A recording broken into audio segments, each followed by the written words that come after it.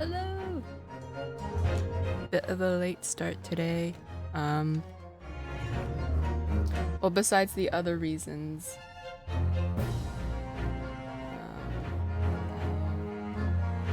Reason why... Oh my god. Outside, there was a bee. I think it was a bumblebee. I found a bumblebee curled up on the ground outside in the backyard. And don't know what was wrong with it, but it was hurt, and so I spent 10 minutes trying to move it. I didn't have a stick. Well, I went and looked for a stick.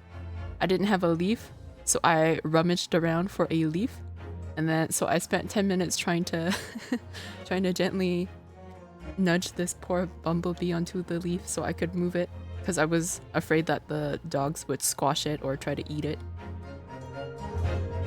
But now that I think about it, there's a possibility I might have accidentally squashed it myself, and so I will continue to have a guilty conscience tonight until I eventually forget about it. I have to live with the fact knowing that I might have squished a bee. And as dumb as it is, yes, that makes me sad. Alright. But we're here to solve a murder, not who squished a bee, so we're gonna start.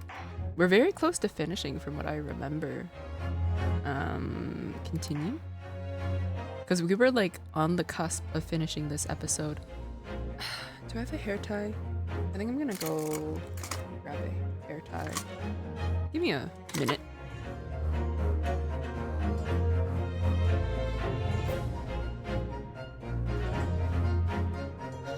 Alright, I'm back.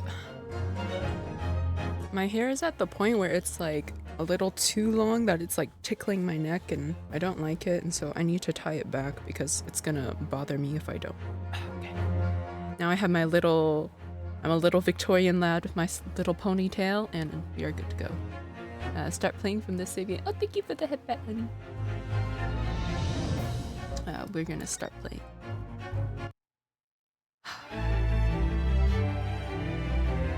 Okay. Oh, right, we were on this part. Evidence that proves unequivocally that the victim's death was no mere accident. I don't remember the context anymore. I think it was this, right? I think it had to have been this. Do I have to, like, examine and then present the bell? No. I'm gonna try to present this and see what happens. I mean, I do have like a couple of tries, so. Yes!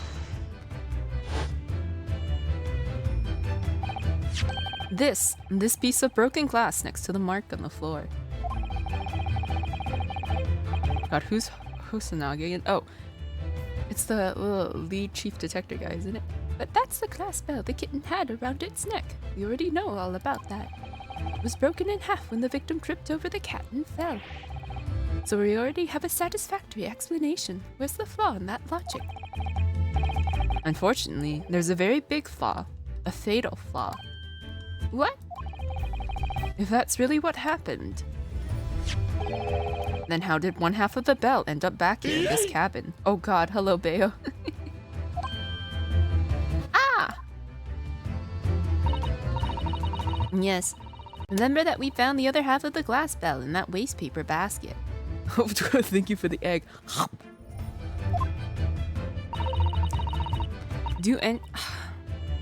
I know it's like...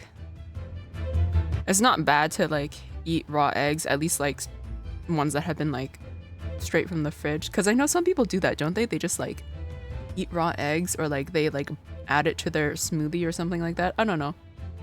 I don't think I could get past the texture. Would you care to explain that, Ms. Pavlova? You guys say raw eggs are too dangerous to eat? Really? That's too bad. No. That's not the only reason either. There's something else we found in Mr. Asogi's cabin. A remnant of something that couldn't possibly have been there, if what Ms. Pavlova told us was true. What? So, Susato-san has noticed it too then. Putting the piece of glass aside, there's something else that gives the truth away. Another piece of evidence that proves this was no accident. In other words, ooh, what was it?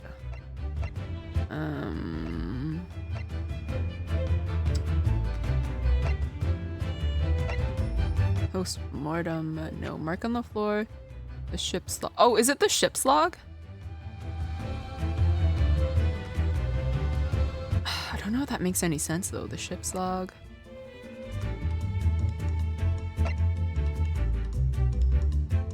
I think it has to be the ship's log. Japanese raw eggs I would have confidence in. What's the difference? But surely the inside would be fine, right? I'm gonna attempt the ship's log. Yes! I'm not too confident though. Ah! No, it was wrong. Okay. What point are you trying to make with that evidence? I'm starting to see how Kazuma's death really happened. I think that you are starting to see nothing of the sort, and that was the evidence to prove it. And if it was no accident, then what we should be looking for is one of two things. Either the absence of something you would expect to find at the scene of an accident, or the presence of something you wouldn't. Okay. Most compendiously put, my dear madame. Ah, I see. I confess your rather languid I see doesn't fill me with confidence, Mr. Naruhodo. Don't worry, Mr. Naruhodo, I believe in you. Well, or the Mr. Sholmes does anyway. Yes, it's starting to take shape now. There's a clear contradiction between the facts in Miss Pavlova's story here. The problem is I don't remember her story. The evidence is right there in Kazuma's cabin, it's undeniable.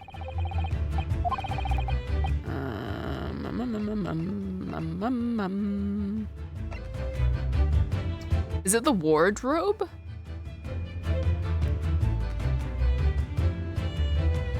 Because I don't think Kazuma knew Russian. I think it has to be this. Let me try this. We did save, so we're okay. Their sanitization for chickens better. Pasteurized raw eggs are available. Oh, is it those ones in the carton I see? The truth is clearly recorded in this photographic print. Oh my god, did I get it right? Huzzah! There's no way that Mr. Asogi could have left this message on the floor. That script. It's Russian, isn't it? Indeed it is. The word written means wardrobe. I see what you mean. Most people would leave a dying message in their native language. Japanese in this case. But maybe he was studying Russian. It is a simple language. He could have picked it up very fast. That doesn't seem likely. That's actually not the point. It makes no difference whether he knew Russian or not. Sorry? What do you mean? Those are a thing, but they also have it in shell. Oh. Wonder how they pasteurize eggs. Exactly what I said before. There's no way that Mr. Asogi could have left this message on the floor.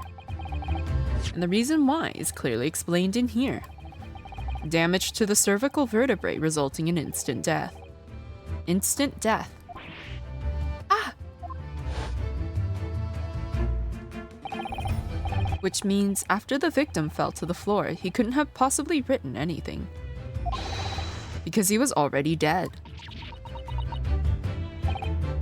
Both these pieces of evidence clearly point to the same conclusion.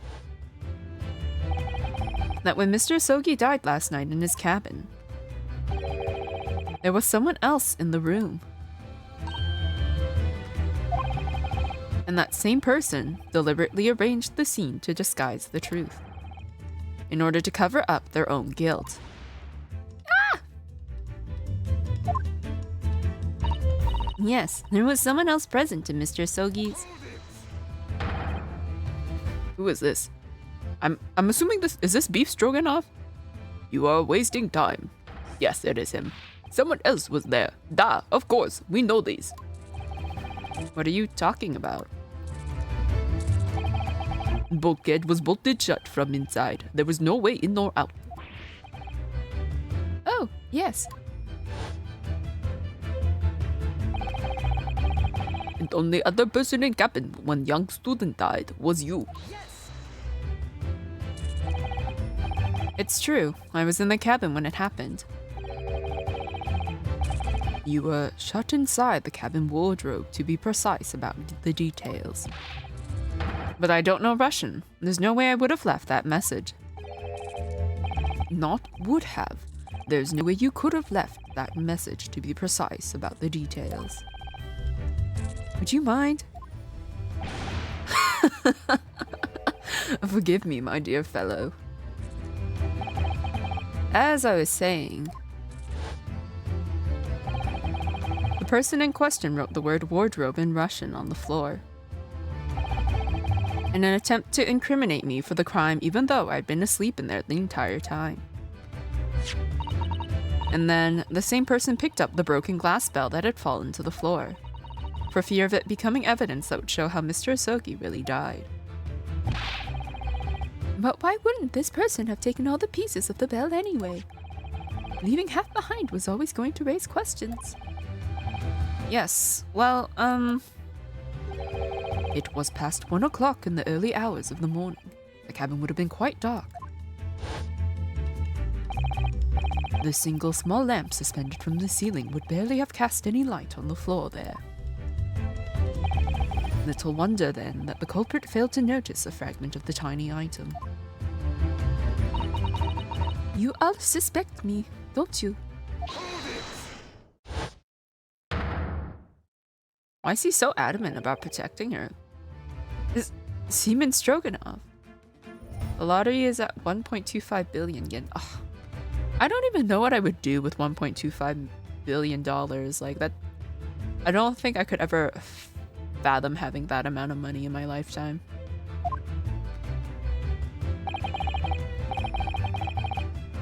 Nina is woman of sea. She is daughter of strong sailor. 2 years ago, they noticed her dancing skills and she went to join ballet company. But before, she was dancer on this ship, a member of ship's band. You do not accuse ship's angel of being criminal. Ah, so that's it. You say that when young student died, Nina was there in this cabin. But that is not possible. I give my tooth. Well, this is almost interesting. And why would you give your tooth, pray? How can you be so sure? You are great detective, you should know. Look truth in eyes, cabin bulkhead was bolted shut from inside.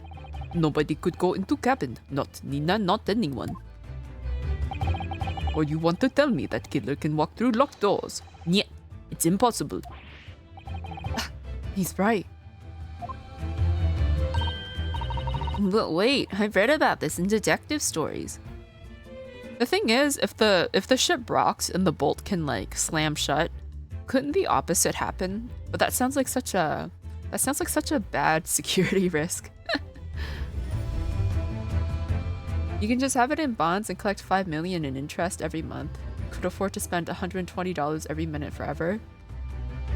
There's like not enough things that I want to buy for that to happen.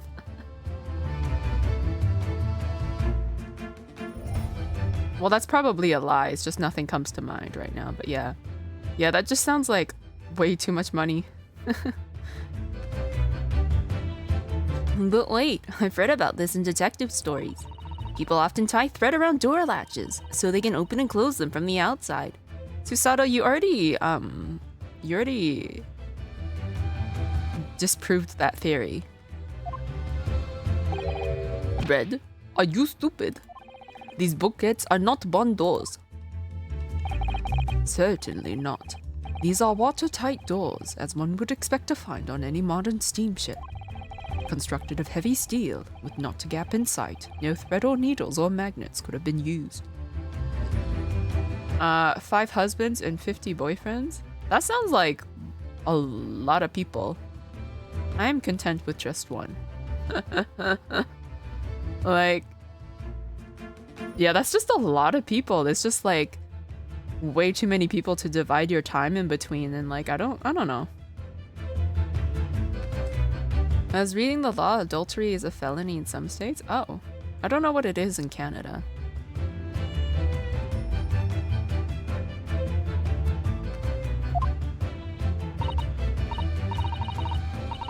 No. No, of course not. I thought so too. But Mr. Naruhodo suggested it earlier, so... Why are you shifting the blame onto me? Yeah! Susato-san, how could you shift it onto me like that? So Seaman Stroganoff has a valid point. The cabin door couldn't have been bolted shut from the outside. Not necessarily.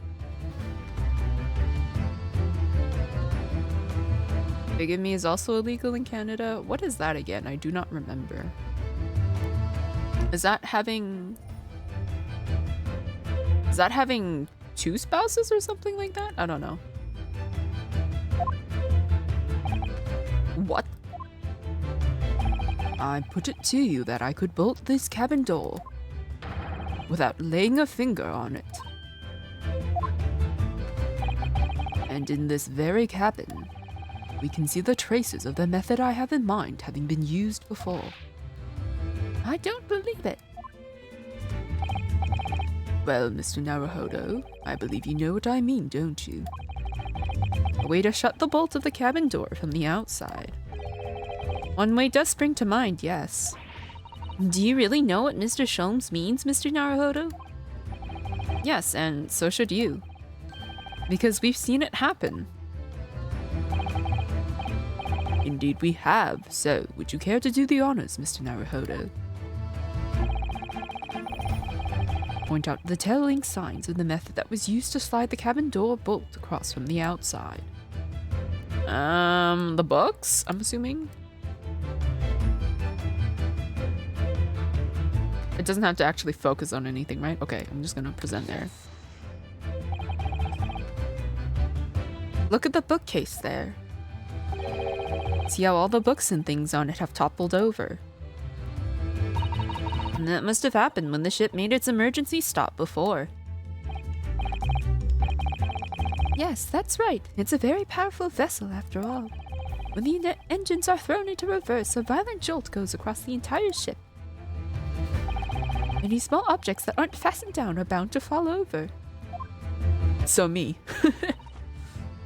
I believe... yes, it's what's known as the force of inertia, acting on the objects. Is there nothing Susato-san doesn't know? Or that isn't in her book, at least? Well, whatever it's called, the same force that pushed over those books on the bookcase also made something else in this cabin move.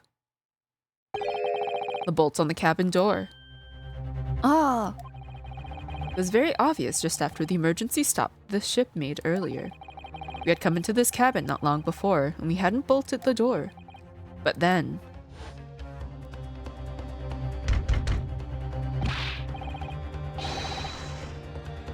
I don't remember who that was. Hello, is anybody in there? Shout if you need assistance. Oh, that sounds like... Inspector Hosonaga. Oh yes. That's it. When the ship stopped suddenly, the bolt flew across and locked the door. Yes, it's made out of metal, but it's small and light enough to be moved by the ship's sudden change of speed. Or the force of inertia, if you want to call it that. Oh, ineptia? I'm assuming that was a typo made on purpose. Are you trying to say that last night, after Mr. Osogi was killed?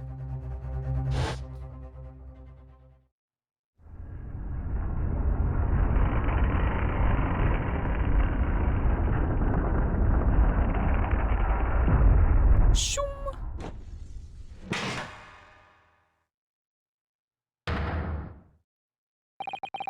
The SS Beria made another emergency stop.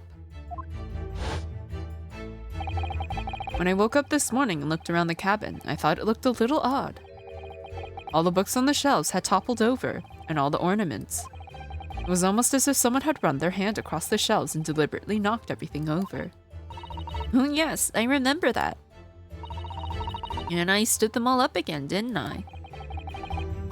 Then we came into this cabin. We were surprised to see the same thing in here. All the books and everything had toppled over, just like Mr. Sogi's cabin. Oh my. Do you have anything to say about this, Miss Pavlova? Are you out of your mind? You say Buria made emergency stop. It does seem a little far-fetched. How could that possibly have happened? Okay, this is where the drug thing came in. Everyone was drugged. But the thing is, it doesn't make sense for everyone to be drugged because unless this murder was it a murder? I guess it had to have been planned then if everyone was drugged to fall asleep around the same time. Okay, so this was planned. But that feels kind of weird to purposely like have your, I don't know, just the way he died is it's still like, I don't know, something still feels off about it. You can't just stop a ship unless you crash into something. Reversing the engines would still take a while. Remember the Titanic? Yeah. But you know what? Suspension of disbelief. Unless you're saying that the culprit is actually someone from the engine room. Oh, it is simple enough. Hmm? Are you forgetting the button in the passageway outside? Used to trigger the emergency alarm. Oh, yes, of course. There was a notice, wasn't there? Telling you only to press the button in times of emergency. On dark nights when the fog is dense, the captain cannot afford to rely on the eyes of his lookout alone. Hence the placement of a number of buttons around the vessel to allow any crewman to raise the alarm. The sort of button one is almost compelled to press to satisfy one's curiosity. Oh, he's looking! He's looking to the right. Wait, it was you! When the button is pressed, two things happen in the interest of safety. Oh, so he was the one who pressed the button a second time. He's just like me. I see a button, I gotta press it. The emergency alarm bell rings and the vessel comes to a complete stop. As indeed it did a little earlier today.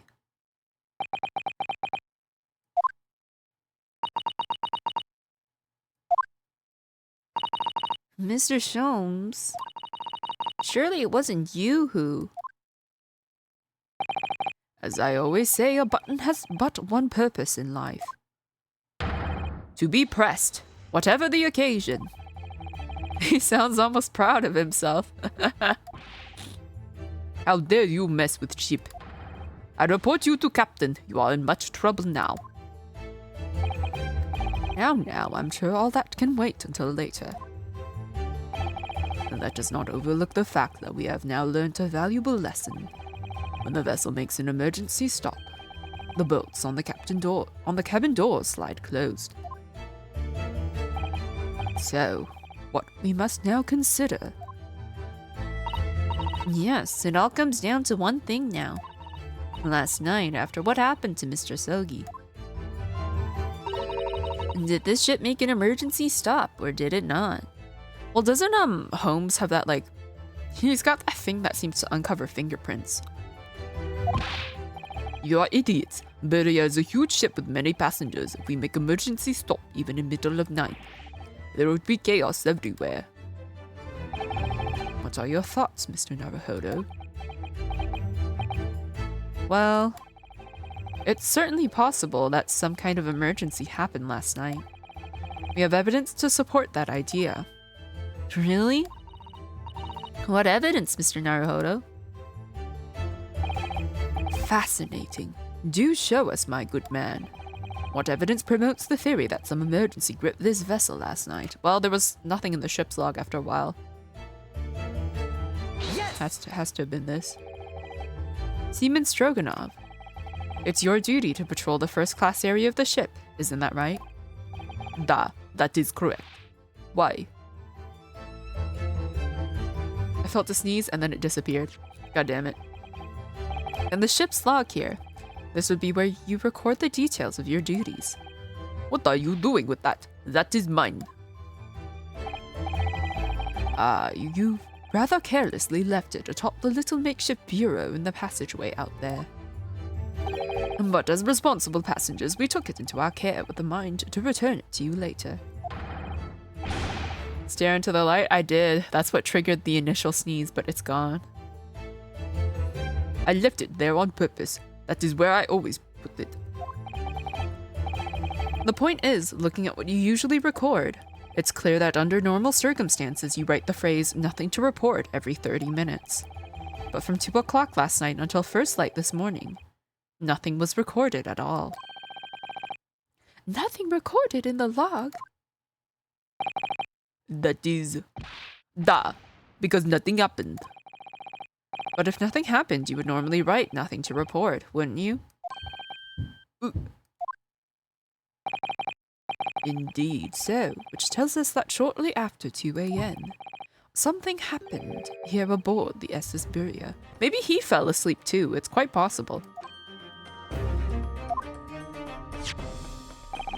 Something sufficiently significant to make you forget to fill in the ship's log. In fact, Are you suggesting that the ship really did make an emergency stop in the middle of the night? stop talking rubbish.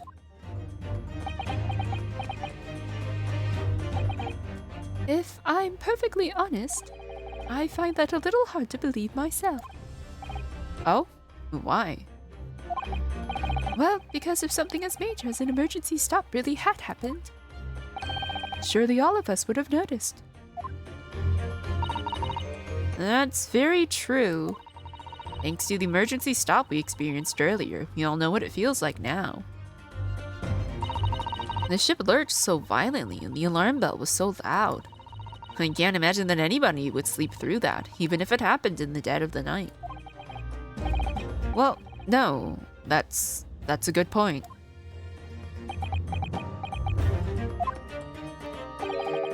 What of the throbbing? I'm snipping that. That's so funny out of context. As a doctor would say, remarkably unremarkable. I don't think I've ever heard a doctor say that. Unless you're making a reference to a TV show, in which case I do not know it.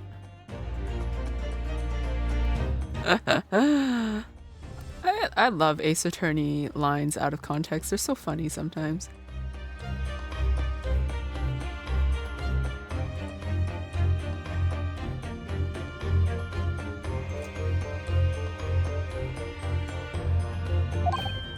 Sorry, what do you mean? Your head, man. A throbbing of your head since this morning. You have all suffered with it. Ah. Oh, yes, I have had a headache. You're right. In fact, I haven't been feeling myself since I woke up today. That's what they say on the report of my ex-rat? Oh.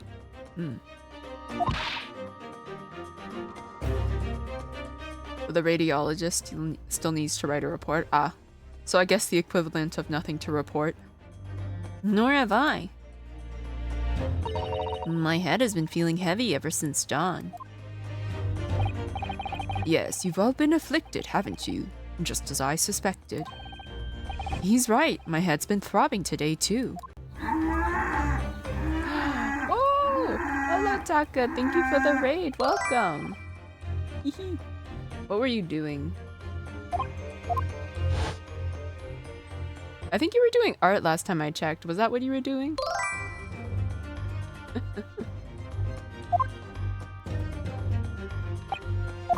Oh no. Ah! I wasn't paying attention. Fuck me. I keep forgetting that like scrolling counts as clicking through the dialogue and it's really annoying. I was scrolling through the chat. Ah. Okay, hold on. I gotta click out of the game. How was art? What did you make? Did you have a good stream? Why am I in cuffs? I don't know. When am I not? Instead of Maya, it seems like Naruhodo Ryunosuke is like always being accused of killing somebody. But yeah, once again, we were accused of a murder.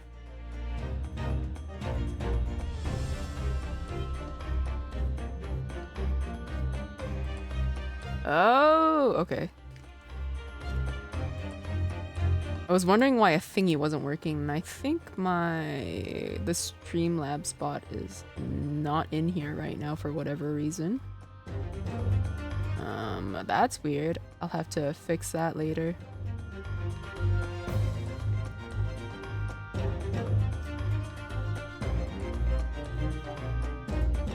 Just made an ook asset for an art trade. Ooh! What kind of ook? Like what kind of design?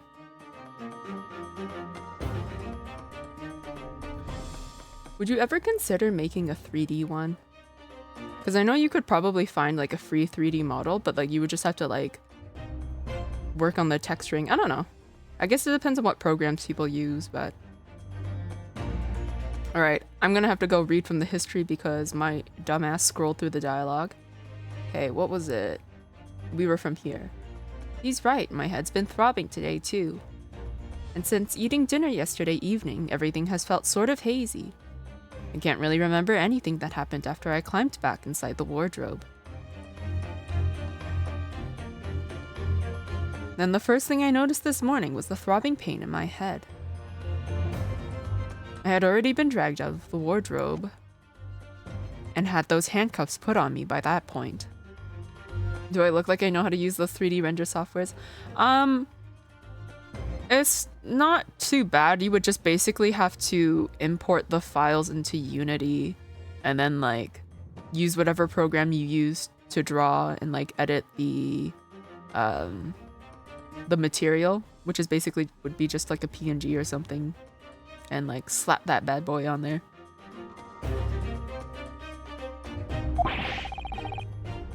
Why didn't I wake up when all that was happening to me? Am I dumb? I don't know how to Unity? It's not too bad. There's lots of tutorials if you ever want to get into it.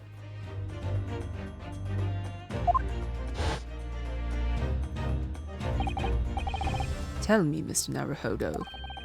You boarded this vessel as a stowaway, didn't you? Oh, well, yes. Sorry.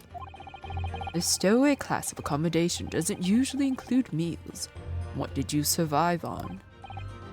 Oh, well, Kazuma looked after me. He was always happy to share his meals.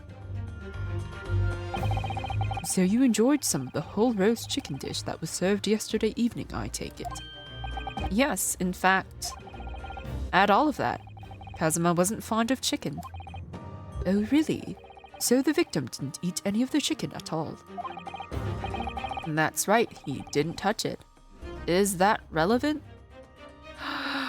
Oh my god, could you imagine if the... I'm not saying it's going to happen, but like, I swear to god, if these two people turn out to be the same person, I'm going to actually cry. They can't be though, right? I don't know. This is an Ace Attorney game, nothing's impossible. That's right, he didn't touch it. Oh, no, that's Ryunosuke. That's right, he didn't touch it. Is that relevant? My dear fellow, does that not strike you? Oh, Mr. Sholmes, do you mean to say that there was something wrong with the chicken? I do. No. Really? Is that really true? The meal prepared for the passengers last night had been tampered with. Tampered with by the addition of a soporific, designed to induce a very deep slumber to those who consumed it. How much would you need, though, to spike a whole ship's worth of chicken? A sleeping drug? Do you mean... Whoever did this laced every meal with a sleeping drug so no one would notice the ship's emergency stop? Mr. Naruhodo, of course that's not what Mr. Sholmes means. What a far-fetched idea. Precisely. Lacing every meal of every passenger on board with a soporific drug would certainly be impossible. Oh, okay. So only some people. Unless that is every single member of the crew was a conspirator. What? Mr. Sholmes. Well, seamen. Eh? I'm sorry to say that any more deception in this matter will get you nowhere.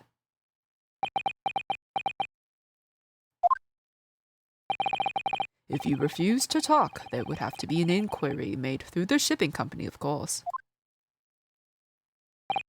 And were that to happen, every member of the crew and the captain himself would be hauled over the coals. Oh, thank you for the headbat, Wrestler. Hello. I hope your Sunday's going well.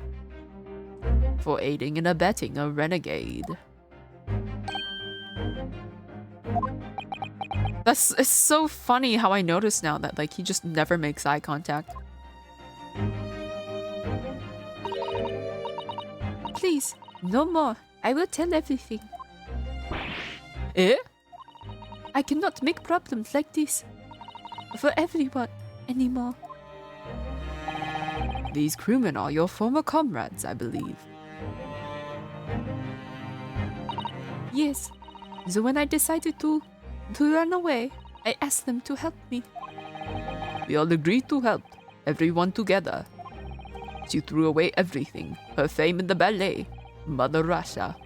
We wanted to help our angel. I don't believe it. You are right. We put sleeping drug in chicken last night. Yes, I remember now. I did notice chewing on a lump of something strange and bitter at one point. I love how like everyone must have come across that at some point. Like you're chewing on a piece of chicken that's kind of funky and you just decide to swallow it anyway. Da, we could not make all drug. How do you say dissolved? Oh, okay. Some of them had dissolved and some of them didn't. Has your body gave up from working out yet?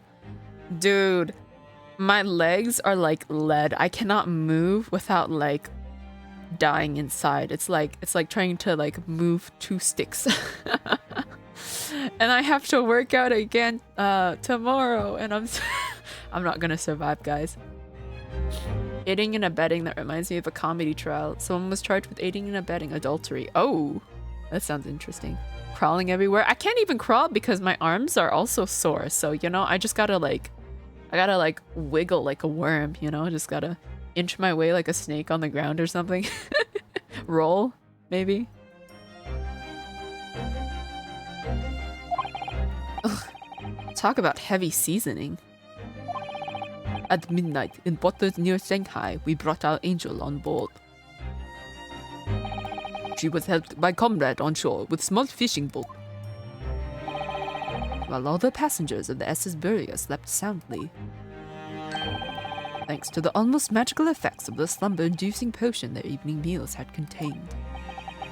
So, if that's what happened, the only people awake on the ship last night were the crew people who disliked chicken. Oh, were the crew people who disliked chicken and the newly boarded passenger, Miss Pavlova.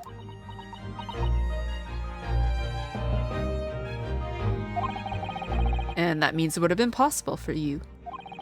You could have used the emergency stop trick to lock Kazuma's cabin door.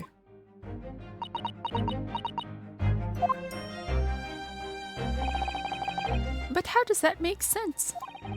Surely every cabin door would have ended up locked in that case, and there would have been complete chaos. Or is it only the first class cabins? Oh, I wouldn't say so. What? Oh, of course. Just like us, all the other passengers would have eaten their evening meal of chicken in their cabins. After which they would have been overwhelmed by tiredness because of the sleeping drug. Quite. And accordingly, all passengers were already in their cabins for the night. Yes. The overwhelming majority of passengers would habitually sleep with their cabin doors bolted anyway. And so not one of them would have found it remarkable to find the door locked in the morning. In summary, in order to fasten the bolts of a single cabin door on the ship, the culprit brought the entire vessel to an emergency stop in the early hours of the morning. I worked out for the first time. I'm a bit... Today as well, my arms are pretty dead. Oh, I didn't even work out my arms a lot. Yeah, it was mostly my legs for me.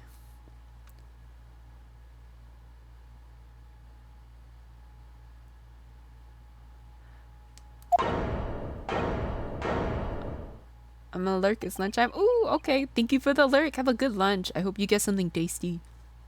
Every time I see beef stroganoff, it makes me want to have beef stroganoff.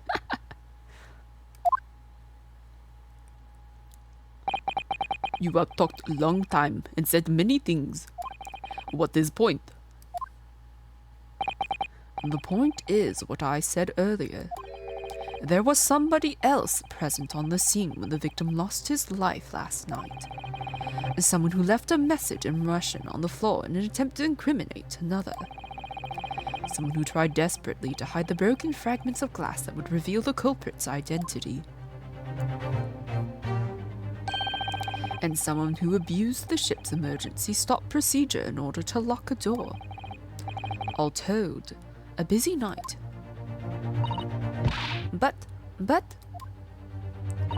I don't know about any of this. I am just a little girl. You like to speak with your long English words and explain your clever ideas. But I am sailor, and sailors don't listen to long, boring stories we don't believe. I want braised beef the Chinese herbs. Oh, that sounds so good right now. Sailors like me. We trust only what we see with our eyes. How can you trust what you see with your eyes when you won't even look into mine for like 5 seconds? A laudable trait. What? I am quite of the same disposition, my good man. Observation to me is everything. I haven't had that in 5+ years. Oh, well, what's stopping you? Like you can't find the ingredients? Because maybe you can make it yourself. Mr. Naruhodo. Oh, yes? Do you hear it? That accusatory cry of guilt on the wind. What accusatory cry of guilt? Sorry, you've lost me. Proof of involvement, man. But you can't hear such a call with your ears. No, you must hear it with your eyes, for observation is the basis of all deduction. What are you talking about? I believe the time has come for one final logic and reasoning spectacular to expose the truth. Oh my god, another dance! Yay! So, Mr. Naruhodo, your assistance, if you please. With what exactly, Mr. Sholmes? With observation, my dear fellow, just as I said, of these two prevaricators. Observation? If you remember, Mr. Naruhodo, we know that somebody tried to fabricate evidence, don't we? By tampering with the scene of Mr. Sogi's death. What we're looking for is some trace of evidence that one of those two was there when it happened. Precisely. You are delightfully quick to grasp my meaning. Alright, I'll see what I can see. So, we're looking for a trace of evidence that shows someone else was there last night when Kazuma died. Left ear. Oh! Excuse me, sir, you have an ink stain right there. Yes!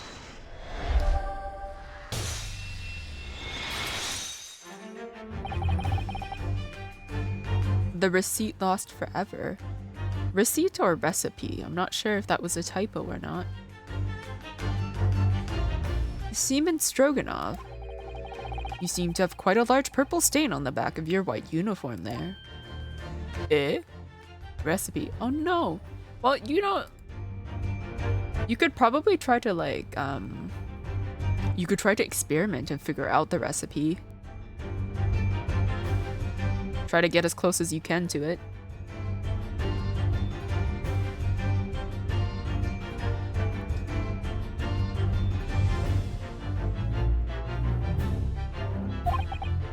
Yes, I don't know where the dirt comes from. So nothing in particular comes to mind about the stain. What are you trying to say? It would appear that the significance of this stain has escaped your attention, Seaman. Allow us to make it plain. It's a very large purple stain on the back of Seaman Stroganov's uniform. And I think what made it is clear. Indeed it is. So, Mr. Naruhodo, present the evidence that proves it. My pleasure. Alright then. The evidence that proves what that stain on the back of Seaman Stroganov's uniform really is.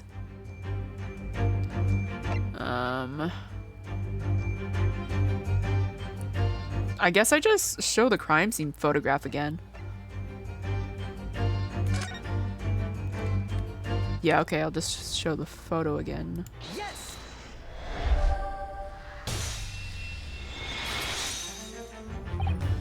Yes, it's this photograph and the ink it shows. That's what caused the stain on your uniform. Ink? A rather unusual color of ink, purple. I do like purple ink. Something about purple ink is just really pretty. I don't know. There's just something about writing in purple that like tickles my fancy. It's hard to hunt for Chinese herbs if you don't know what's in it. I only know there was star anise. Or anise. I don't know how to pronounce that. Is there anyone else that could possibly know the recipe? Ah,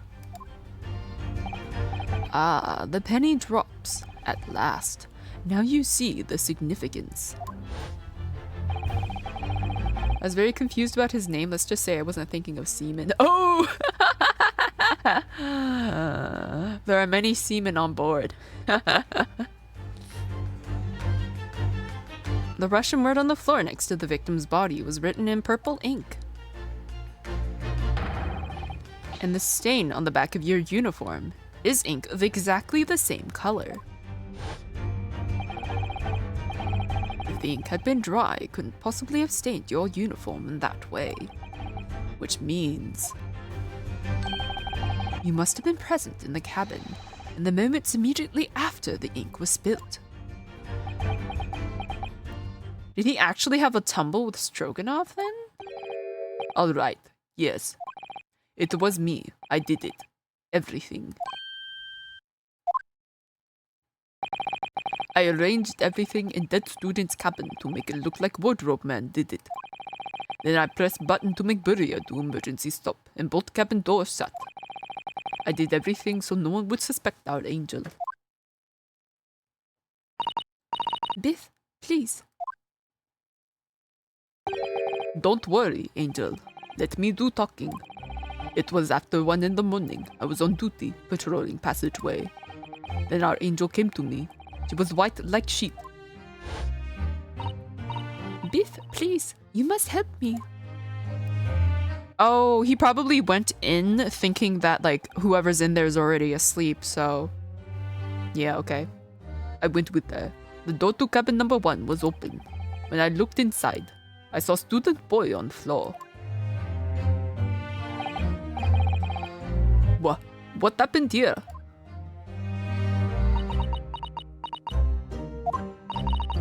Please, don't tell anyone. My little one. My little furry friend. Everything that happened in cabin is like Angel told you. The kitten escaped. Oh. The kitten escaped through the ventilator to Mr. Sogi's cabin. And he tripped over and broke his neck when he fell on the floor. Yes, that is right.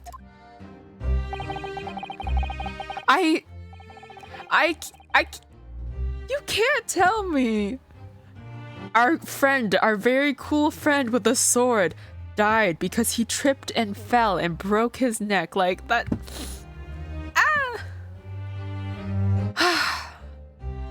Sea Woman is now a thing, even on the last ships that had all male crew, which was the submarine service. Is this game newer? The animation seemed better. Yeah, this game is a lot newer. Like, this game has 3D models.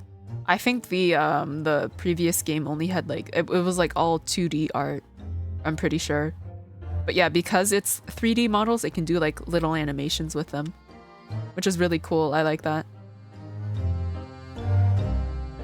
Because as long as you rig it properly, you can just make them do whatever you want. So after the incident when the cat ran away, Miss Pavlova then visited the cabin next to hers. Only to find its occupant lying lifeless on the floor. She said she was worried when she heard sound of something falling on floor. That's when she went to look. No, Angel? Is he lying still? Is he still lying? The door was not locked. So she opened to look, and you already know what happened after. Like, she's not saying anything, so it makes me feel like he could be lying still. There's just one thing, if you wouldn't mind. What? When you went to Mr. Sohi's cabin, Miss Pavlova, was he already dead? Also, heads up, we have ads in 5 minutes. Why? I already told you. When Nina opened door, stood in cabin and looked inside. I was asking Miss Pavlova.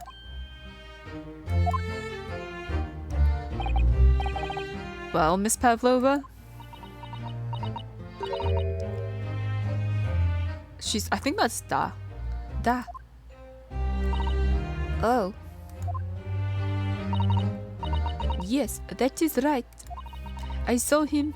It was dark, and he was wearing black, but he was on the floor, not moving. I was scared. Well, the thing is, if he was already lying on the floor, then he was already dead, because that meant he broke his neck and he died instantly, so. I understand, and I believe you. So is that finally it now? Have we discovered the real truth about Kazuma's death at last? Ah, something very nearly slipped my mind. Oh, Mr. Sholmes? This photograph. Yes, I took this myself, you know. Cause of death was a broken neck, therefore the victim died instantly. In the unfortunate incident that precipitated these events, a kitten on which the victim stumbled. However, if those are the facts, there is one particular area in this photograph that seemed to me somewhat unnatural. What do you mean unnatural? What are your thoughts on the matter, Mr. Naruhodo? Oh, well... If Kazuma tripped and fell and by some terrible stroke of bad luck broke his neck. The thing is, can you break your neck falling forward? Like, I could see it falling backward, but like falling forward? Well, I guess you could also still break your neck falling forward, so what's wrong with it? Which part of this photograph print seems unnatural?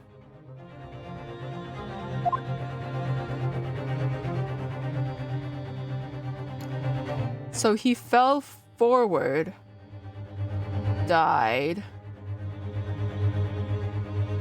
The thing is, we already established that, like, this is weird because he couldn't have written it since he died instantly. So, like, I'm assuming it's not this. Is it the fact that his head is sideways? His fist is clenched? I think it's because his fist is clenched, because normally when you fall forward, your instinct is to put your hands out, right? Or am I thinking too hard about this? I'm going to try to go with the fist. I don't know. I'm probably wrong.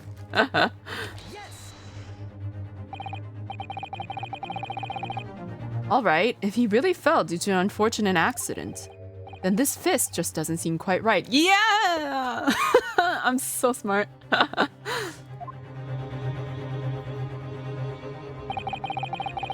The exact same thought occurred to me.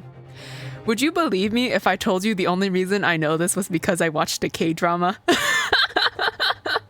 Because I watched a Korean drama. That's how I realized that the fist was unnatural. That's so funny. Fall down a flight of stairs. Falling down the stairs was painful. First time it made me vomit from pain. 0 out of 5 would not recommend. Yeah, I don't think I've ever fallen downstairs. I hope I never do. Although I guess it also depends on how you fall. But yes, I can't believe because I watched it. See, K-dramas are useful. Because I watched a K-drama, I figured that point out. So funny. I don't remember what it was called. It was like, I think it was called like 1,000 Liter of Tears, something like that. I don't know. It was some romance tragedy thing. The main point of it was like somebody had some sort of like, I think it was like, I don't remember what kind, but like some kind of like disease or disorder. I think something neurological perhaps, but whatever it was, it like prevented her, like it like hindered her mobility in some way.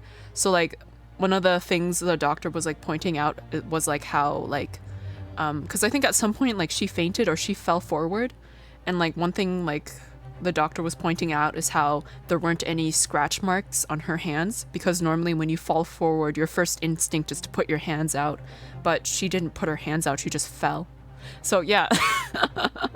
I guess you need to watch more K-dramas now. Maybe. I haven't watched one in a really long time, honestly. Like I had a bit of a phase and then I stopped. And then I moved on to like other things. I don't know though, if you really want to like mess yourself up emotionally, go watch a K-drama because they're really good at that. Amount of times I cried, man, Jesus Christ. Okay, I did hit the snooze button, but we're gonna run the ads now, so that's gonna be 3 minutes or less depending on what Twitch decides, but I'll see you then and then we will continue this game. But yeah, what was the last K-drama I watched? I don't remember. But yeah, I remember that like I was like really into romance. It was either romance or mystery. But that's normally what I gravitate to anyway, but yeah. No ads is glorious. Yeah, you get to listen to me ramble about like random stuff for 3 minutes. But, like, but yeah, that's one thing I notice a lot in like I don't know if this applies to other kinds of dramas in other countries, but like Korean dramas, like there's a reason there's the word drama in there. Like, oh my goodness, like that stuff will like emotionally slaughter you sometimes. Like I can't even like, I can't describe, like they really know how to mess with your feelings. Cause I'm opening a Rice Krispie, that's what that is. You get to hear me eat that. But like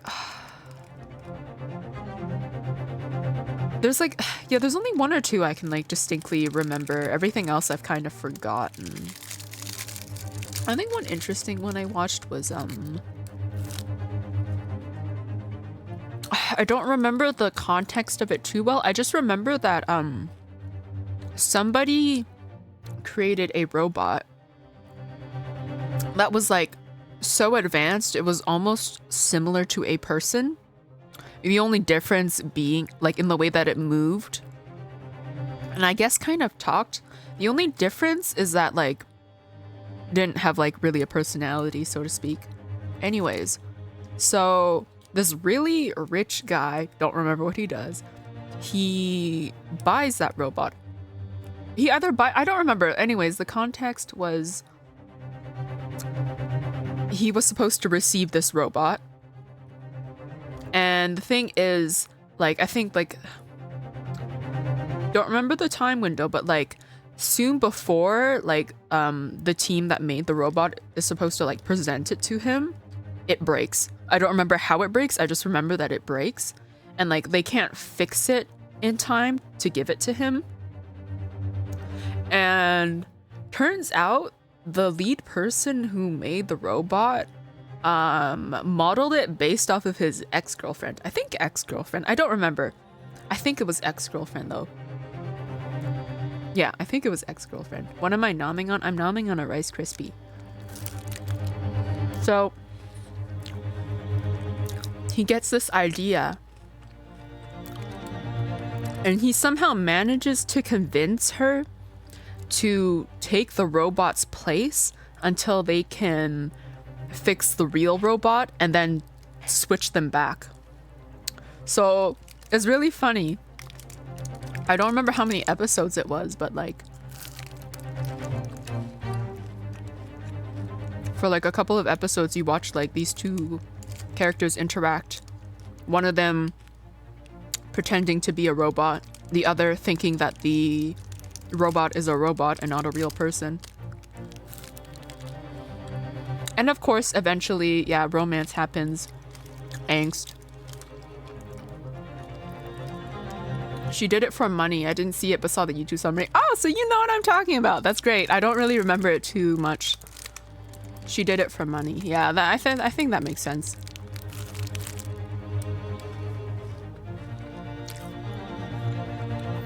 But yeah, that's one of the few K-dramas I distinctly remember watching. Maybe I should rewatch it. I don't know if I would still enjoy it as much. Probably. He's rich and allergic to women. That makes sense. That makes sense. Hence the robot. That's probably like... people were probably pressuring him to like find a partner.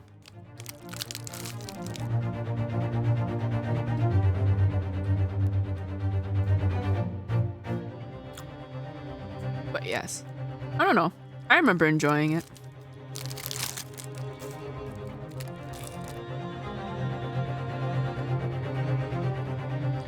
There must be so many K-dramas out there now.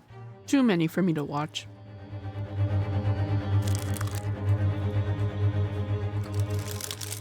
The problem with watching K-dramas is that because I can't understand Korean, I have to read the subtitles, which means if I ever want to watch a K-drama, I have to focus on it. I can't just like put it off to the side and like multitask. I have to watch it actively to understand what's going on.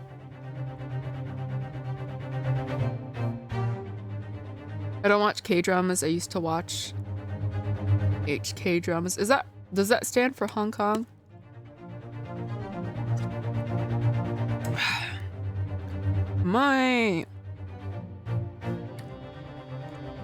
I know my parents and like my grandmother watch a lot of like those like Chinese dramas. Sometimes like the really old ones that they still show that are like in black and white. I ain't got the I ain't got the attention span for subtitles. Really? I'm just deaf, so I have them as a default anyway. Anyways, did I read this line? Probably, but I will reread it again. The exact same thought occurred to me. In a fall, one's instinct is to open the palms flat. Yet here we see the victim with his left hand tightly balled into a fist. Almost, you might say, as though he were gripping something. Oh. So they removed something from his hand. Do you think it was his sword? No, he must have been holding on to something that would have like given away her identity. Anime has to be dubbed? That depends. Like, what do you do if the dub is like not very good? What do you mean? Simply that I took the liberty of investigating the victim's fist a short while ago. You did? And what, pray, do you imagine I found there, my dear fellow? Mr. Sholmes, show us, please. Was it a crumpled piece of paper in his fist? Why, of course, my dear madame. Would I keep you in suspense? Oh, it was the earring! This is what I found. Oh. That must have fallen off at some...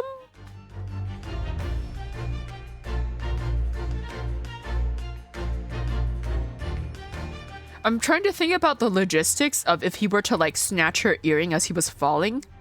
Because I don't think her earring would have come out easily, right? Because it's either her earring miraculously came out easily or like he nearly ripped her earlobe off. I mean, I guess as long as there's no backing behind the earring, it would come out kind of easily, but I don't know. Oh, a crescent moon with a little gemstone in the middle. Yes, you're right. A crescent moon. It's very pretty, but what does it tell us? It tells us nothing.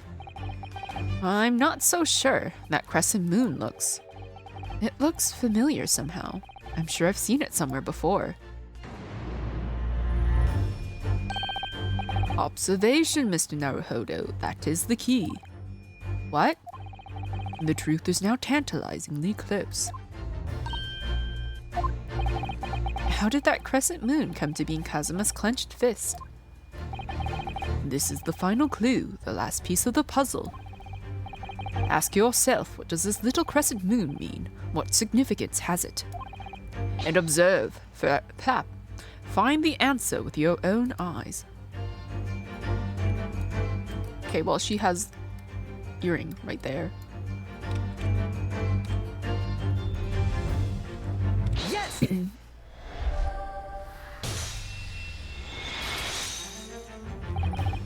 Miss Pavlova, on your ear there. I see you have a crescent moon as well. Ah!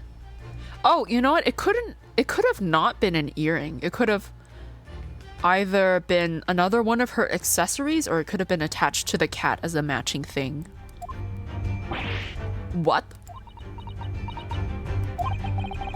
And on your other ear. Oh, there seems to be a crescent moon missing. Okay, so it was her earring. The little link holding it on must have broken, I suppose. Now, the missing crescent moon was found in the victim's clenched fist. Clearly, there is only one logical conclusion. Wouldn't you agree, Mr. Naruhodo? Yes. Miss Pavlova, Mr. Sogi must have grasped that crescent moon and pulled it from your ear. Perhaps just moments before he fell to the floor. In other words, last night in Mr. Sogi's cabin, you witnessed the moment when the victim fell with your own eyes. In fact, you were quite literally at arm's length from him. But then the question is, why did Mr. Sogi do that? Why did he pull your earring from your ear and hold it in his clenched fist during his final moments? Oh no. Angel? No one can protect you now. Please, Miss Pavlova, tell us the truth. Last night, what did you do to Kazuma? Ah! Ah! Oh dear.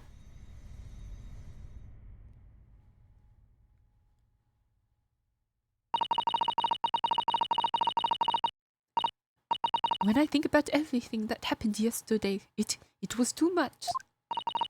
Running away in a fishing boat in the middle of the night, trying to climb onto this huge ship. And then, when I was at last in this cabin and I could relax after this horrible long day. Darka, wait!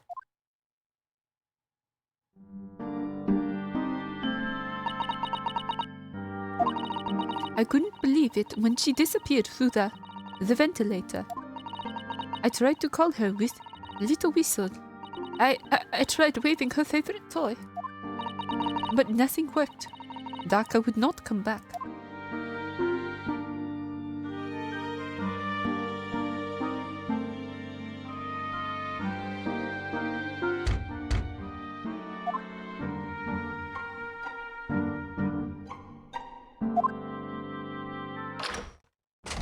Oh. What are you doing here at this time of night, Inspector?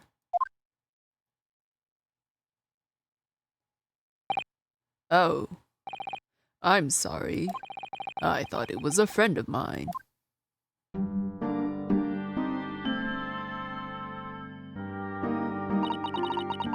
The young man from your country. He was very polite and kind. He helped me to find Darka, and he promised not to tell anyone. But then, when I had my friend in my arms again, and I was going to leave the man's cabin... Just a moment. Sorry, but... Oh, yes? I'm sure I know your face. I've seen you somewhere before. Ah, Ah, of course. You're Nikolina Pavlova, aren't you? The Russian ballerina. huh? No, I don't know that name. My heart nearly stopped when he said that. He knew who I was. How could this man from a land in the faraway east know a Russian ballerina? Yes, I saw your performance in Japan. The beauty of the ballet made a deep impression on me. But what are you doing on this ship? I'm sure I read that your ballet company was performing in Shanghai at the moment. I can't fool him. I have to tell him the truth and hope he doesn't tell anyone. I have no other choice. I see. So you've run away. Please keep my secret. Don't tell anyone. Give me a moment. I could use another opinion here.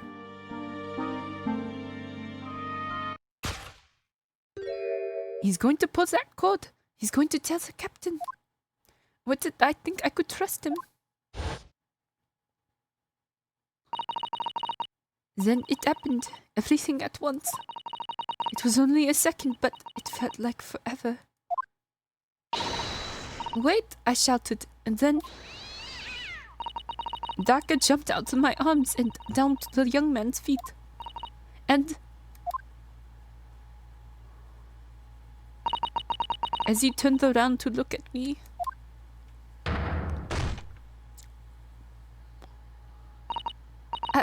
I pushed him.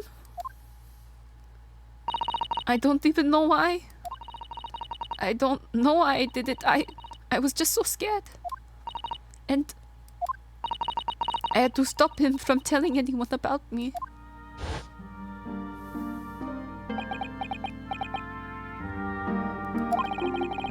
And that's when you went to fetch help. From Seaman Stroganoff, who was on duty out in the passageway. I heard Nina cry out and thud on floor, so I ran to her. She was standing at cabin door, shaking like a leaf. She looked at me and said, Help me, Beef. If they find out, I will be... Please, I have nowhere to go.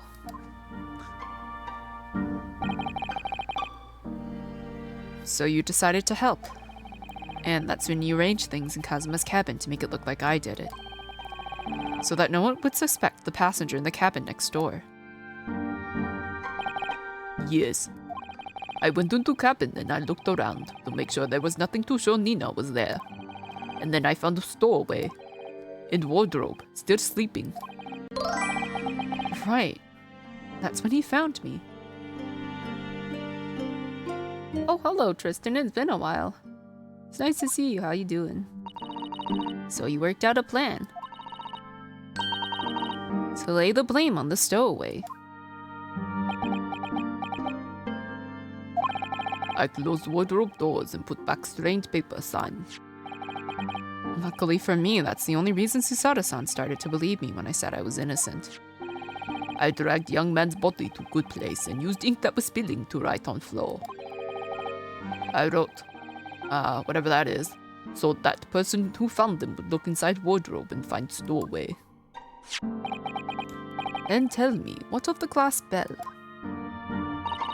It was by my feet, so I picked it up. I see. But it was dark in the cabin. I didn't notice the other half. Then Angel went back to her cabin and I finished job.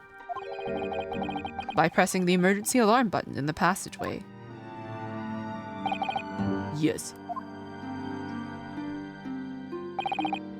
Accordingly, the SS Buria did indeed come to emergency halt a little after 2 a.m., thus enticing the bolts on the cabin door to slide shut, creating the locked room mystery.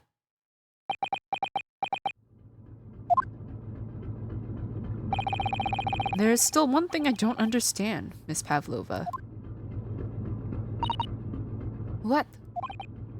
Well, you said that you told Kazuma about the fact that you'd run away from your homeland. And it's because you were worried he was going to tell the captain that you pushed him. Oh yeah, but then doesn't the captain know she's here? Isn't that right? Yes. But even if he had pulled the bell cord and called for the captain of the ship, aren't you friends with every member of the crew? Why would that have been a problem? It was what he said first that made me scared. What he said first? What are you doing here at this time of night, Inspector? Oh, I'm sorry. I thought it was a friend of mine. He said an inspector was his friend. Ah, yes, meaning me. Who was supposed to be acting as his bodyguard? I thought that if police knew about me, they would arrest me. So before he could pull the bell cord, I... May I stop you a moment, please, Miss Pavlova?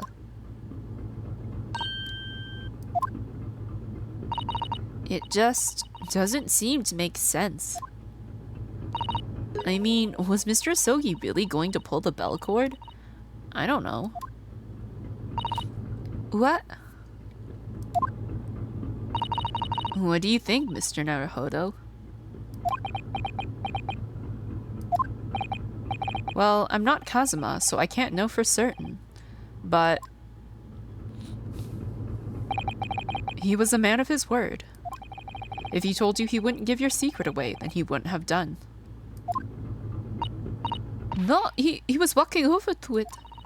He was going to pull the cord. He was going to make them send me back. Well, Mr. Naruhodo, the day's work is not done yet, it seems. There's one more deduction to make. What? Another deduction? Yes, what action was the victim really about to take at that moment? Can we determine whether the young man's gaze was directed?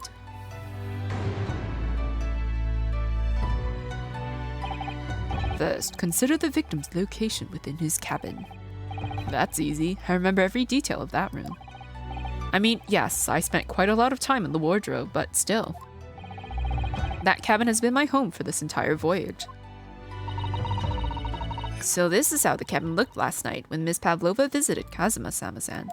Hello. Yes, it's exactly how it was. Are you ready then, Mr. Naruhodo? Yes. If there's one thing I've learned today, it's that a simple gaze can reveal all manner of truths. Not only that, in order to draw the right conclusion, you can't afford to be out by even a little bit when you're following the gaze to where it lands. So when he turned away from Miss Pavlova, what exactly was Kazuma looking at? He was looking at the wardrobe. Take that!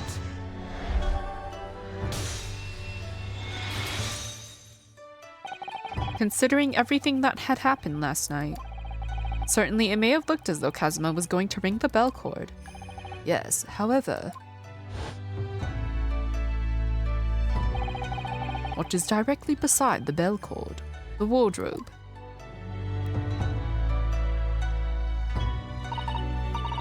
The wardrobe? And more importantly, what was inside the wardrobe? The man's great friend, sleeping soundly. Ah! Miss Pavlova, please, think back very carefully. What were Mr. Asogi's exact words last night?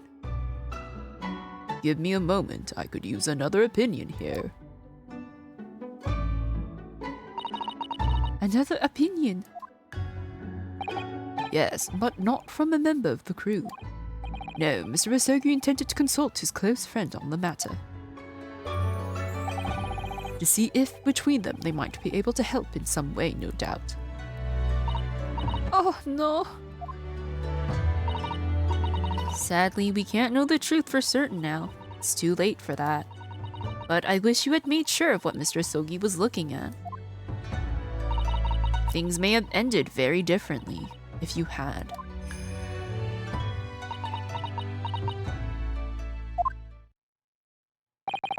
Miss Pavlova, I want to thank you for finally admitting the truth.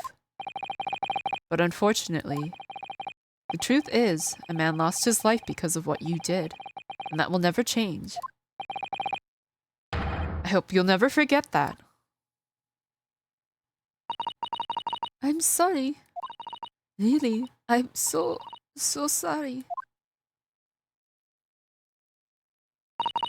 What have I done? Oof, okay. So he still tripped and fell, but he was also pushed, so. And so at long last, the mystery surrounding the tragic accident of the SS Beria was finally laid to rest.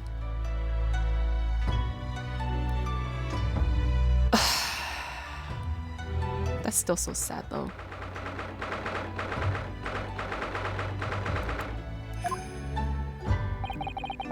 What will happen to Miss Pavlova now, then?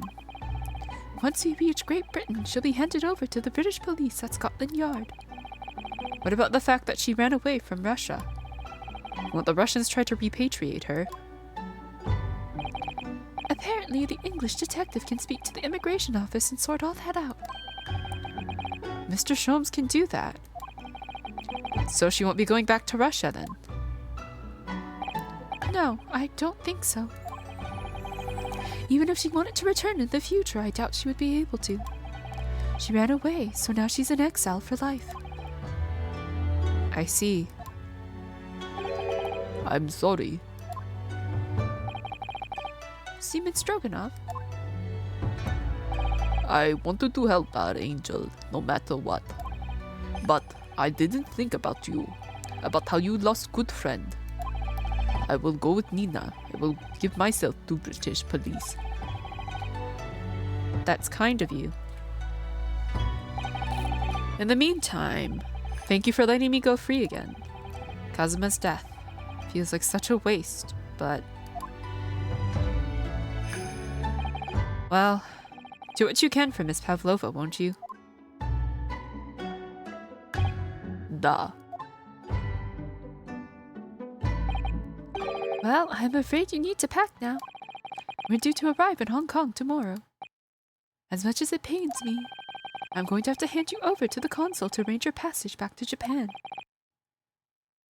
Yes. I did stow away, after all. I couldn't really expect any different. So, you should get back to your cabin now. My cabin where my best friend died? Looks like my study tour to Great Britain is over before it's even begun, then. To think that only days ago, Kazuma and I were laughing together about how we'd tear up the streets of London. That seems like a distant memory now. Also, why is there a little book down here? Is it for, like, sitting and reading? Oh. What's that? Is it someone weeping? Aww, she's carrying his sword too. Susato-san?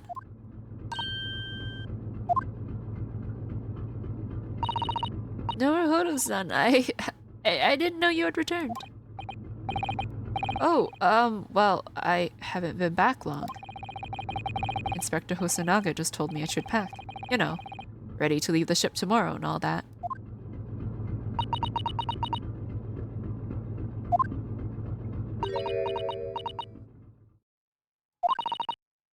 I still can't believe this has happened. I can't believe someone's life can be over just like that. Susato-san.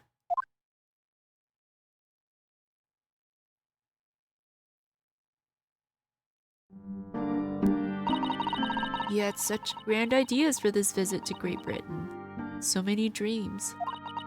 And now they've been cruelly taken away, just as he has. I thought I could never forgive the person responsible, Now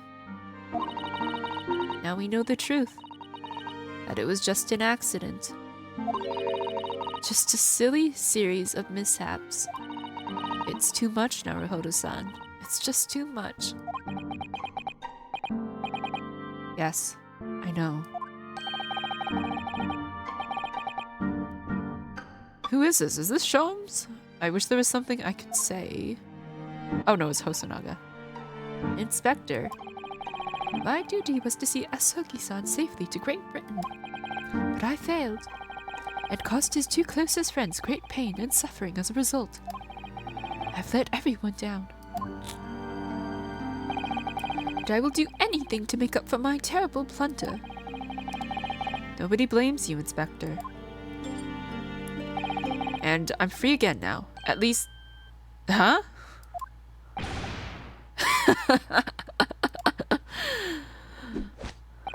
Surprise, Mr. Naruhodo. What is the meaning of this? Oh, a trifling matter. Simply that in my head I think I shall always picture you wearing those shackles. Without them, the balance seems all wrong. It's distracting. So what you're saying is you like to see me in handcuffs. Sorry? So I decided to restore them, for old time's sake. Shall we say, you are a stowaway after all. He thinks this is funny?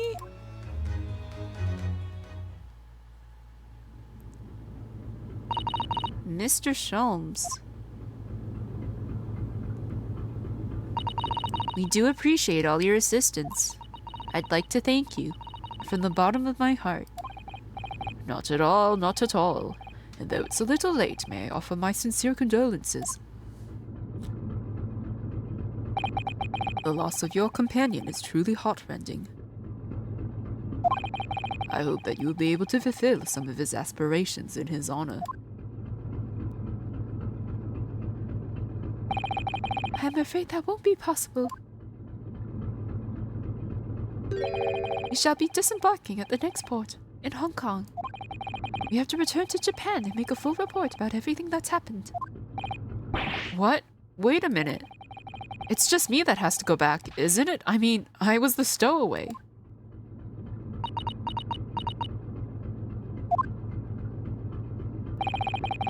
The terms of this study tour were negotiated by the Department of Justice in both Great Britain and Japan. It was to be one lawyer and one assistant. Was to be? In the light of Mr. Sogi's unfortunate death, I'm afraid the study tour can no longer go ahead. Oh no. I don't care for me, but... Poor Susato-san. My dear fellows, the majority of problems have an extremely simple solution, you know. All you require is one lawyer, and the study tour can continue, surely. But there's no one else with the necessary qualifications, Mr. Sholmes. We know of no other lawyer. Qualifications, you say? Any qualifications obtained in your own country will be of little value in Great Britain, I'm afraid. Oh, but anyway, the voyage to London still promises a good month of time. Ample opportunity, I would say, to find yourselves another suitable lawyer. Yes.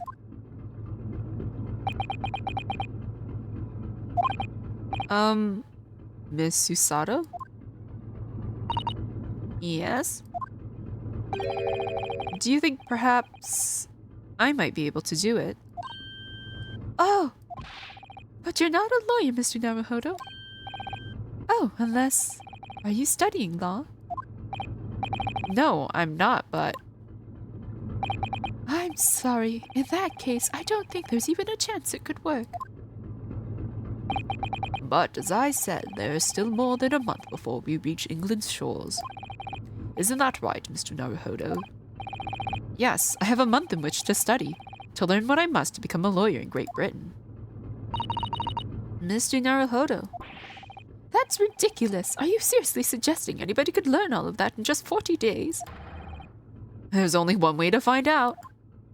I would work my fingers to the bone, Inspector, every single day.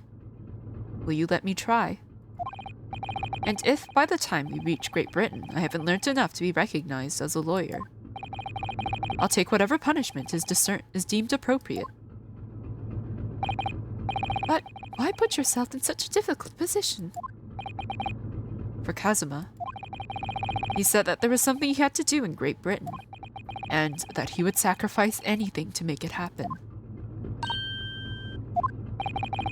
He was passionate about it.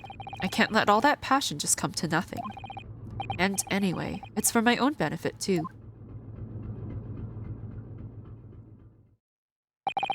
I will become a lawyer.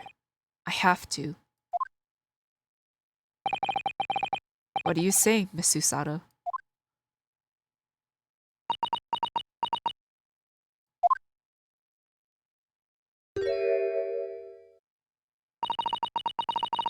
I think it's a wonderful idea.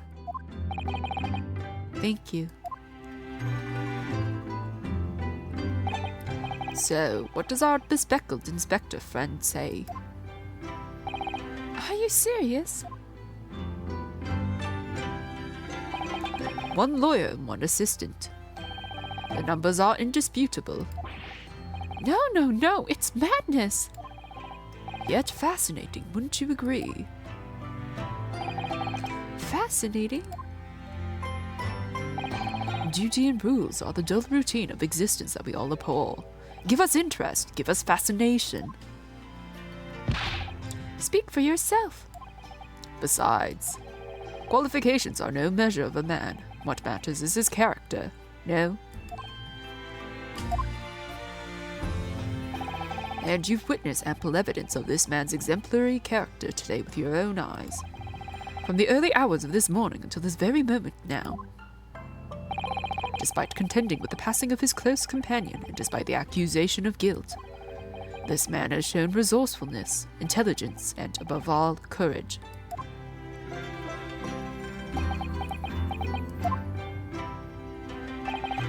Very well. I'll think of a clever way to word my report to the Department of Justice. Inspector! After all, I did just make a promise, didn't I? But like, how do you explain Kazuma's death then? I said that I'd do anything at all to make up for my shortcomings here. Oh, thank you, Inspector. If you'll excuse me, I must pay a visit to the captain's quarters, I think. I need to discuss what to do next and how best to make my report. Hey, so that guy we originally sent, he's dead, but don't worry, there was another guy who was secretly hiding in his wardrobe who's gonna replace him. Are you really prepared to attempt this, Mr. Naruhodo? Yes, I'm going to try.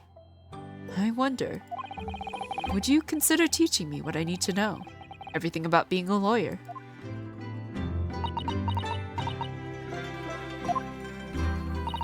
I would be delighted to help you. I am a judicial assistant after all. Thank you. And Mr. Naruhodo, I'd like you to take charge of this. What? Me? Are you sure? I'm sure it's what Kazuma-sama would have wanted. I just realized his headband is tied around it. Its name is Karuma. It's a great sword that's been in the Asogi clan for generations. Very well. I accept. I'll treasure it always.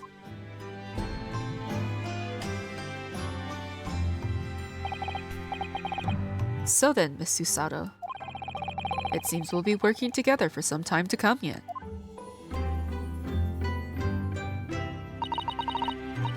It will be an honor, Mr. Naruhodo. And for the next 40 days, I shan't grant you a single minute of freedom. We shall fill every spare moment with study. Yes, that's exactly what I need. But before we begin, I have an earnest favor to ask of you, too. Goodness. What is it? Please throw me to the ground. 3 times. Is it because she, like, did that to me? What? I should never have doubted you. You were Kazuma-sama's closest friend. Of course, you would never have done anything to hurt him. That should have been obvious to me from the start. But I allowed suspicion to get the better of me. And no matter how upset I was feeling, it was completely unforgivable behavior. No, you were in shock. You just found out about me stowing away, and the cabin door was locked from the inside. No, I won't let you make excuses for it. Whatever the circumstances, I should never have thrown you, and not just once, but 5 times.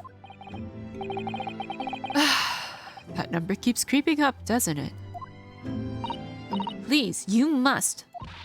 Just take hold of me and throw me. Do it. Don't even think about it.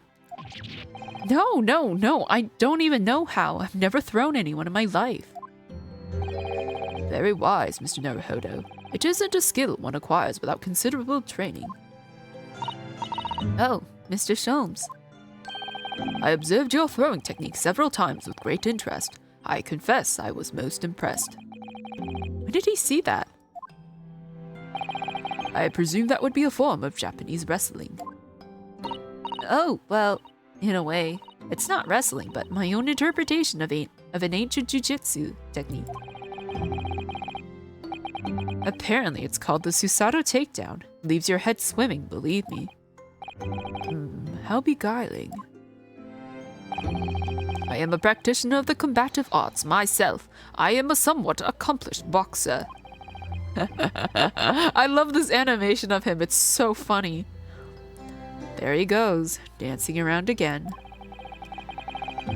I wonder if you'd be so kind as to instruct me on the technique of your arresting throw. Yes, I'd be honored. Then let us not dally. Demonstrate, my dear madame. Oh, of course. Are you ready, Mr. Naruhodo? Why me? Why can't you do it to Mr. Sholmes? Sorry? Oh my god. As you can see, you throw from the abdomen. Oh yes, arresting indeed, and that is what you term the Susato takedown, is it? Actually, no. That was a Susato squash. Bruh, okay.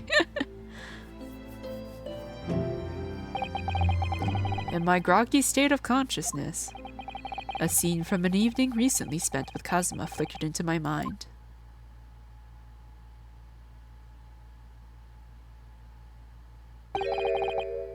Kuruma. That's right, it's a prized sword that's been passed down through generations of the Asogi clan. I can't believe you managed to get permission to bring it with you. I mean, taking a katana on a study tour is more than a little irregular, surely.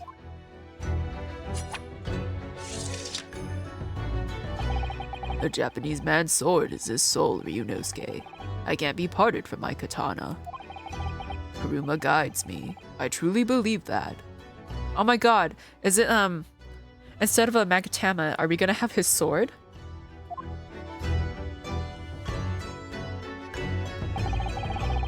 So its name compels its wielder to slice evil in two.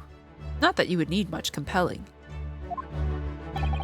On the subject, there's something very important that I have to do in Great Britain. And I'll sacrifice anything to make it happen. I'd appreciate you seeing it through with me. Of course I will. Whatever it is, I'll see it through to the end with you.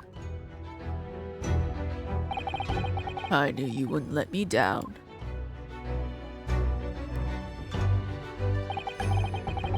That important thing he had to do.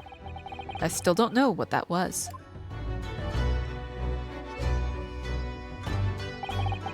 But I'm going to see the place for myself and work it out. In Great Britain's capital, London.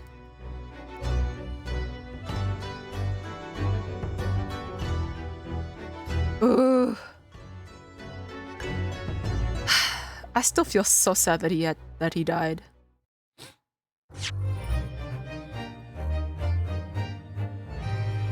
Oh, there was one achievement I missed out on, but you know what? I'm not too pressed about it.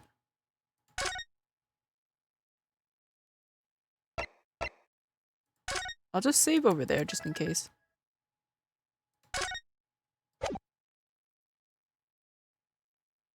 Oh, that's it? Because, what was it? There was one achievement.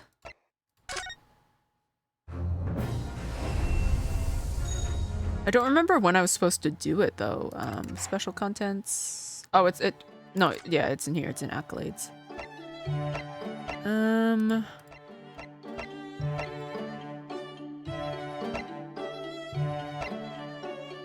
For having examined the bed in episode 2 of the Great Ace Attorney Adventures.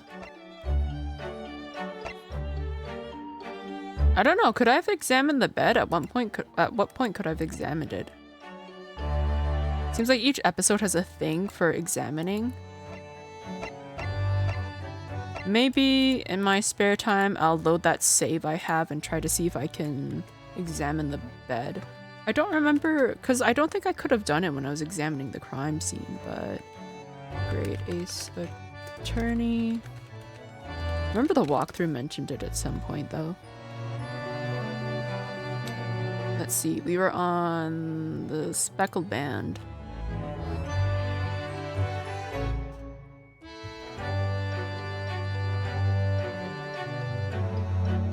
Okay. It was when you had to look at, when you were pointing out what Kazuma was looking at, and when you had to, like, present the wardrobe, that's when you could examine the bed. Yeah, examine the bed for an achievement trophy. Yeah, maybe I'll do it in my free time, because I do still have that save. I just have to remember not to save over it. Because it's not too far from, it's not too far from that point, so I'll just have to... I wish I could name them so I could remember, but yeah, okay. That's the save I need to do if I want to ever get that achievement. And episode 3. Let's do episode 3. The Adventure of the Runaway Room.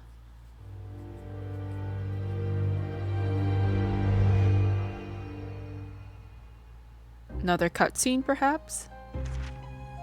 Glancing over my records of the late last century, I am faced by the events of a certain bitter winter. A murder in a carriage as it sped through dense London fog in the dead of night. Though the victim and the perpetrator were the only ones inside, there were multiple witnesses to the crime itself. However, none could have imagined at the time that such a seemingly obvious case as this would end in such a horrendous manner. My friend, Mr. Herlock Sholmes, once said of the incident, I believe that perhaps that case was indeed the prelude. The beginning of a long concerto that impressive Japanese student and I were to play together.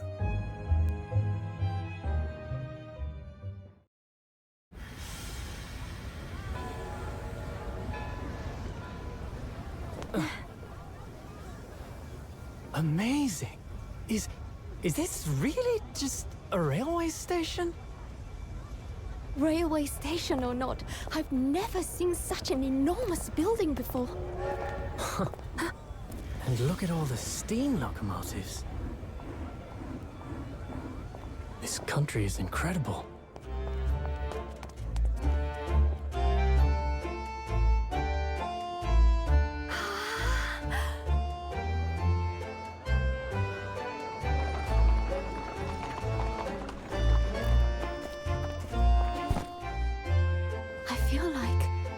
Dreaming. So this is the capital of Great Britain. So, where to? Oh, hello. climb aboard. I'll take you wherever you want to go. In that case, the Supreme Court in Whitehall, if you wouldn't mind. My pleasure. I suppose you're visiting students from abroad, eh? Yes. Thought so. Well then, I hope you enjoy your stay. And welcome to the centre of the world, Great Britain's mighty capital, London.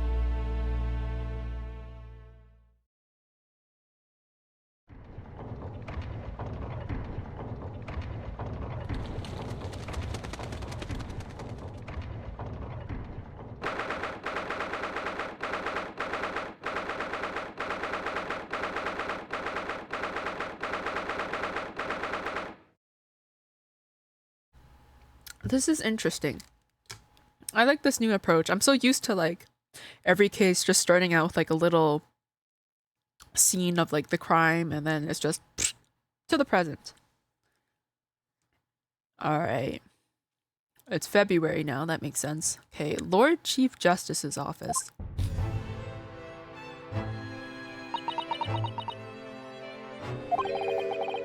What an incredible place. It's so imposing. It's almost suffocating.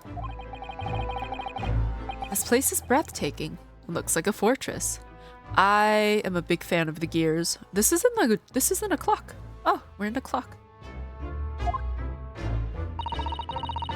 There are some stone buildings like this in Japan now, of course. But they've only been built in the few short decades since we opened our borders to the outside world. An authentic example like this has quite a different impact, wouldn't you agree? A far cry from the wood and paper most of our buildings are constructed from. It's certainly unfamiliar. But I think there's more to the differences than just construction materials. What is this place again? This is the Lord Chief Justice's office, Naruhodo-san, in the Supreme Court of Great Britain. The Lord Chief Justice. We had instructions to report here at this time if circumstances were different. We were supposed to let the Lord Chief Justice know that we had arrived from Japan. But Kazuma can't. No. So instead we're here in a different capacity, as envoys to report the news of Kazuma-sama's death. Yes. And having delivered his or her message, an envoy's duty is done. So we'd have to return to Japan. If we want to remain here in Great Britain, I have to take Kazuma's place as the law student selected for the study tour. Yes, which means you need the which means you need the requisite qualifications as a lawyer. Which is what I've been studying for. Oh my god, do I have to take the bar exam? Here in Great Britain, it is the Lord Chief Justice who appoints lawyers. So that's the second reason why we're here, to have you officially recognized as a lawyer.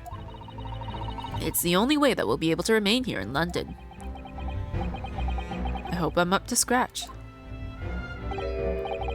Good morning. Sorry for keeping you. Oh, wow, who is this? Oh.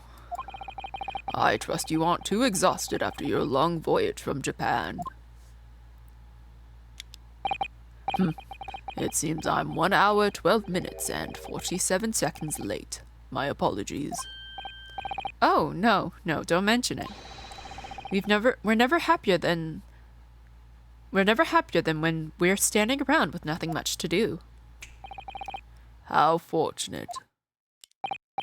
So, introductions. I'm Male Strongheart, Lord Chief Justice of the British Empire. And I feel like a little mouse under an elephant's foot. Come on, Mr. Naruhodo, don't be a mouse. Oh, it's an honor to meet you, Lord Chief Justice Strongheart. I'm Ryunosuke Naruhodo from the Empire of Japan. Well, Mr. Naruhodo. Welcome to London, the capital of our glorious British Empire. Ah, yes. Thank you.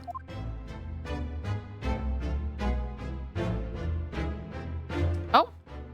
I guess we can talk to him.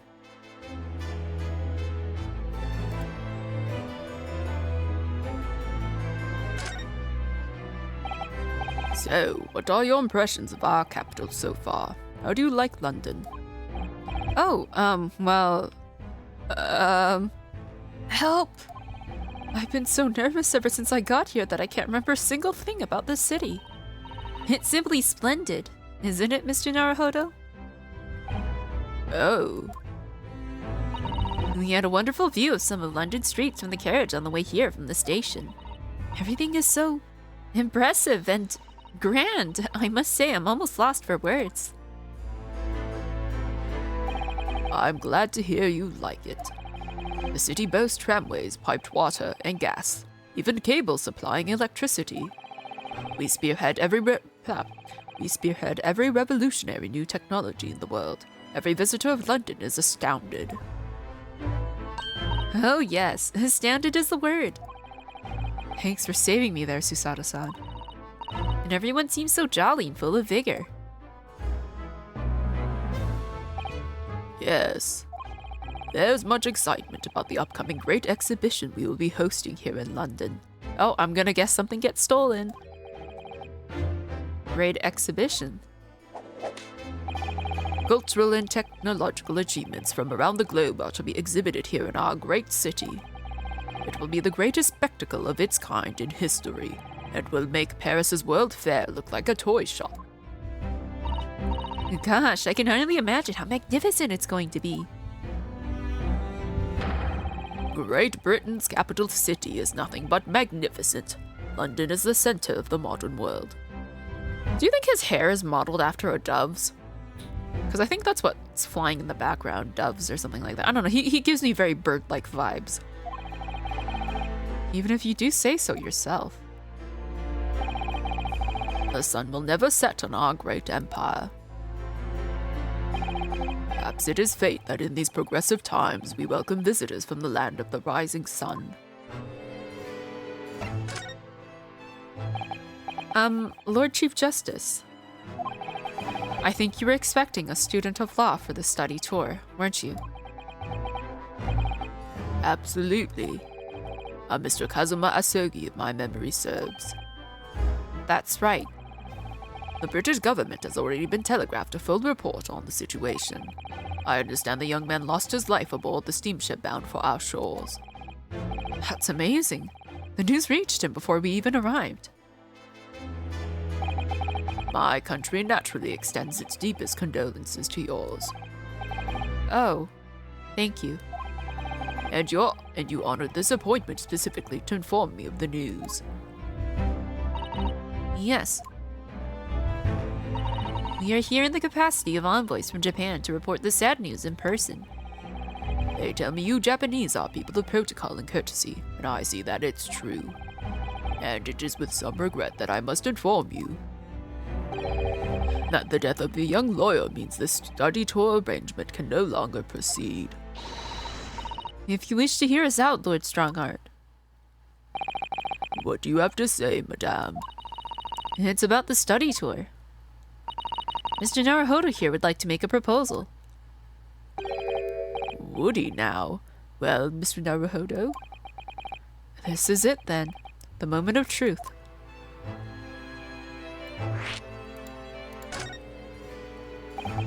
The thing is, Lord Justice, Lord Strongheart, I was wondering if perhaps you would consider allowing the study tour to go ahead. Don't misunderstand me. Britain would ideally like to see the tour go ahead. But without a lawyer from your country, there's nothing to be done. Well, in that case, what if there was someone else? Another lawyer from Japan, I mean. Is there something I don't know? Only a single lawyer was invited to Great Britain from your country. And that was Mr. Asogi. At least that is what I've been led to understand. Well, the thing is, this really isn't going well at all. can't seem to find the right words to say to this man. Mr. Naruhodo, I could ruin things here if I'm not careful. What am I going to say? If there's someone else here from Japan who could be described as a lawyer, it's me! It's me. I can do it. Is that so? I mean, I don't actually have any qualifications as such, but maybe I should have just picked the other options to see what would have happened. No qualifications, you say, and yet you still claim to be a lawyer. I've acted as a lawyer in court before. Only once, as it happens. And I had Kazuma to help me, and I was the accused, but glossing over the details. I've been spending every spare moment on the journey here to Great Britain studying. I've learned all about British law and court proceedings while I was on board the SS Beria. The voyage from Japan is some 50 days, I believe. Not what you might call a full education. To become a qualified lawyer here in Britain, not only do you need a university degree in law, you must also complete several years of training. I realize it's far too short a period of time, but I can't just go back to Japan. Kazuma, Mr. Asogi's journey had only just begun. Coming here on the study tour was all he thought about. I have to carry on and do everything he planned to do. I know it must sound like I have an overly inflated opinion of myself, but I would do anything to prove that I have what it takes, any test you care to set me. Just one chance, that's all I'm asking for. Please. Also, heads up, we have ads in like 4 minutes. 31 seconds. Sorry? Your opening statement there, Mr. Naruhodo, it was 31 seconds long. Not too brief, not too protracted, a perfectly judged appeal, I would say. Which is a skill that would stand you in good stead as a lawyer. Oh, thanks. So, you're willing to put those words to trial, are you? Well, I'm all for entertainment. Huh? But let me ask you one thing first, sir. Yes? You say you intend to do everything Mr. Asogi planned to do. Are you firmly set on that path? Well, yes, that's my intention. I see. Am I imagining things? Or did his expression just alter a fraction there all of a sudden? Very well. You have your wish. I'll grant you a chance. A test to become a specially certified lawyer. Whether you pass or fail is entirely down to you. Really?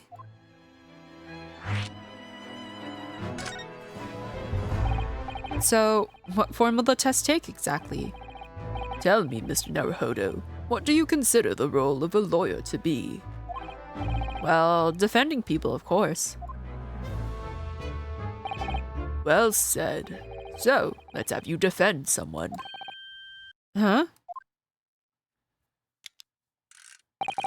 Your timing is perfect. In fact, there's an apt trial about to begin later today.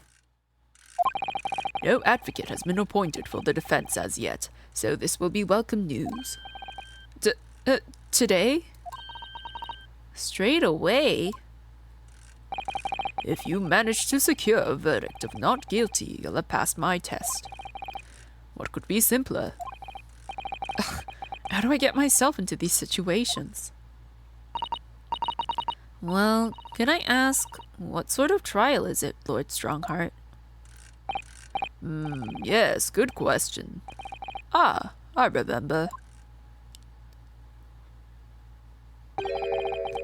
It's a murder trial. A murder? An extremely simple case, I understand. You really can't lose. It's easy to say.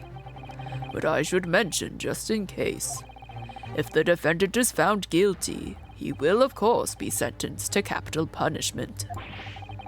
capital punishment. He'll be put to death.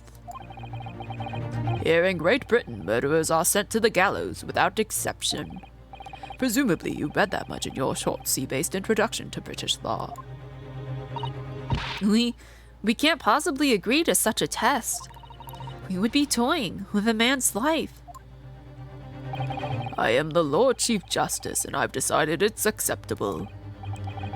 But you can't do that, can you? There's no need to overcomplicate this. All you have to do is ensure that you don't lose. So the defendant may live or die, depending on how well I perform in court. If I lose, he'll be hanged. Mr. Naruhodo, you've come to me claiming to be a lawyer. If you want me to take you seriously, you need to prove you're willing to do a lawyer's job. And you say you intend to see through the will of your compatriot, Mr. Sogi. I would like to understand just how far you're willing to go in order to make that happen. He's testing my resolve. What's the matter? You've fallen silent. I'm sorry, but time is pressing. The trial begins shortly. I need an answer from you now. What's it to be? What do I say? Do I agree to this absurd test? Yeah. All right then, if I have to give you a decision now, my answer is I can't do it. I can't get the words out. 15 seconds. Your decision-making needs work if you want to be a lawyer. That was too slow.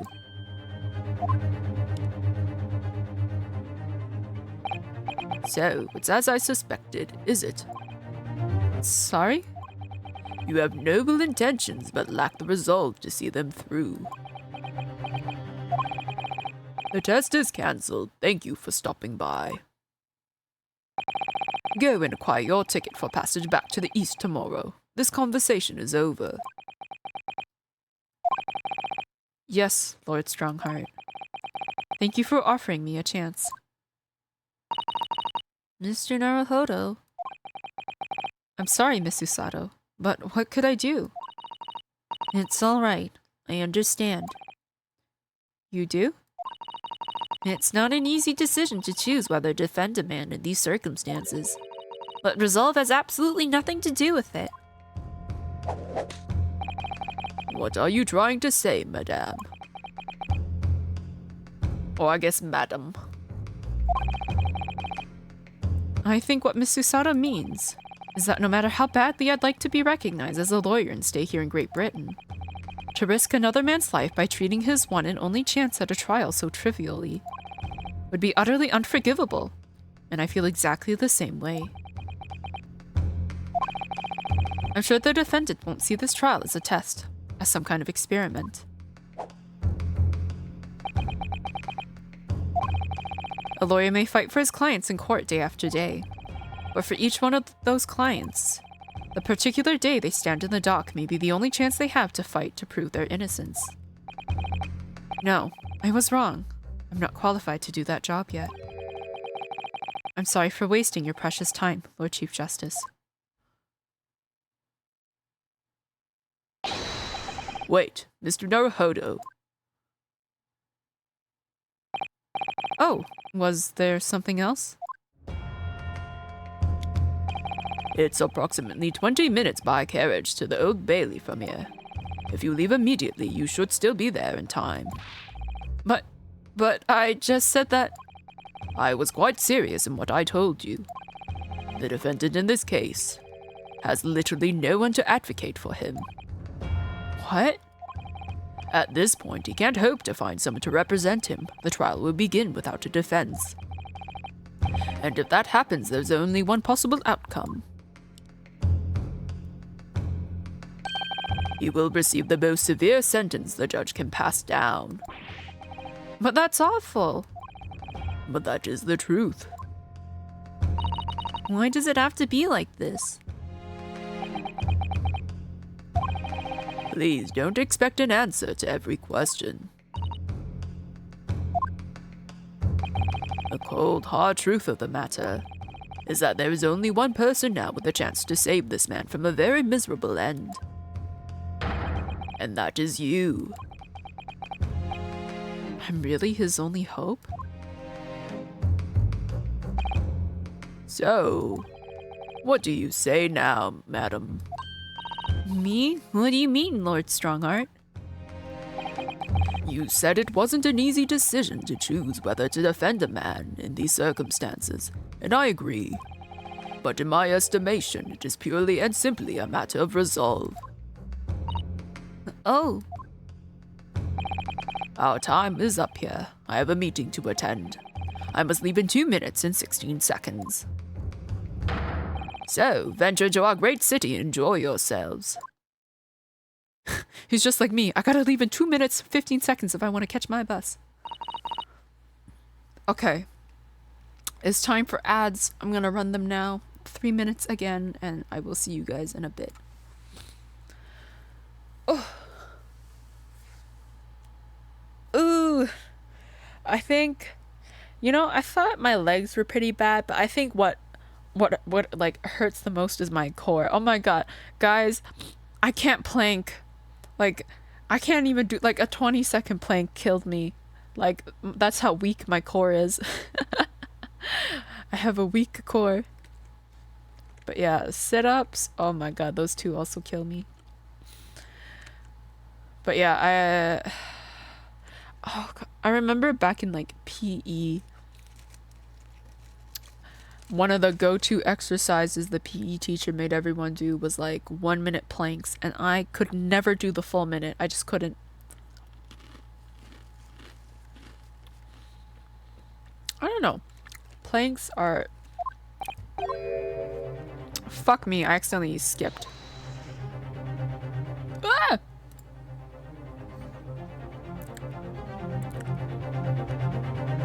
I wish I could go back. I think I accidentally hit the autoplay button is what happened.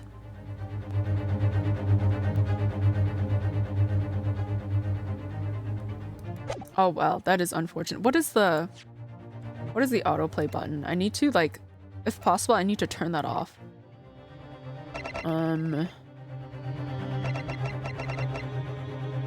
Autoplay story mode.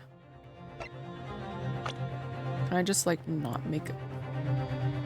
Can I just not bind that to a key? Oh well. We're just gonna have to read back from the history, but yes, planks are the bane of my existence. But I'm trying to decide what's worse. Planks or burpees? Burpees are also pretty terrible. I can't remember when was the last time I did a burpee though.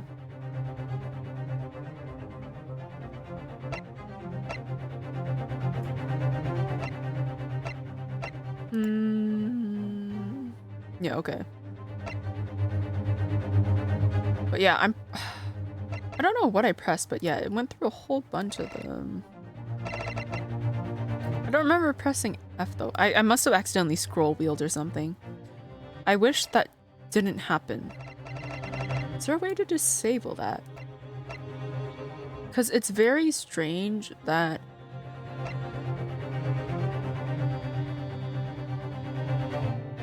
Enable or disable the skipping of unread text in the main game.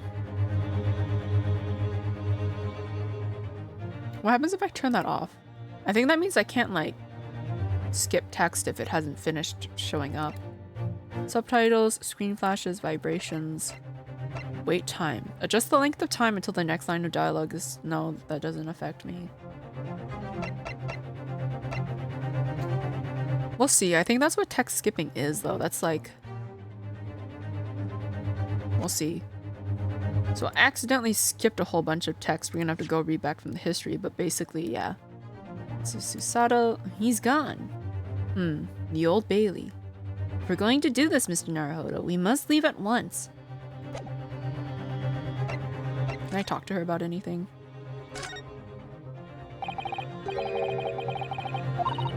Yeah, okay.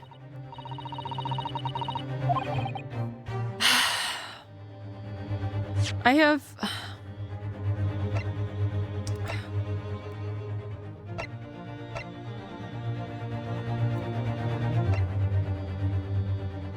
Because I could keep this off, and then that way I could still accidentally skip text, but it wouldn't be as easy for me to accidentally skip text. I'm just gonna keep it on though, because I can't be bothered to wait for like the lines to finish loading. I read too fast. Okay, we gotta go to that trial now. So we're gonna go to the Old Bailey.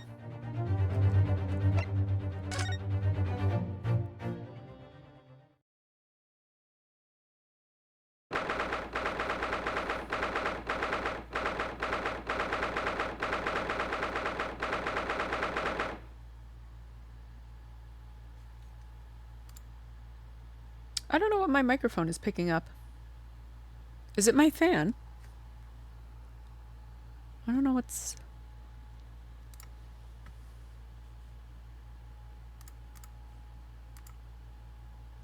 I have no idea what my microphone is picking up. Let me know if you can hear whatever it is picking up though, because I see that like there's some like the audio level is active, the noise gate is not cutting out whatever is happening on there. And I don't know if you can hear it. But I'm just going to hope that it's not something you can really hear. Yeah, I can't think of what it could be picking up. It could be my fan, but I don't... Is it my fan? Let me test that theory out. I'm just gonna turn off my fan.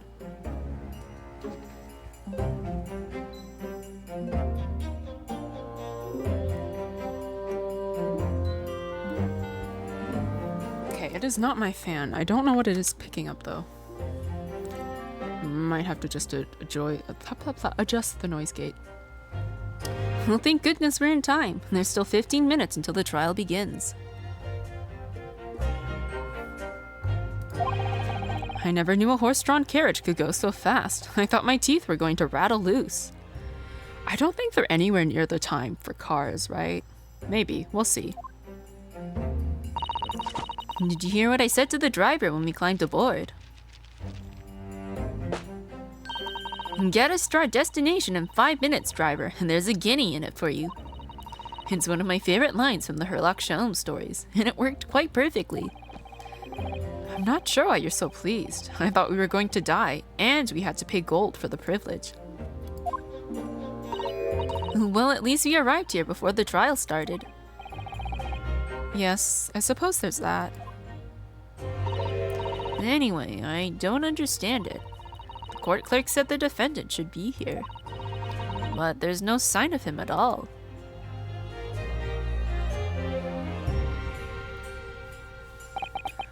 So this is the Old Bailey. Even this room for defendants to wait in is grand. I could lounge on that couch quite comfortably. Are you alright, Mr. Naruhodo? I'm feeling tense, that's all. This place gives me the same sense of foreboding that I remember from the Supreme Court in Japan. An oppressive air, almost as if the building itself is going to crush whoever is about to be sentenced. Feels like only yesterday that I was the one about to be crushed. Yes, whoever the man you're about to defend is, I imagine he's feeling very alone at this moment. Oh my god, top of the morning to you, madame, sir. Oh my god, who is this scrunkly looking man? What are yous doing following me here? Things are fair desperate, are they? Sorry? Would you look at those expressionless faces? From the east, are yous? I can't do an Irish accent. I'm so sorry. I can't. I haven't heard it enough to do it. We're from Japan, yes. Ah, Japan, is it? Right, say no more. So, how much do yous need? No, we're just here because... No need to explain, fella. I've been there myself, so I have. No place to go, nothing to eat, barely a penny to your name, and all while in a strange faraway land. Well, actually... we haven't found a place to stay yet, no. 'Tis grand, 'tis grand. Let me start by giving yous 1,000 guineas, say nothing now. 1,000 guineas? Please, Miss Usato, you don't have to shout. But 1,000 guineas is enough to build an entire mansion in the most prestigious area of Tokyo. What? There's nothing to me at all. I like to ensure I have sufficient funds to weather a rainy day, you see. I have enough wealth to buy the city of London 2 or 3 times over. Could that much rain even fall in one day? Well, even so, we couldn't possibly accept such a large sum of money. Oh, Jesus! Ah! That hit me in the eye. Don't get me wrong, fella. I'm not giving it to you, no strings attached. I'll be wanting you to do something for me. Oh? To be honest, 'tis a little embarrassing. The trial that's about to begin, you see, is for me good self here. I'll be in the dock. So now, what I want you to do is come along with me and stand there beside me. Officially, you'd be my lawyer, but that's just a little detail now. Oh, well, the thing is... Don't worry about a thing. All you have to do is stand there up next to me, not more. Otherwise, you see... The trial is going to start without me having any kind of representation at all. So it was true. The Lord Chief Justice wasn't just making it all up. I'm terribly sorry to have to ask, but... Does that mean you're the defendant in this trial? Bluster and blazers, do yous not know who I am? Me, one of London's biggest names? No, sorry. We've only just arrived in the city, you see. I see. I suppose it isn't altogether impossible. Well, just next to Hyde Park there in the centre of London is another beautiful park. Sorry, a park? What? It is called McGilded Park, full of blossoming flowers in the spring and singing birds and whatnot.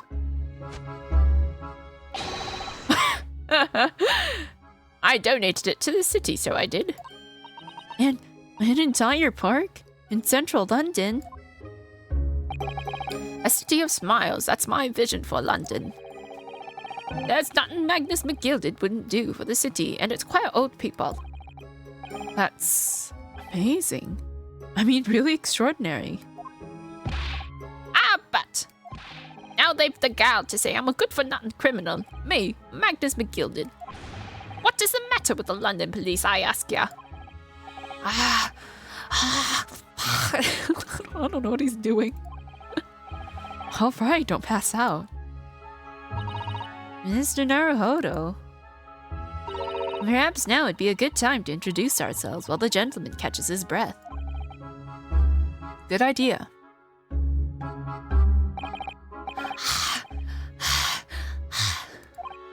Mr. McGilded, the thing is, we're actually here in London to study British law. We're law students on a study tour from Japan, you see.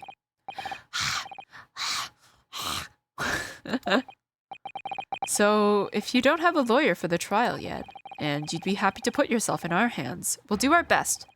What was I after saying, you daft jet? I'm giving you 1,000 guineas to stand up there next to me, haven't I? Well, yes, but I wasn't really offering to just stand up there next to you. Oh, I think I see what's going on here. Sorry? I know what you're thinking. This Chancellor fellow claims to have more money than the Queen. But if that's true, why the blazes can't he hire the finest lawyer in all of England? Because he did it. That's the only explanation. Well? Well... Not at all. Not at all. Although, it is a little strange, to be honest. Why you don't have a lawyer, I mean. That would be the fault of the Reaper. Sorry? Did he just say Reaper? Aye, the Grim Reaper of the Bailey, Lord Barrack Van Zeeks. He's a prosecutor. Prosecutor? Oh, the prosecutor is the Grim Reaper. I bet he's handsome. And Van Zeke stands for the prosecution. They call the accused his sacrificial lambs. And to this day, in every single trial in which he's been the prosecutor, the accused has been damned. What? So it reached a desperate situation, where there's no one willing to stand in defense against the fella at all. You could say he's a living legend of the Old Bailey. Goodness, Lord Barrick Van Zeeks. Must be an exceptionally talented prosecutor then. Talented isn't the word you're looking for, madam. It's cursed. Cursed? What on earth? The defendant is summoned, and his counsel. Please make your way into the courtroom. The trial is about to begin. His counsel? That would be me. Oh, 'tis time. Well then, fella, don't let me down. But I don't know anything about the case. You haven't told me what happened. Until you showed your face here. I'd made up me mind, so I had. Sorry? I decided I'd have to defend myself in there. How would that have worked?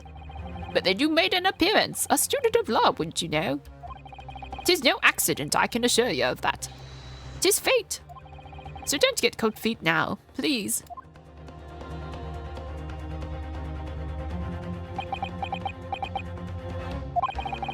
I literally know nothing about the case, or about this man who stands accused.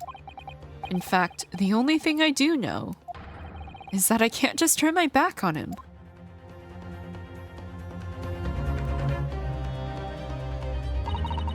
Mr. Naruhodo. The man has no one. He'll have to stand alone in that courtroom, armed with nothing to defend himself. Yes, something about Kazuma would never have allowed. Something that Kazuma would never have allowed to happen. Counsel for the defense, what are you doing?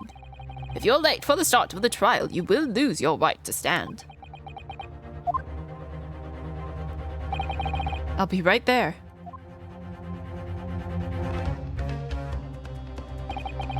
It's happening then. My first trial in a British court. I hope you're watching over me, Kazuma. Because I have no idea how I'm going to manage this.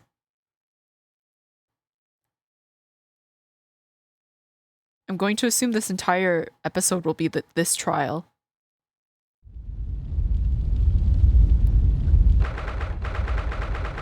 Wow, this is really cool. Oh. Oh. Oh. Wait, no, these are witnesses, right? For a second, I thought it was like a subset of judges, but no, it's just the witnesses. So this is the highest court in Great Britain. Ugh. Oh my god. Just give me a second to stretch. The Old Bailey. The centuries of history in this place is palpable, isn't it? It's so different to the Supreme Court in Japan. It feels both imposing and serene at the same time. The atmosphere almost makes words redundant.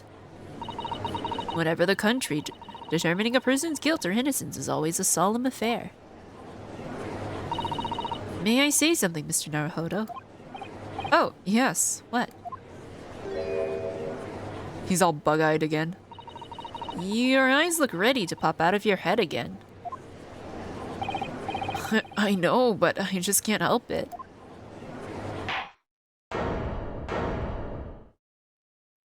Oh my god, who is this fluffy old man?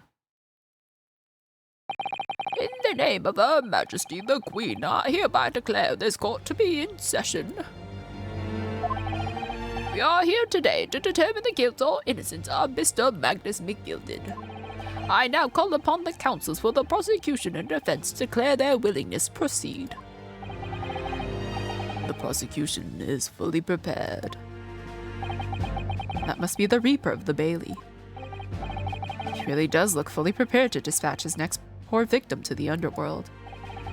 Counsel for the defense, you appear to be Eastern. Do you speak English? Huh? Oh, yes, of course. Sorry. But he asked if the defense was ready. And I couldn't be further from ready if I tried. Those eyes please me, Nipponese. They shroud your fear, your doubt, your trepidation. They run wild, clinging to some phantom notion of courage. The quintessential look of a sacrificial lamb.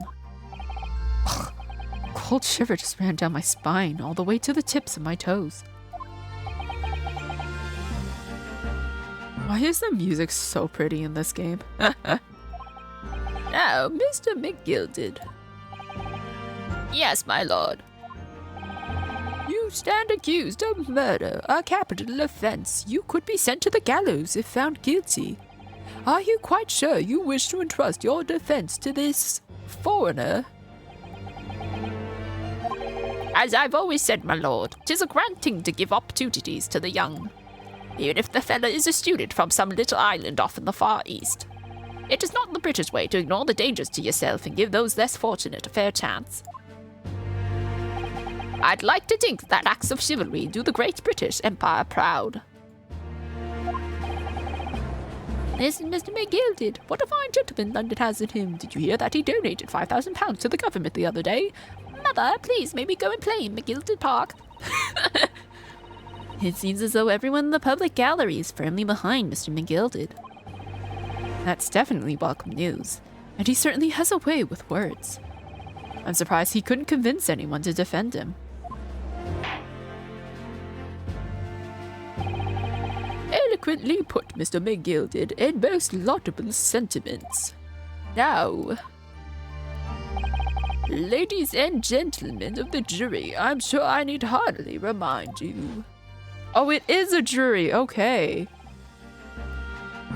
That you 6 members of the public have been selected for your impartiality. Are you ready to proceed? This is so weird. Yeah, this is so weird. I now have a jury to deal with. Okay. And they each have their own little, like, spots to pound a gavel? Oh, fuck me. I'm not gonna remember. There's 6 of them. How am I supposed to remember 6 voices? Yes, my lord. If the task is to send rotters to the gallows where they belong, I'm more than ready. At the manor, his lordship always says we should dispose of rubbish promptly. Naturally, I agree. Any criminals here will soon be wishing they never set eyes on me.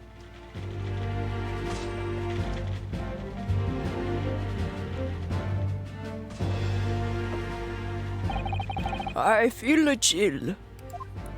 Oh, don't mind me, my dears. I'll just be getting on with my knitting. Must finish these mitts for my grandson.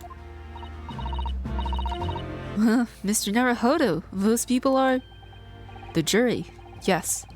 That's something we don't have in Japan yet. That's right. I've only ever read about it.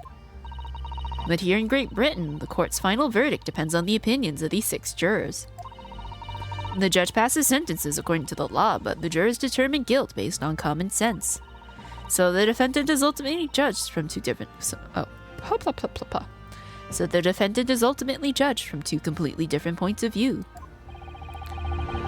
But how exactly do the jurors give their verdict? That I don't know, but... I'm sure it will become clear as the trial progresses. Yes. Prosecutor Van Zieks. My lord. It's been a number of years since we've seen you here in the courtroom. I thought you'd renounce your fame. I'm known as the Reaper of the Bailey, my lord. Infamy rather than fame, I would say. But yes, 5 years have passed since I last spread my wings in this capacity. So, what brings you back? Is there some change of circumstance of which the court should be aware?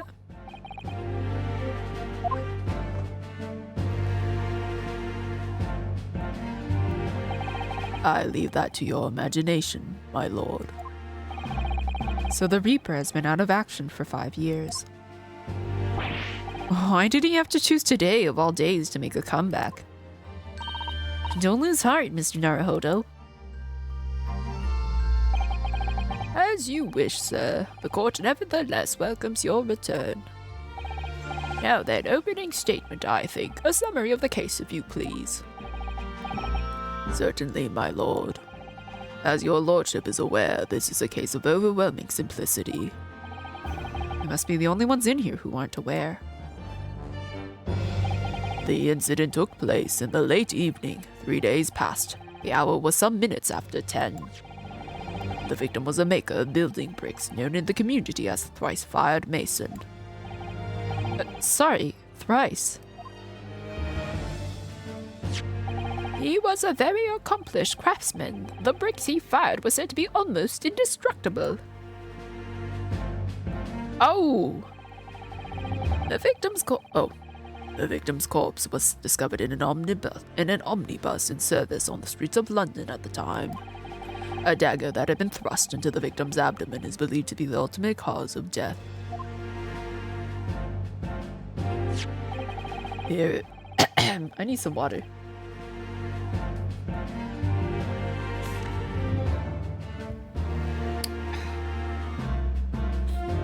Here is the autopsy report from the investigating medical officer at Scotland Yard. Thank you, counsel. I shall accept that and the photograph as evidence. Okay, autopsy report. Internal hemorrhaging as a result of a single stab wound to the abdomen. Oh, okay. He bled out, basically. Okay, and then crime scene photograph. And one further item of evidence. The prosecution wishes to submit these as well. Oh! And these are... Good lord! Is that blood, counsel? Did you guys see that? His little wig came off. It was so... I love that. I love that little detail. It's so funny. Yes, my lord. Seized by policemen who arrived at the scene. These gore-soaked gloves were taken from the hands of the accused when he was arrested. What? Mr. McGilded's gloves had blood on them.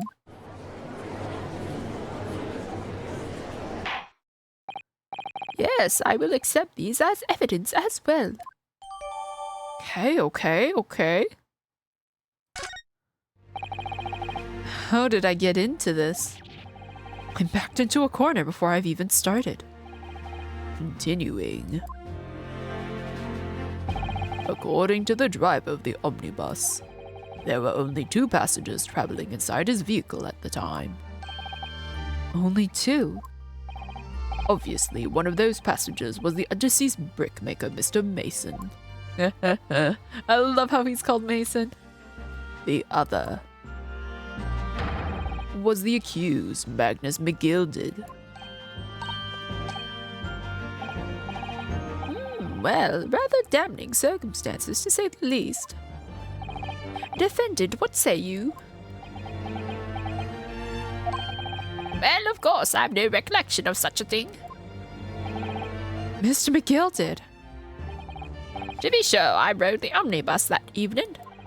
But whenever I'm in the carriage, I'm taken with a fierce tiredness and I always succumb to it.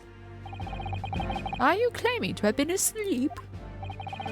'Tis the motion of the carriage, my lord. Lilted, so it is, and when I opened my eyes again, 'twas a desperate sight before me, the body of a man I've never laid eyes on before in me life. Now I ask yous, what good-hearted soul wouldn't rush to help a fellow bleeding from his stomach? I wasn't about to start worrying about me gloves now, was I? I reached out to give the man a hand. So the blood got into the gloves then, after the man had been killed. Unfortunately, that statement of the driver's is only the beginning. What? That's not all of it? There were multiple witnesses to the precise moment at which the brickmaker was fatally stabbed.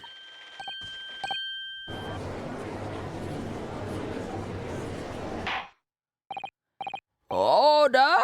Order! Gotta emphasize the R.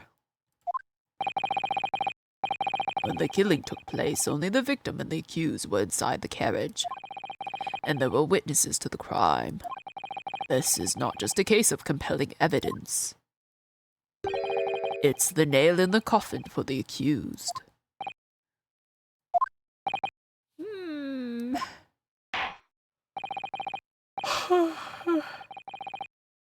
Thank you, counsel. The circumstances of the crime have been made quite clear. I think we will hear testimony from these witnesses first of all. Your wish is my command. Bailiff, bring the witness in. Bring the witnesses in at once. Oh damn, poor man is chilled. Witnesses, your names and occupations. My name is... everyone calls me Beppo. I drive an omnibus in the East End. Bruce Fairplay. I'm a banker in the city. My name's First. Lady First. Lady first. Ladies first. I make hats for gents. Let's begin by confirming the facts. 3 days ago, at a short time after 10 o'clock in the evening, all of you present in the stand were in an omnibus and witness to the aforementioned incident. Is that correct? Yes, sir. Quite right. Yes, sir, that's right, sir. Very well, then. Let's proceed for your formal testimonies, please. Each of you will tell the court precisely what you saw.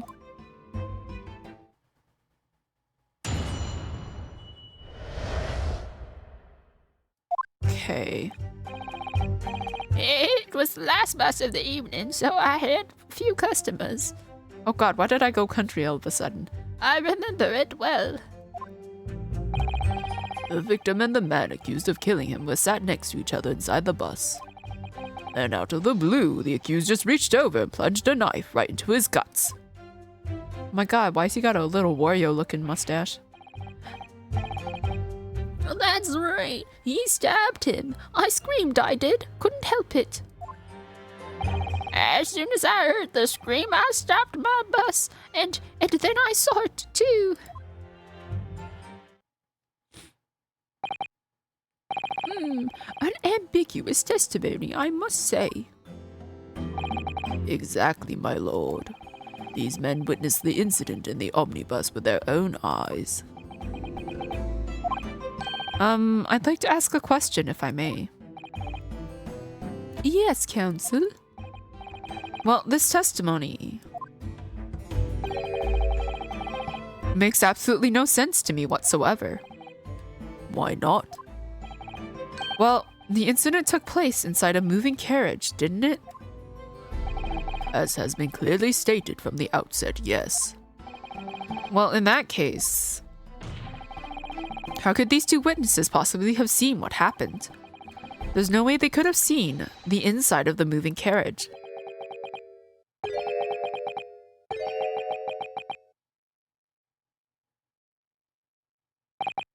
How quaint. I'd read that civilization in the Eastern Island nations was a good century behind our own. But you're here in London yourself, and are you really so ignorant about our omnibuses? Huh? Tell me, my Nipponese friend, have you even traveled in an omnibus? Well, no. We, only arrived in London this morning. No matter. I've arranged for us all to see for ourselves the actual scene of the crime, that is. What do you mean? The actual scene? How? A carriage is designed to be moved, after all. Presumably you understand that much. Yes. The omnibus in which this bloody crime took place is here today in this very building. Here? What? The entire carriage? Bailiff, bring forth the stricken omnibus. Oh, wow.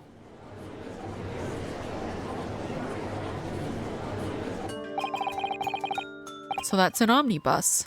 The omnibus. I can't believe they could bring something so enormous in here. Great Britain's courtrooms are amazing. As you can see, the omnibus is pulled by 2 horses and you can carry up to 8 passengers.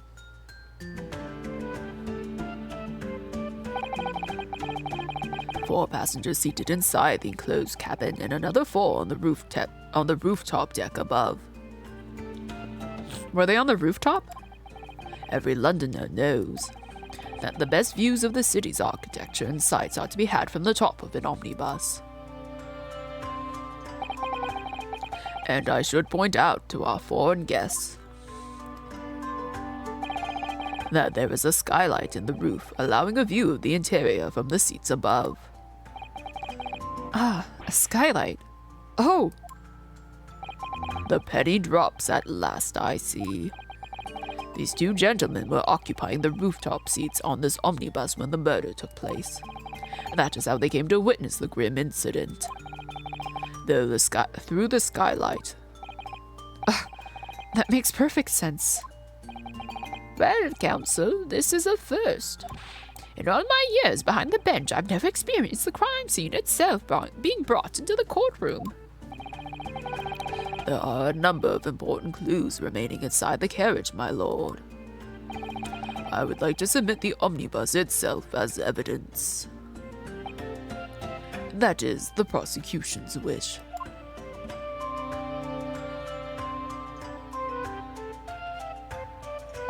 Very well. I see no reason why not. This omnibus is hereby formally accepted as evidence. I can't believe it. The entire crime scene entered as evidence. Yes, Great Britain is simply extraordinary. I could help myself a lot by giving that omnibus a thorough examination, seeing as it's here.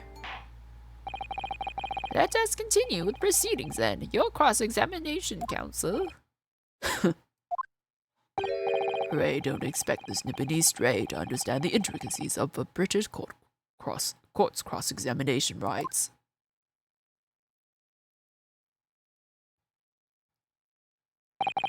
All right, my first cross-examination in a British court. Focus, Ryunosuke. Focus.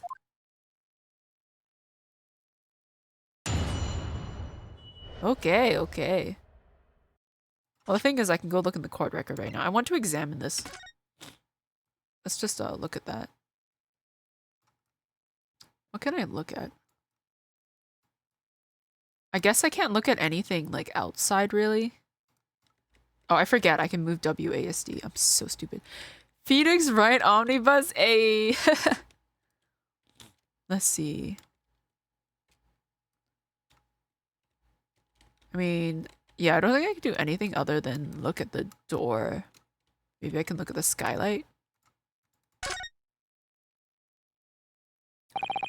You can certainly see inside the carriage through this opening, that's for sure.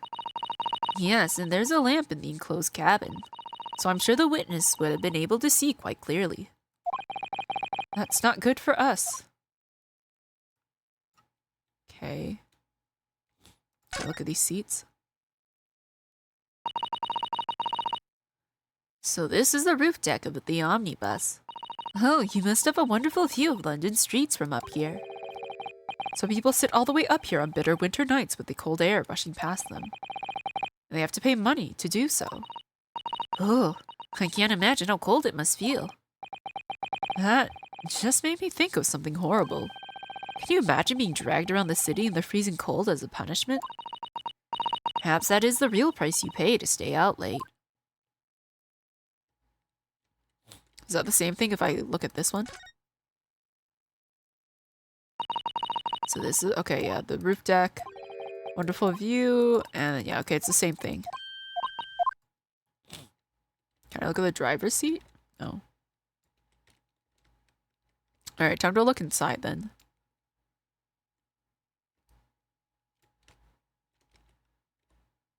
Is that the sign? No, that's the skylight again. Okay. Alright, let's look inside then. Well, let's open the door and go inside, shall we? Ugh. Scene of a murder. It's horrible. Okay. This seat looks reasonably soft, but it's actually rather hard when you sit on it. Only just wide enough for two gentlemen to sit side by side, really. Of course, an English gentlewoman would be dressed in such finery. It would be quite impossible for her to climb up to the roof deck, so she would have to be seated in here. A woman in a kimono would have the same problem. Women's clothes are very impractical, aren't they? Okay. Can I look at this handle specifically? The seat has a handle, it seems. Oh! Fancy that! This looks like all sorts of equipment that might be needed to keep the omnibus running. Heating tubs, tools to repair wheels, blankets, horseshoeing tools. So it's a storage compartment for the coachman to keep his things, it seems. There doesn't seem to be any space for passengers to stow their luggage, that's for sure. Well, I don't imagine it would be very convenient for that purpose anyway. Okay.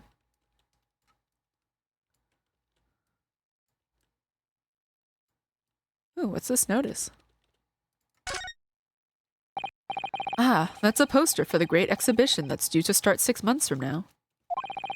There's a lot of focus being drawn to the Crystal Tower, the centerpiece of the whole exposition.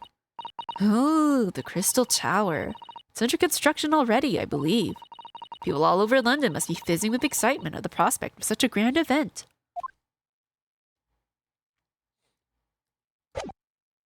Oops, I didn't mean to go out.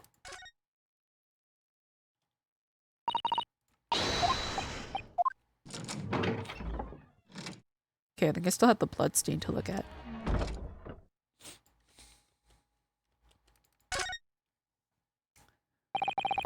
That's blood that's soaked into the seat. The victim's, obviously.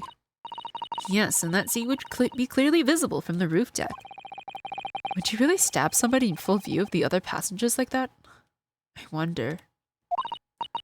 Well, it was after dark.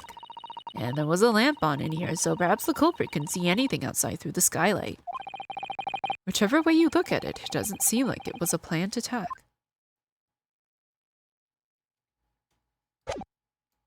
Ooh. I don't think there's anything else for me to look at in there. I keep forgetting. I keep like right-clicking to try to like rotate because that's what my brain automatically goes to. But that seems to just exit the bus. Okay. Do I get the same dialogue? It's quite a large skylight, isn't it? Yeah, it's quite large enough to afford a good view into the cabin from the roof deck. There doesn't appear to be a handle or catch of any description. So I suppose it can't be opened from inside the cabin at least. Okay. What's that? Ah, that's a poster for the great exhibition. Okay, 6 months, same thing. Crystal Tower, yes. So they're both the same thing, Crystal Tower. Oopsies. Okay, there doesn't seem to be anything else I can look at. I don't know if I get an achievement for like looking at this thoroughly. Doesn't seem like it.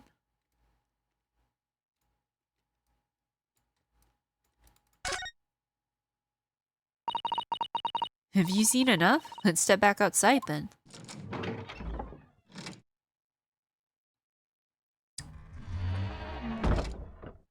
But yes, there's nothing else I can look at. Yeah, I think I've looked at everything on here.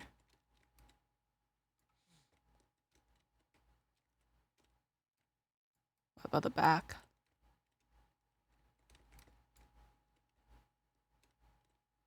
You know, I believe I've inspected everything. Oh, there's a little latch there. Is that not a latch?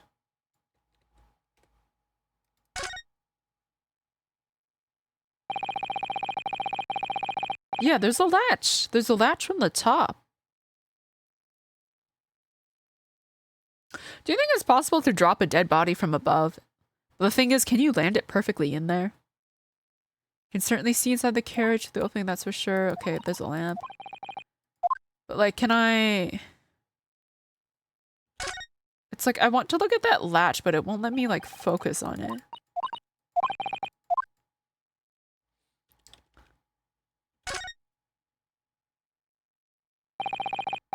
Nope, okay. Maybe I look at it later.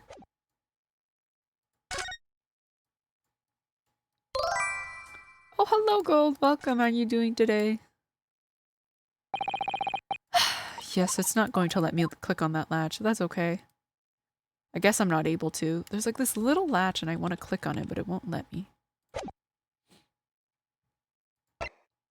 We are defending we're having our first trial in Britain.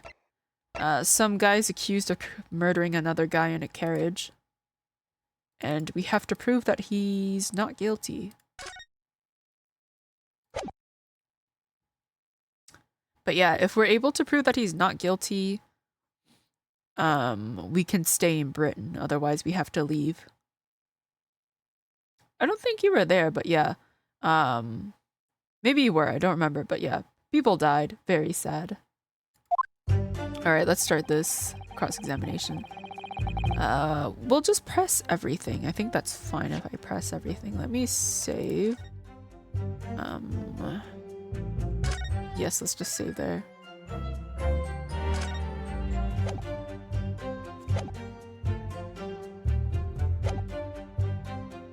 Okay, it was the last of the bus. We'll press him on that. Yes, I think it was sometime after 10, wasn't it? Yes, sir, that's right, sir. Ever so cold it was. Freezing, in fact. Oh, this is so weird.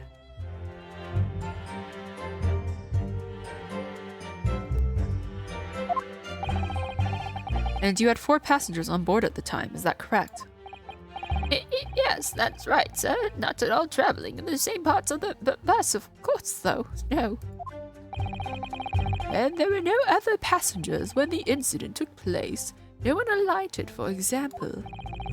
You're quite right with that, sir. No other passengers like that. No, none. So nobody fled the scene of the crime, then? I have to say, the boss insists on it running. He does every evening. That last bus of the day. But I do wonder sometimes if it's altogether worthwhile. Yes, sorry to say. What do you mean by that? Well, what with it being so cold and everything, and only making 20 pence on the run, you see. Yes, I spent that much at the pub on the way home, just trying to warm up again. Hey, victim and the man accused of killing him were sat next to each other inside the bus. But like, why would you... If you want to stab someone, you would sit across from them. Let me press that. My nose has not unblocked itself.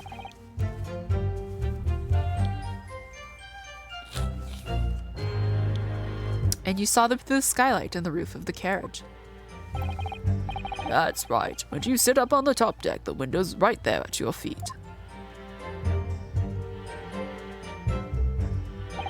There was a lamp on inside, so I had a pretty good view. The 2 of them were wearing hats, and I couldn't exactly make out their faces. But there's not a shred of doubt in my mind that it was Mr. McGilded. How can you be so sure? I like how both of those characters have very distinctive hats. Well, how can I put it politely? McGilded is a gentleman of rather small stature. I couldn't have mistaken him for anyone else. Let's not forget that when the vehicle came to a halt, the only people inside the enclosed cabin were the deceased Mr. Mason and Mr. McGilded. There is no room for doubt here. I really wish there was. Okay, out of the blue, the accused just reached over and plunged a knife right into his gut. Is it? I don't know, like it feels kind of awkward to stab someone at your side. Like it's so much easier to stab in front of you, but like to the side? I don't know, it's kind of awkward. Oh shit, I meant to go back. Is it still broken? Yeah, okay. I swear to God this is a bug. Where you can't like go back in dialogue. It's like so...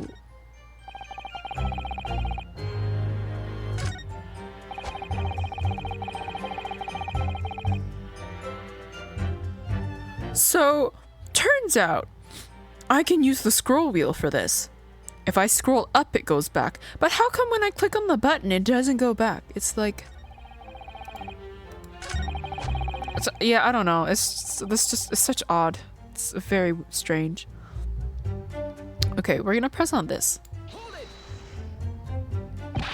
You actually saw the exact moment it happened. Didn't I already testify to that? Or are fair dinkum hard-working city bankers not considered trustworthy these days? Oh, no, I didn't mean that. This is no good. I've really got his back up. Perhaps you could just tell us what you saw in a little more detail, if that's... My lord. Juror number 3, what's the meaning of this? My mind is made up, my lord. Completely and utterly made up. Made up about what? I don't like the stinking rich. Never have. They're always up to something or other that they shouldn't be. Every one of them. And that little leprechaun of a man is no exception. Well, he can't fool me. Oh, what the heck? There's no point wasting time listening to any more of this. That's my opinion on the matter, anyway. That's so cool! This is precisely what I was about to say. As the foreman of the jury, it's my duty to set a good example to my fellow jurors. No way. Bruh, okay. New mechanic? That is actually really cool. What's happening here? Let me see. Ah, yes, it seems that's how the members of the jury give their verdicts. With fire? Apparently, yes. White for innocent and black for guilty. As the 6 members of the jury make up their minds about the case, one by one they each cast a ball of fire into the great scales of justice as we saw a moment ago. Can they change their minds at one point? I'm curious. I'm curious if they can change their minds. So if those enormous scales fall completely to the black side, does that mean... Let's do our very best to make sure that doesn't happen. Ugh, now I'm even more worried than I was before. Very well. The court acknowledges the change in the jury's stance. Counsel for the defense, please continue with your cross-examination. This is a nightmare.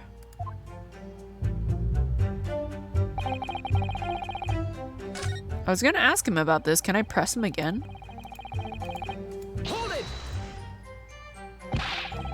Okay, you actually saw the exact moment it happened. Didn't I already testify to that?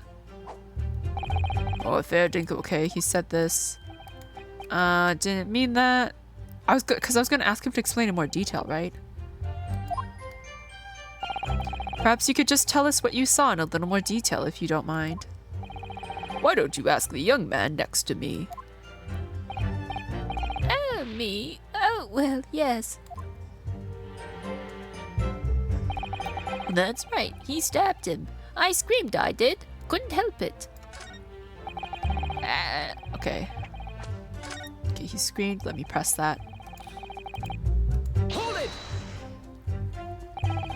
He stabbed him, you say, and you were sitting up on the roof deck, were you?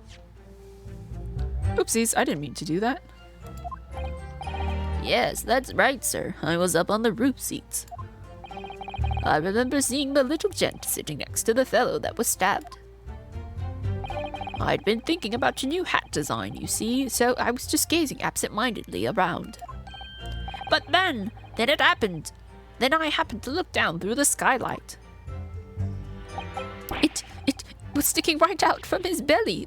That huge, great knife. A grim sight indeed. That didn't help me at all.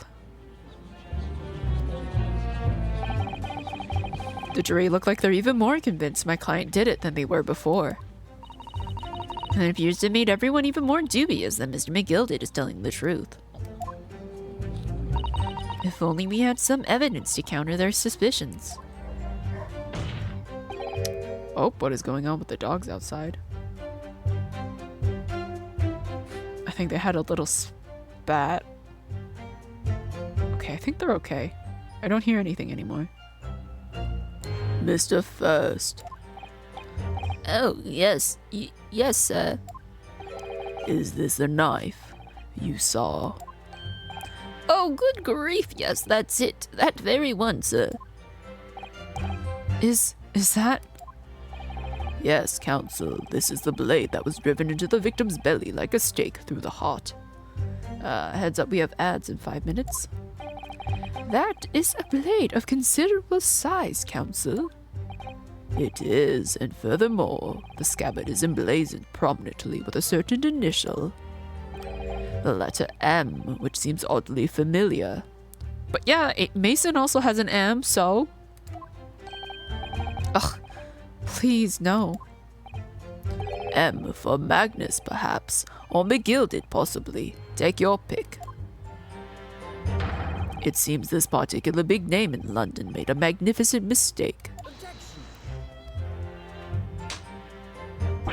But there are M's everywhere. Like yes. Like in Mason.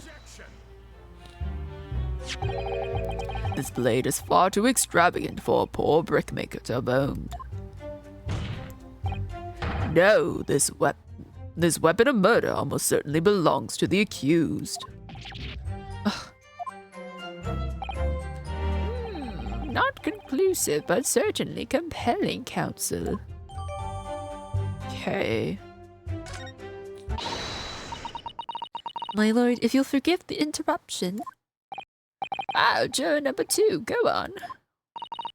Mr. McGilded is a pillar of society and a gentleman, and a gentleman's word should be sacrosanct. However, those of us in service know we must accept hard truths. Wait, what are you about to do? Dispose of the rubbish. Oh, shit. No. I don't wish to cause offense, but I do like to eradicate all traces of filth and grime. Oh my god.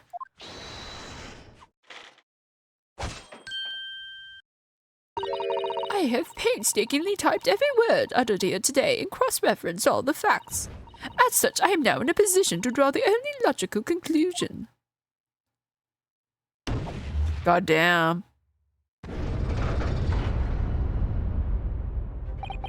Not again. That's 4 out of 6 jury members who proposed a guilty verdict. There are only 2 left. We've had it. Every time I press these witnesses for more information, I just make the situation worse.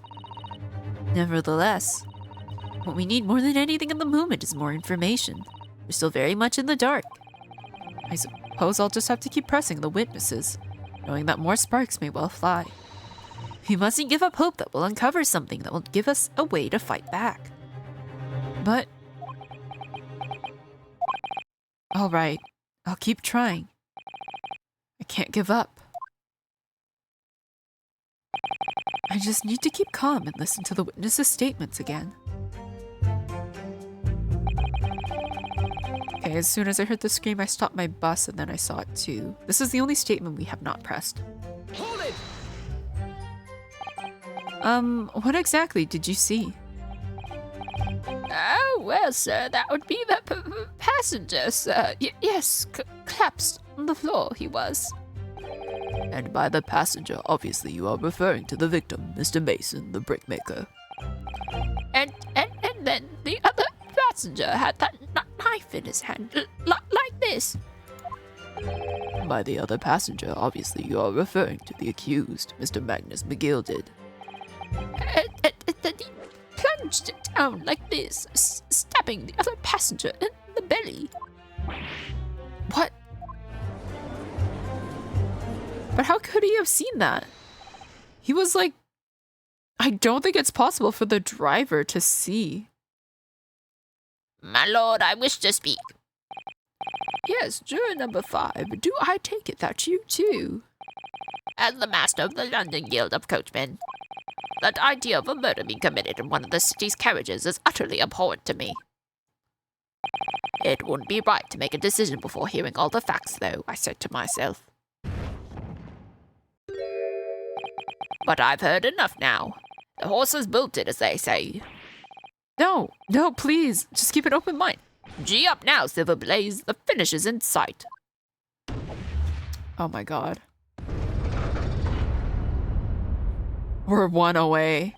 Beppo is a long-standing member of the guild, and I trust what the man says. Oh, thank you, sir. You're too kind, sir. This is too unkind, sir. Which now means that 5 jurors agree to condemn this man. If one vote's not guilty, does that cause a hang jury or whatever that thing is?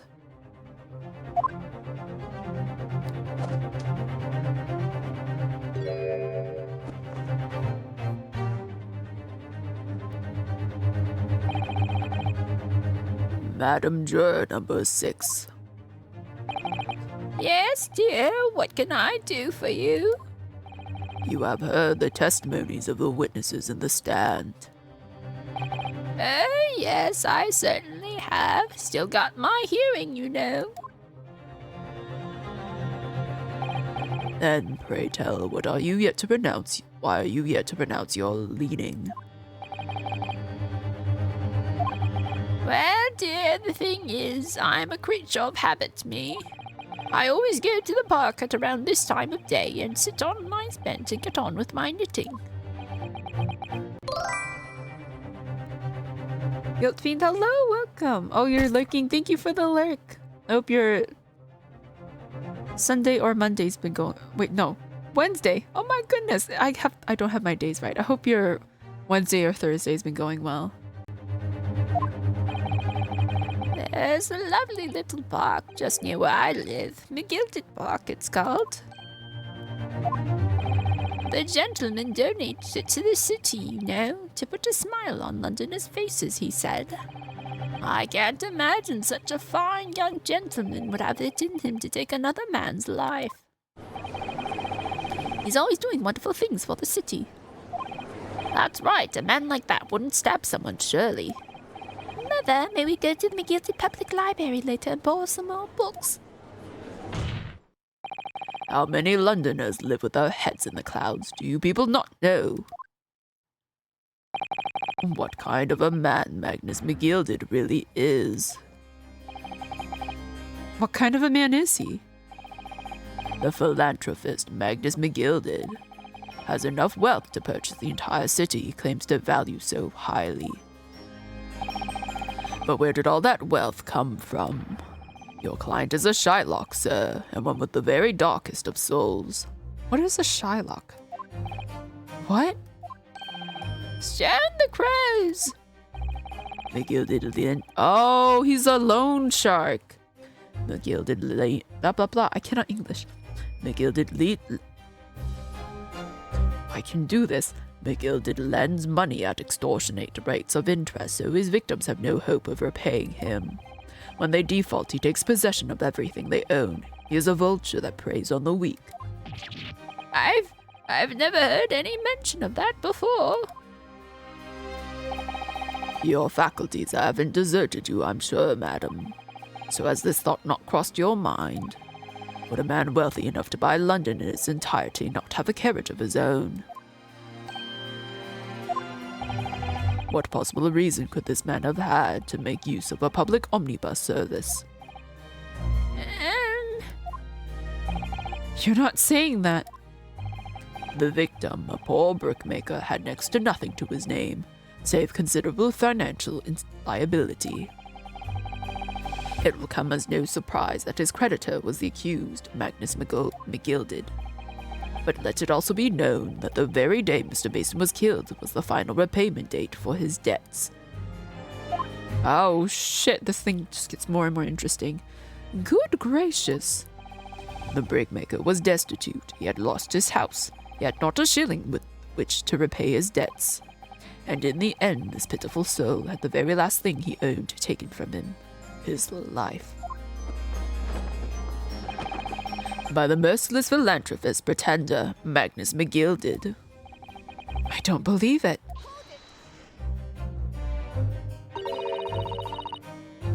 Ugh. Okay, this is getting interesting, but we have to run the ads. So, once again, 3 minutes, and then we'll continue with this. I'm just gonna take a quick bathroom break. You guys can take it as a break as well. Go get some snacks. I'm actually hungry. I might get something. I'll be back. I'll see you guys.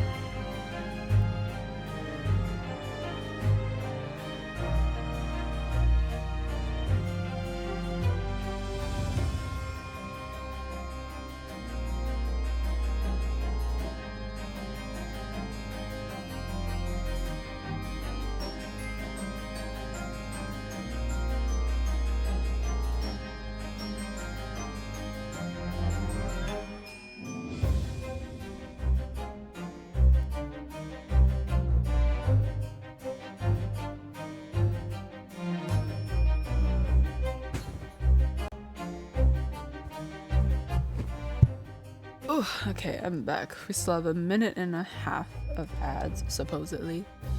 My legs are so dead. I stood up to go to the bathroom and I almost like fell down.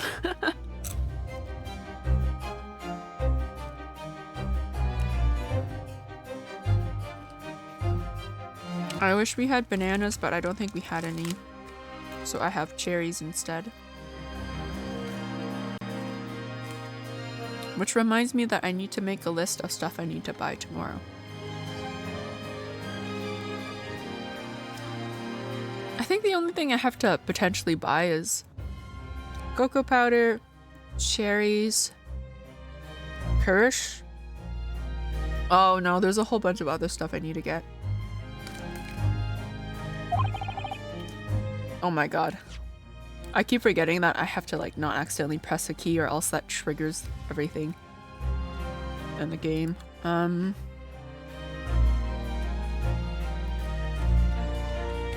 think I also needed like sour cream, heavy cream.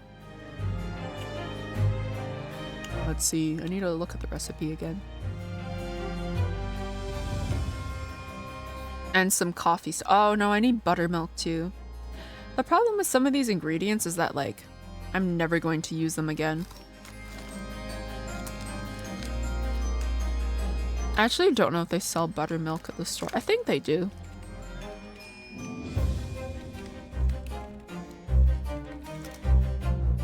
I just never look for it, but surely they sell buttermilk.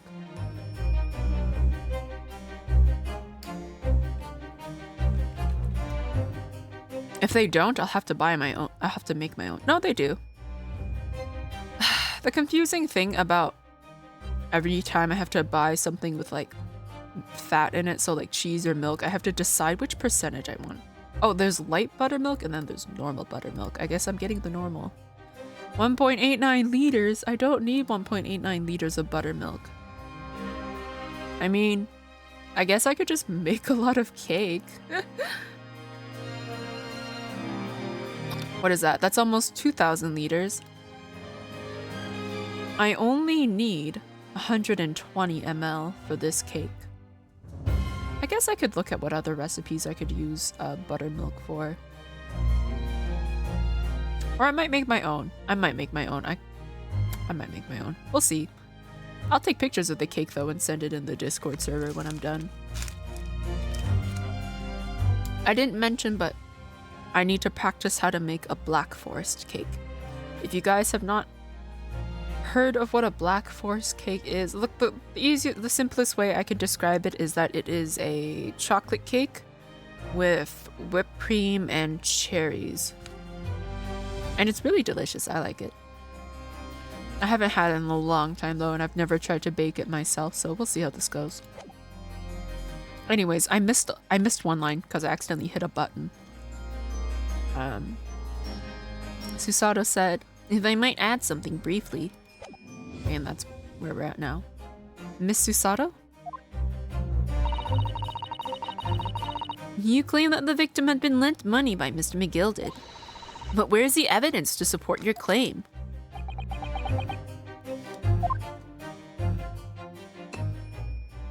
He's having wine? Whoa.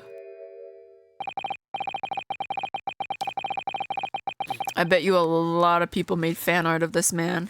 Like, a lot. Pray forgive the discourtesy of filling my hallowed chalice in a court of law. Aha! There it is! Lord Van Zeek's hallowed chalice. How can this be considered acceptable? But I find myself in unexpectedly good humor. I'd heard ladies from the Far East could show great courage, but I didn't expect to experience it myself. As judicial assistant to the defense, I'm simply doing my job. What a pity that your display of courage is in vain. This is the debtor's ledger, which details all monies loaned by the accused. No! Another sneeze escaped me.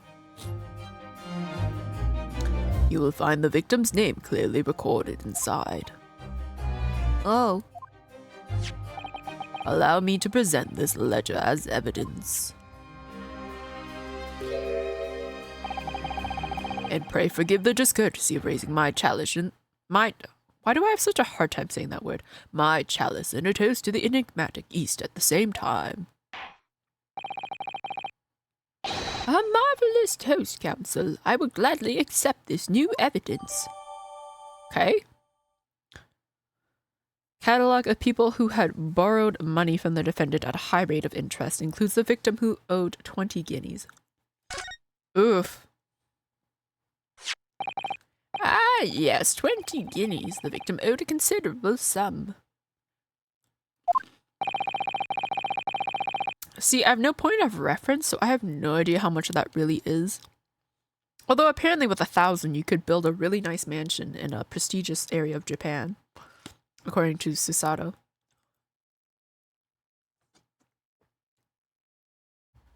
And the accused made quite certain he had ample recompense. Well, it would seem I've had the wool pulled over my eyes. Regrettably, madam, that is the modus operandi of the accused. And it's such a pretty little bark, too. What a scoundrel. Still, maybe it's all for the best. Wait a minute. Let's think about this a little more before. I don't stand for nonsense. Damn.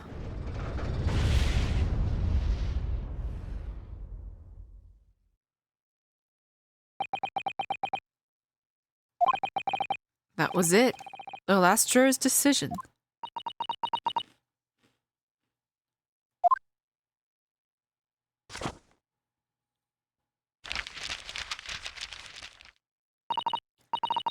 According to this encyclopedia of British law, when all members of the jury have concluded that the defendant is guilty, court proceedings are suspended and the presiding judge will deliver the final verdict and sentence. That's what it says here. The final verdict. It's over then. Oh! There's a footnote, though. A footnote? However, the defense... All 6 members of the jury are now in agreement in this case.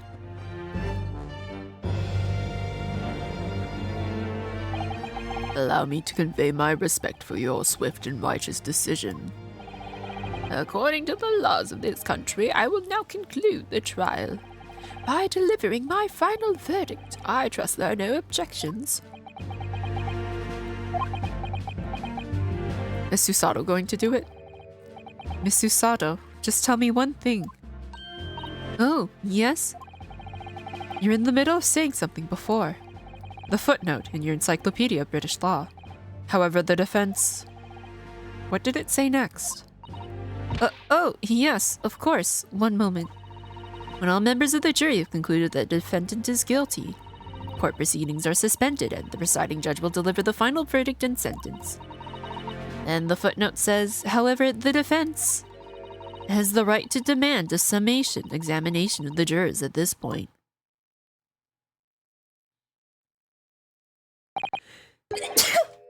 Oh, there it is! My sneeze! It happened!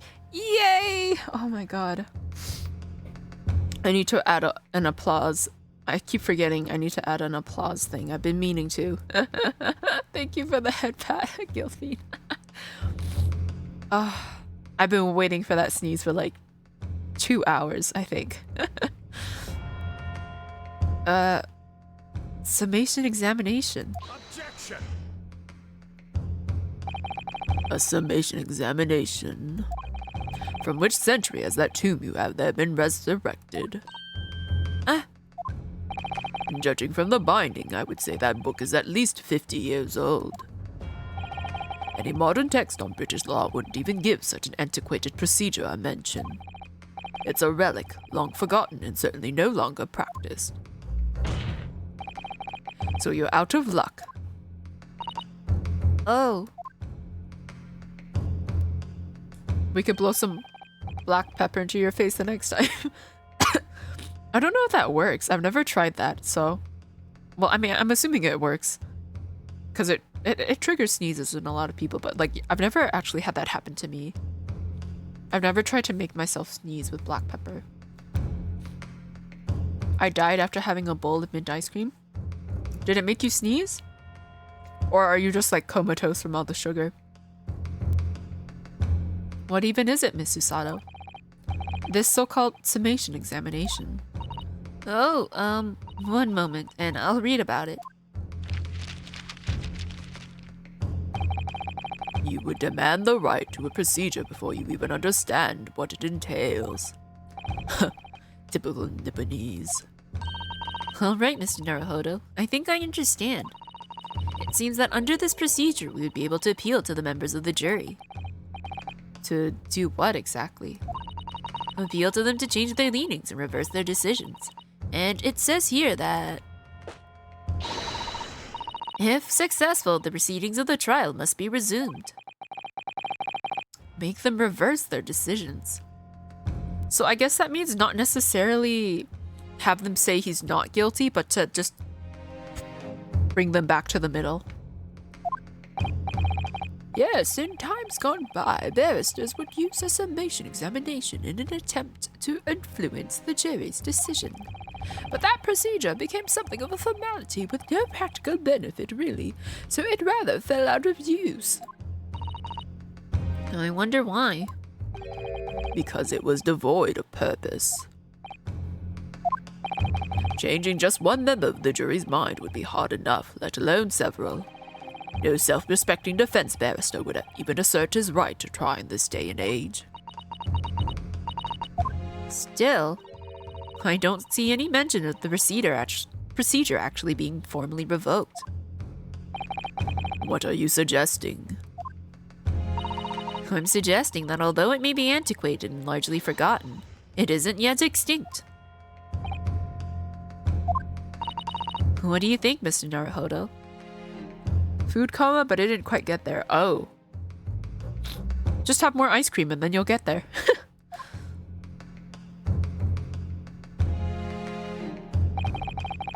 A summation examination. Our last possible option. Do we assert our right to carry it out or admit defeat? Well, obviously we have to assert our right or else the game ends. The defense wishes to assert its right to a summation examination, my lord. Objection! London is the capital city of the most powerful nation on earth. We have a duty to the world to exemplify the very highest standards of judicial procedure. Summation examinations are an embarrassment that should remain buried. Objection! But if it's our right, it's our right. I believe it could prove vital in this trial.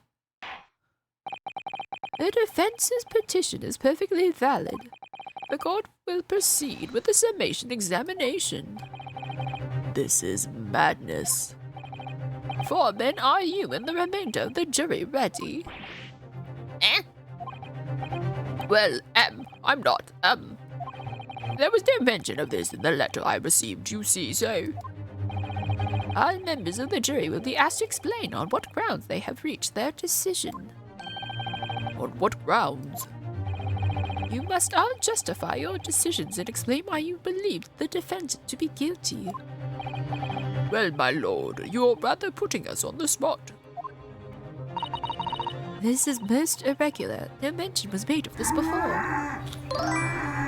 Oh, hello, Pitbull. Thank you for the raid. Welcome, everybody. What were you playing? Oh! That's a new shout-out thing. Yeah, that is new. They updated that. That's cool. What were you last playing? You were playing Power Wash Simulator? Oh my god. I've been wanting to play that game. Is it as relaxing as I think it is? Is it satisfying? Do you use all the various attachments? Oh, thank you for the follow, Archmage. Oh my goodness. Oh! I keep forgetting that in this game, if I don't click out of it and I try to scroll through the chat, it just goes through the text. Ah! Oh my god, hydrate. Thank you for the hydrate, Aries. I see you guys are already having fun with the redeems. Okay, let me just scroll up to catch up. Yes, hello Aries. Oh, hot dog. Hi Sears. I hope you're doing well. I hope you guys are having a good Wednesday or Thursday. Oh. Save? I mean, I suppose I could save right now if I wanted to. Where is the save? Records, save. Yes, this is the save I can overwrite.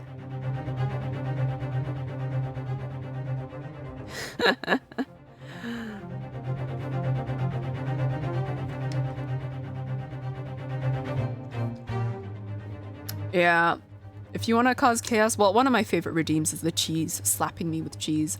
Although I think you must have used up a lot of your points already.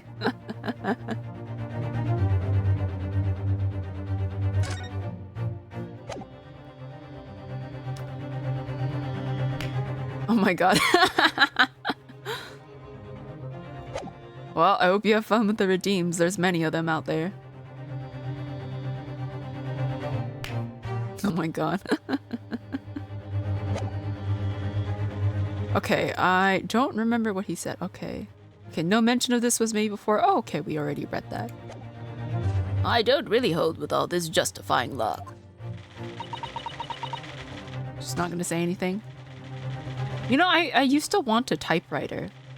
Oh, thank you for the head pat. Is this for all the after enduring everything Aries put me through? But yes, there was a point in time where I wanted a typewriter. And then I realized that it's... One, it's expensive. Two, it would... I don't know.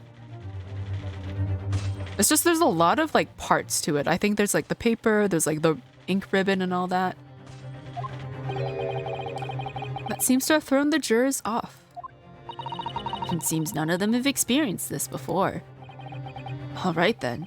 The summation examination. A defense procedure no practicing lawyer has attempted for years, is it? Well, just maybe. It might be the opportunity we've been looking for. To turn this trial around. I'm currently built up on energy and I can run 2 marathons right now. I wish to have that amount of energy right now.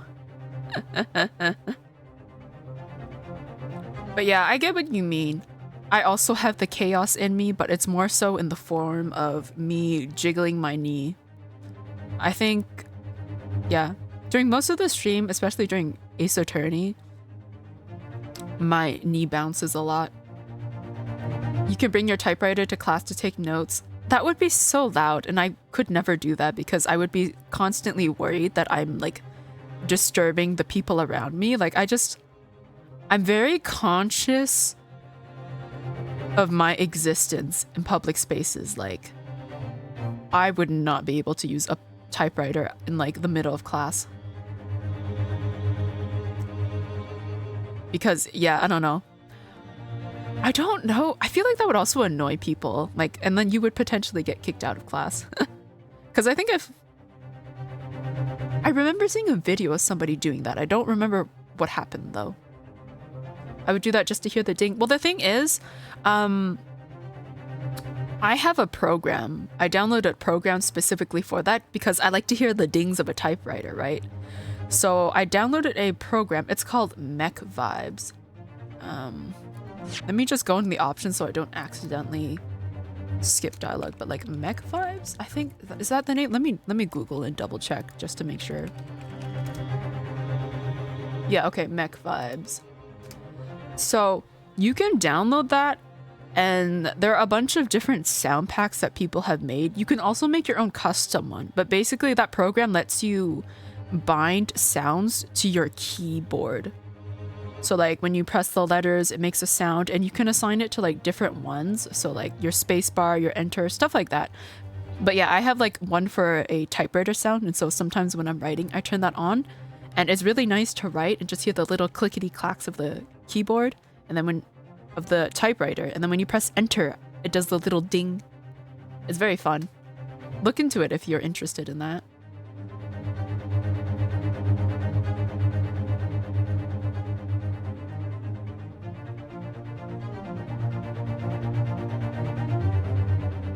All right, where were we?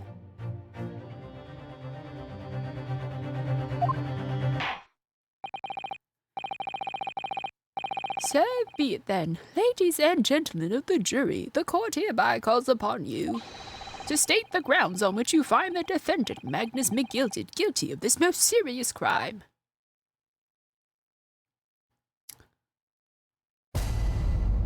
Oh, this game has so many. I'm astounded at the different. There's so many more mechanics in this one compared to Phoenix Wright, and it's really cool to see.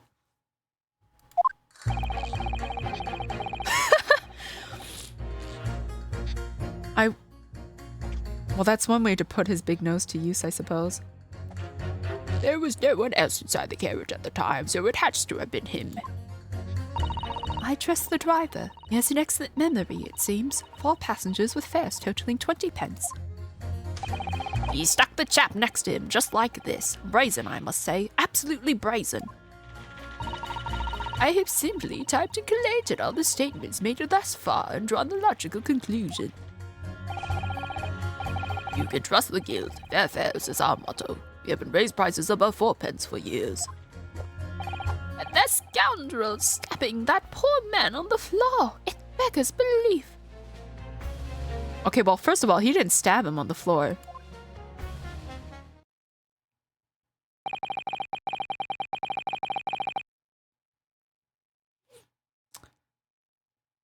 I like to make jokes that some people take seriously, so I say this is a joke, don't come for me at the end, so I'm not timed out.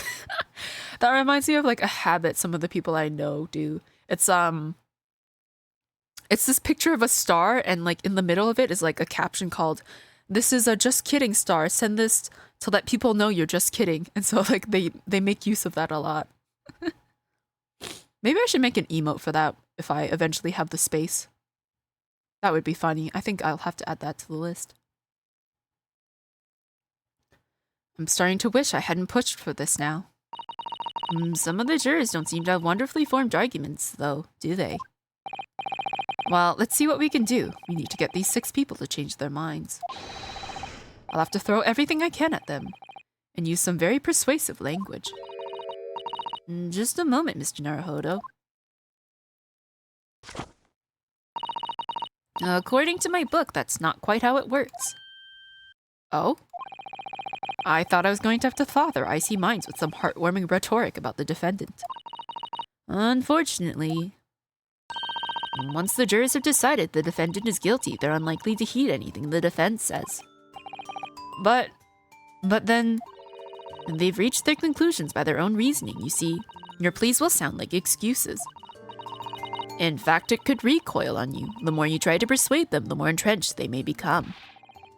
Then what on earth am I supposed to do?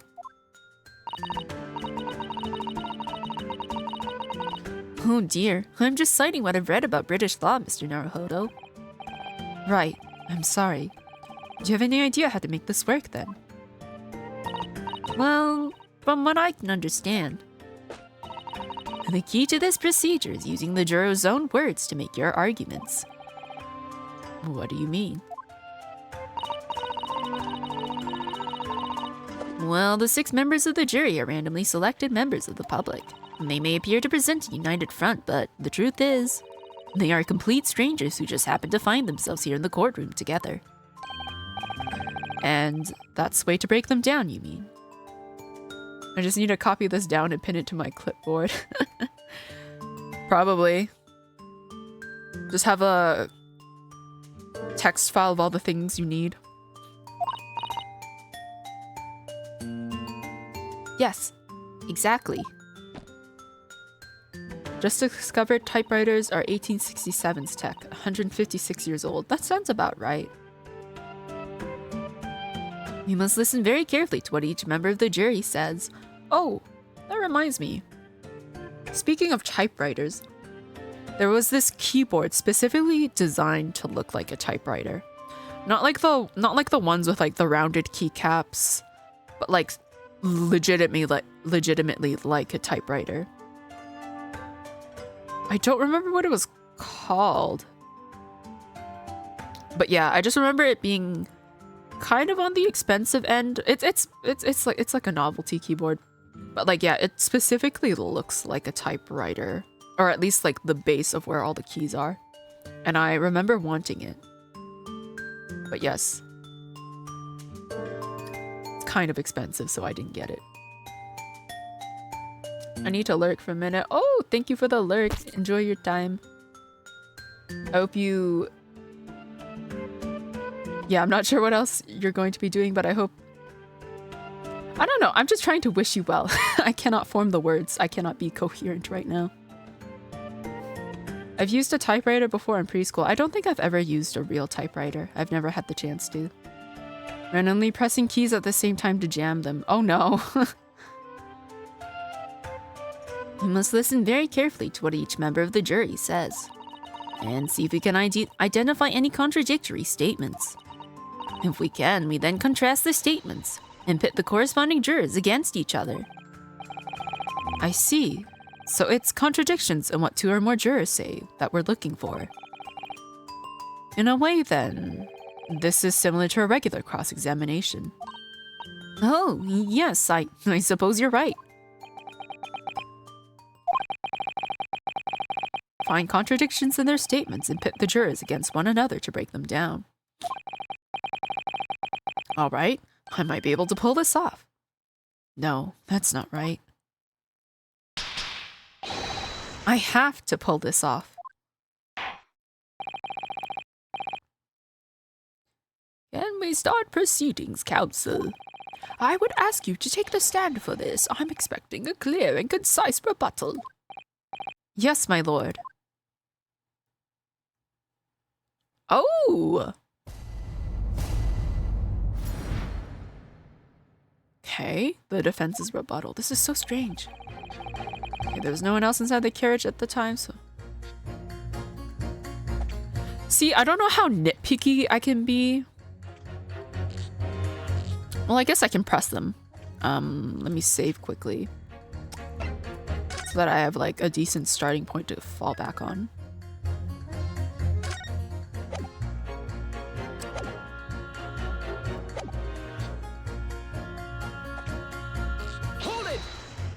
I also remember painting a lot of pumpkins since it was so easy. I just remember drawing a lot of random stuff as a kid. Like, yeah, I don't know.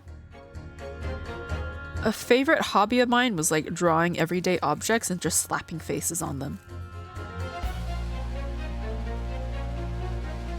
Certainly, the testimonies we've heard suggest the victim and Mr. McGilded were alone inside the carriage.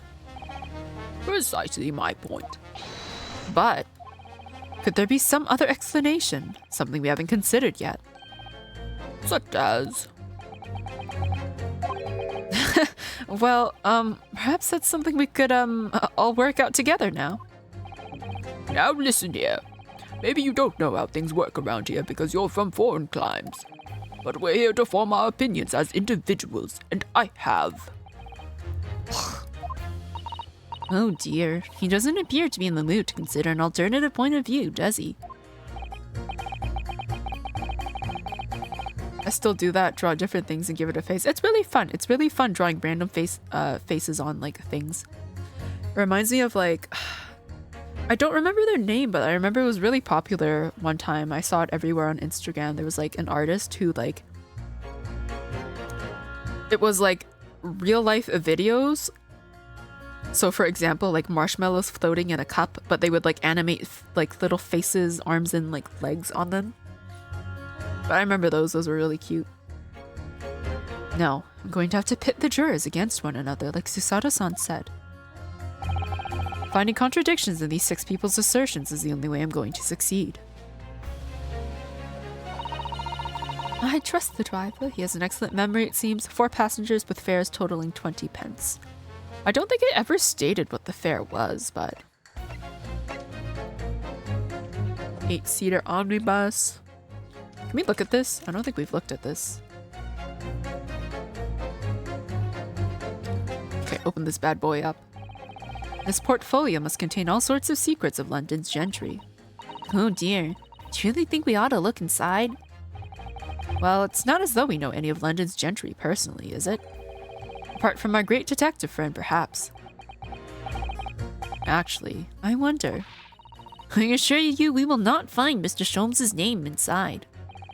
Well, let's see what we find.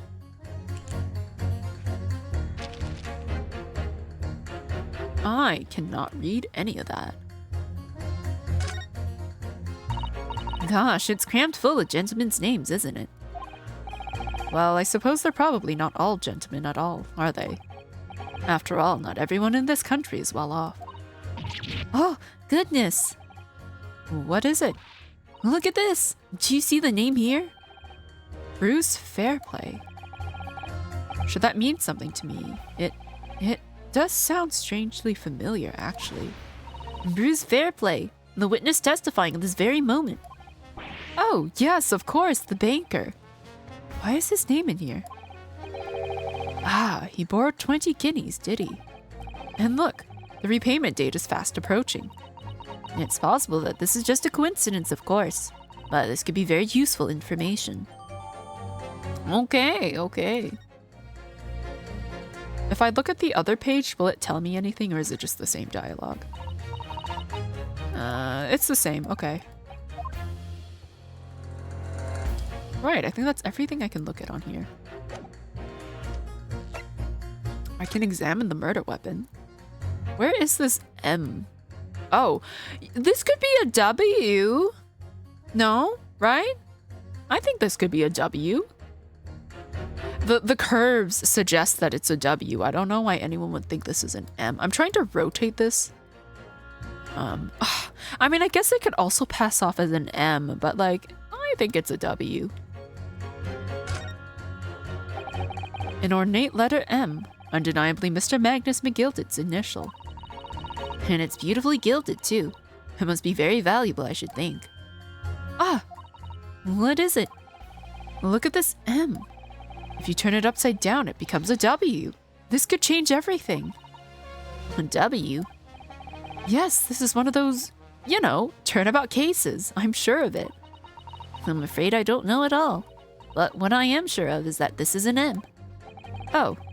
Well, that idea was quickly quashed. Yeah, there goes my hopes.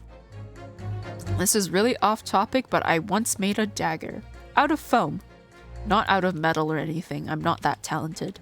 But yeah, I once made a dagger. It was for a school project. It turned out quite well. I'm honestly quite impressed with what I made, with what I had in the time span. That part is the sheath, isn't it? Do you think I can unsheath this dagger? Maybe. Are you alright, Mr. Naruhodo? Oh, sorry, yes, I just don't really like blades. Oh. Those don't seem like the words of a man with a large katana slung from his waist. That's not a blade. That's Kazuma's soul. Oh my god. That makes me kind of sad when I hear it. The foam assassin? Yes. I even made it a little leather pouch sheath thingy. Anyway, there's no sense in delaying it. Let's see what the blade looks like. Oh.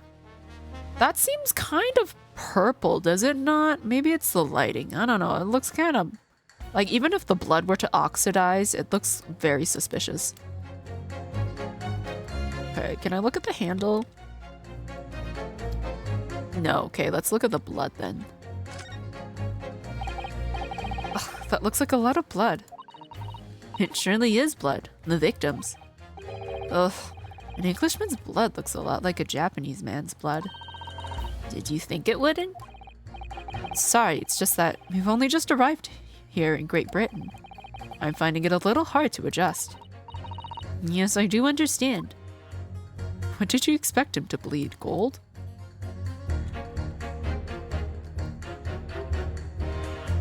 I don't think there's anything else for me to look at here.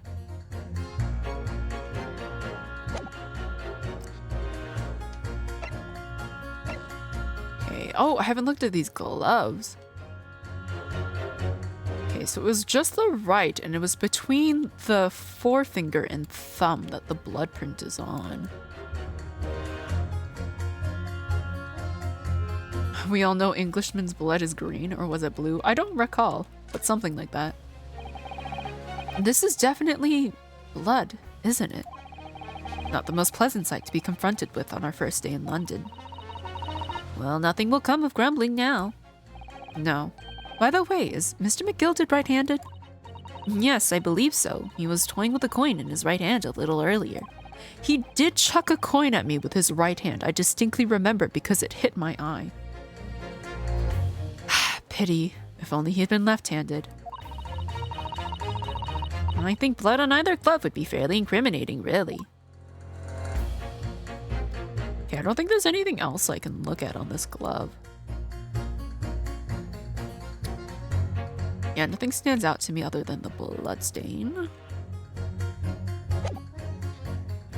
Iron is what makes blood red, if I remember correctly. I know nothing about anatomy, so I will take your word for it. Okay.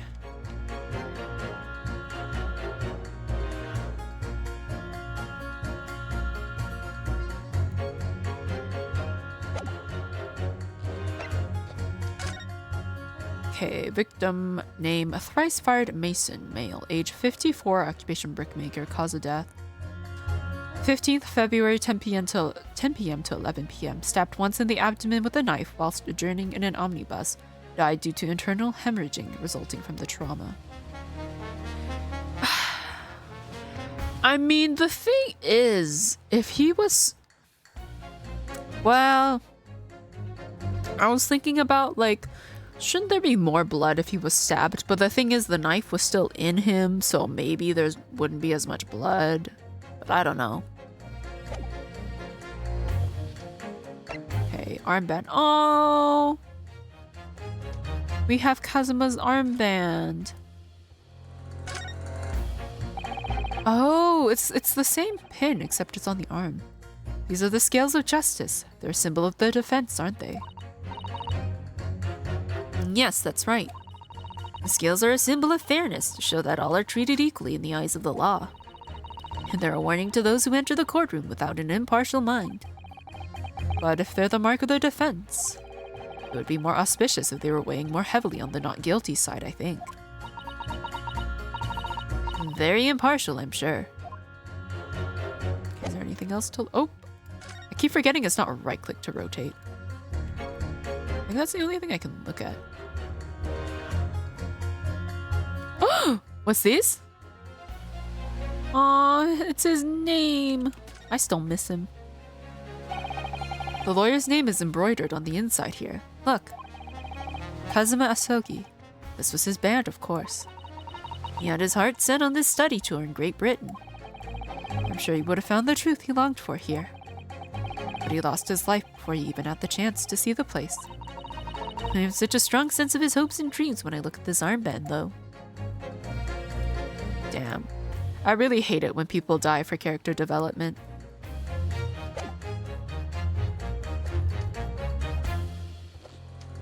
Like the horseshoe crab. Is the horseshoe crab the one with like the blue blood?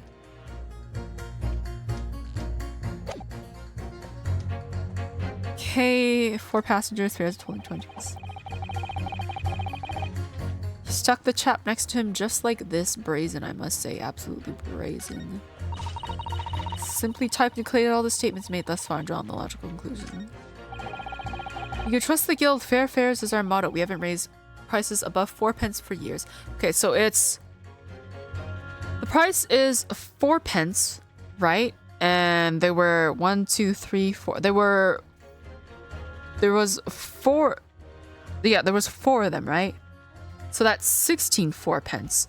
But she's saying that the price was 20, which means there had to have been 5 people. Oh my god.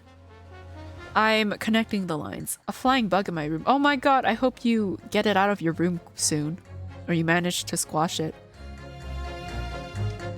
I'm very lucky so far. I have not had a fly trapped in my room yet. I remember that being so annoying. Like this big buzzing fly, and it would not leave my room. They never want to leave my room. But yeah, I tried to like kite them out of my room. Normally I don't have a fly swatter on hand, so... I grabbed my electric fly swatter and instead of stunning it, I crushed it. Delicious. Now you have a little snack. Okay, I'm gonna press this and then I'm gonna press the other guy about the 4 pence thing. But does his ability to recall his takings at night really tell us how trustworthy the man is? I manage all his lordship's cash affairs, so I'm very particular when it comes to accounts. I see. A single penny can mean the difference between life and death after all, can't it? That's a saying in your country. My point is, a man who minds his figures is a man of trust. Those of us in service would swear to that, sir. Does that bench really need any more polishing? So if the good driver says that he saw Mr. McGilded in the act, I don't doubt him. The only task left to do is disposing of the rubbish. Now wait a minute. One of the other jurors mentioned something about money, I think. Now would be a very good time to listen carefully to the jurors' statements again, Mr. Naruhodo. If you notice an inconsistency in what 2 different jurors are saying, I should expose it by pitting them against each other. Yes, let's see if I can do just that. I just had a bite on my arm. I hope not. It was not a tick. Ooh, that's lucky. I don't really see ticks. I haven't come across one yet. But yes, I've never been bitten by one. I think, what is it? If you're bitten by one, there's like a chance of, I can't remember what it is you could catch, but like there's something you can get, right? Something bad if a tick bites you. Some sort of illness, I think, but I don't recall which one. Anyways, it was this, no, not this one, the next one. This chap was talking about money. Hold it! That's how much it costs to take the omnibus. That's right. As a guildmaster, I decided to set a policy for all drivers across the city. One fare no matter which bus you take or how far you're going. We have to compete with the rise of the motor car, you see. Oh, so cars do exist already. Us coachmen have to make a stand together. Motor cars, you say? Yes, and this murder on one of our buses is extremely damaging to our cause. It's beyond the pale. It'll lead to a decline in passengers, you mark my words, and it's all that rascal's fault. He has to pay. Is it the crime or his buses he's more worried about? Anyway, every member of my guild is reliable and trustworthy. So if the driver says he saw him do it, that fellow in the dock is as guilty as sin. Oh. Oh, I have to do R to pit. Okay. Let me try pit. Okay, arrow keys? Okay, yeah, there. Pit.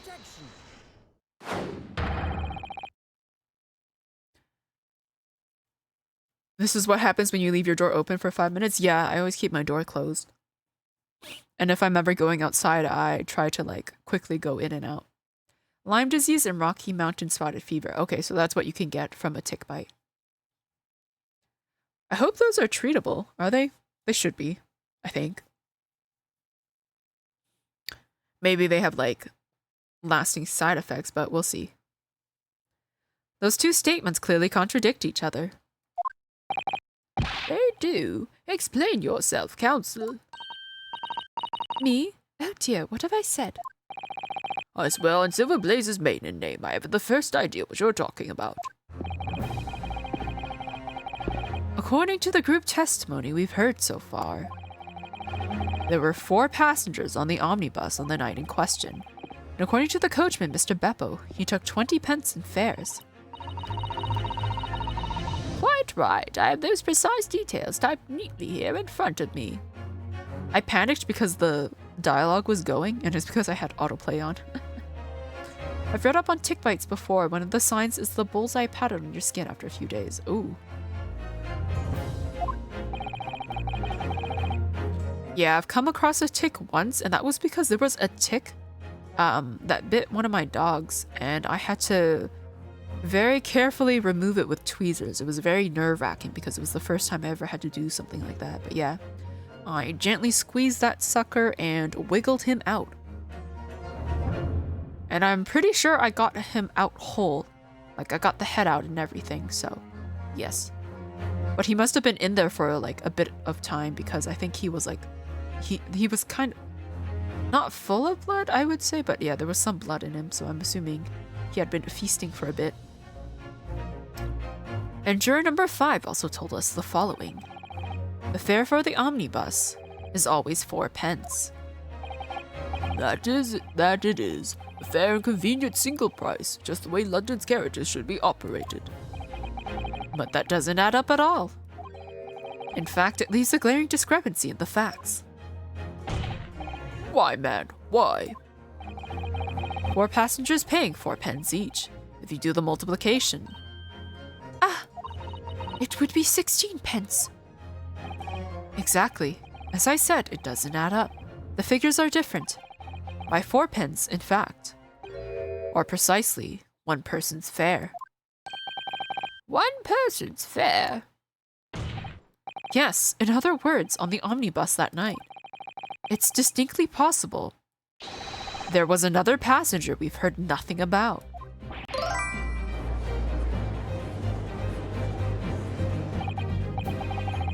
Fun fact, there's a type of tick where you can get meat allergy from its bite. Really? Also, hello, Adam. Because you know what's funny? Recently, that dog has become quite allergic to stuff. And I, for the life of me, cannot figure out what. The vet insists that it's some type of food allergy. Yeah, I haven't run an elimination diet yet because they're quite expensive to do. But we'll see. I'm kind of planning on, I have plans on like doing it later because I'm going in vacation in a couple of weeks, but like I'm planning to do it after that. But yeah, There has been a little nagging thought in my mind that maybe that tick bite did something, but I'm not sure. Maybe that type of tick can't even be found where I am. I'll look into it. Damn nature, you scary. I'll never leave the house again. Yeah. What can I say? Sometimes nature just wants to kill us. This can't be right. The coachmen of the guild are good, honest men. One and all, trustworthiness is our watchword. The figures your coachman claims most certainly do not add up. Your watchword, good sir, is a fallacy. I beg your pardon? Mr. Guildmaster, I think you ought to consider that if this trial were to end now. The news will surely spread all over London. The news that one of your coachmen tried to hide the fact that he lets nefarious characters ride his omnibus.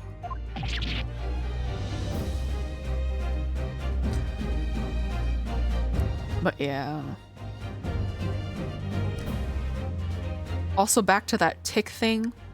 While they're not accurate, I did do one of those allergy tests. They tested it based off of like hair samples. So while I know they're not accurate, a lot of the stuff that got triggered was like a whole bunch of meat stuff. So supposedly he could be my dog could be allergic to a whole bunch of different kinds of meat, which is a little bit annoying in terms of like trying to buy food. Wearing a biohazard suit for a nature walk next time. Would you not, like, in this weather, like, melt inside your biohazard suit and become soup? I've never walked with one around, but I can imagine that it would, like, impede your movements a lot. You would? Yeah. You would become a biohazard yourself in your suit. But I suppose it would be fine then, since you would be kept confined in the suit. All right then, how do I make it so this miserable trial doesn't end, Well, according to my book here, you simply launch a ball of fire onto the innocent side of the set of scales. Now hold your horses there, coachman. We were all in agreement. Why do you have to go and... Wait till I get my hands on you, Beppo. Oh! Ow! This is all very irritating. Begging your pardon, sir, I'm going to do the same.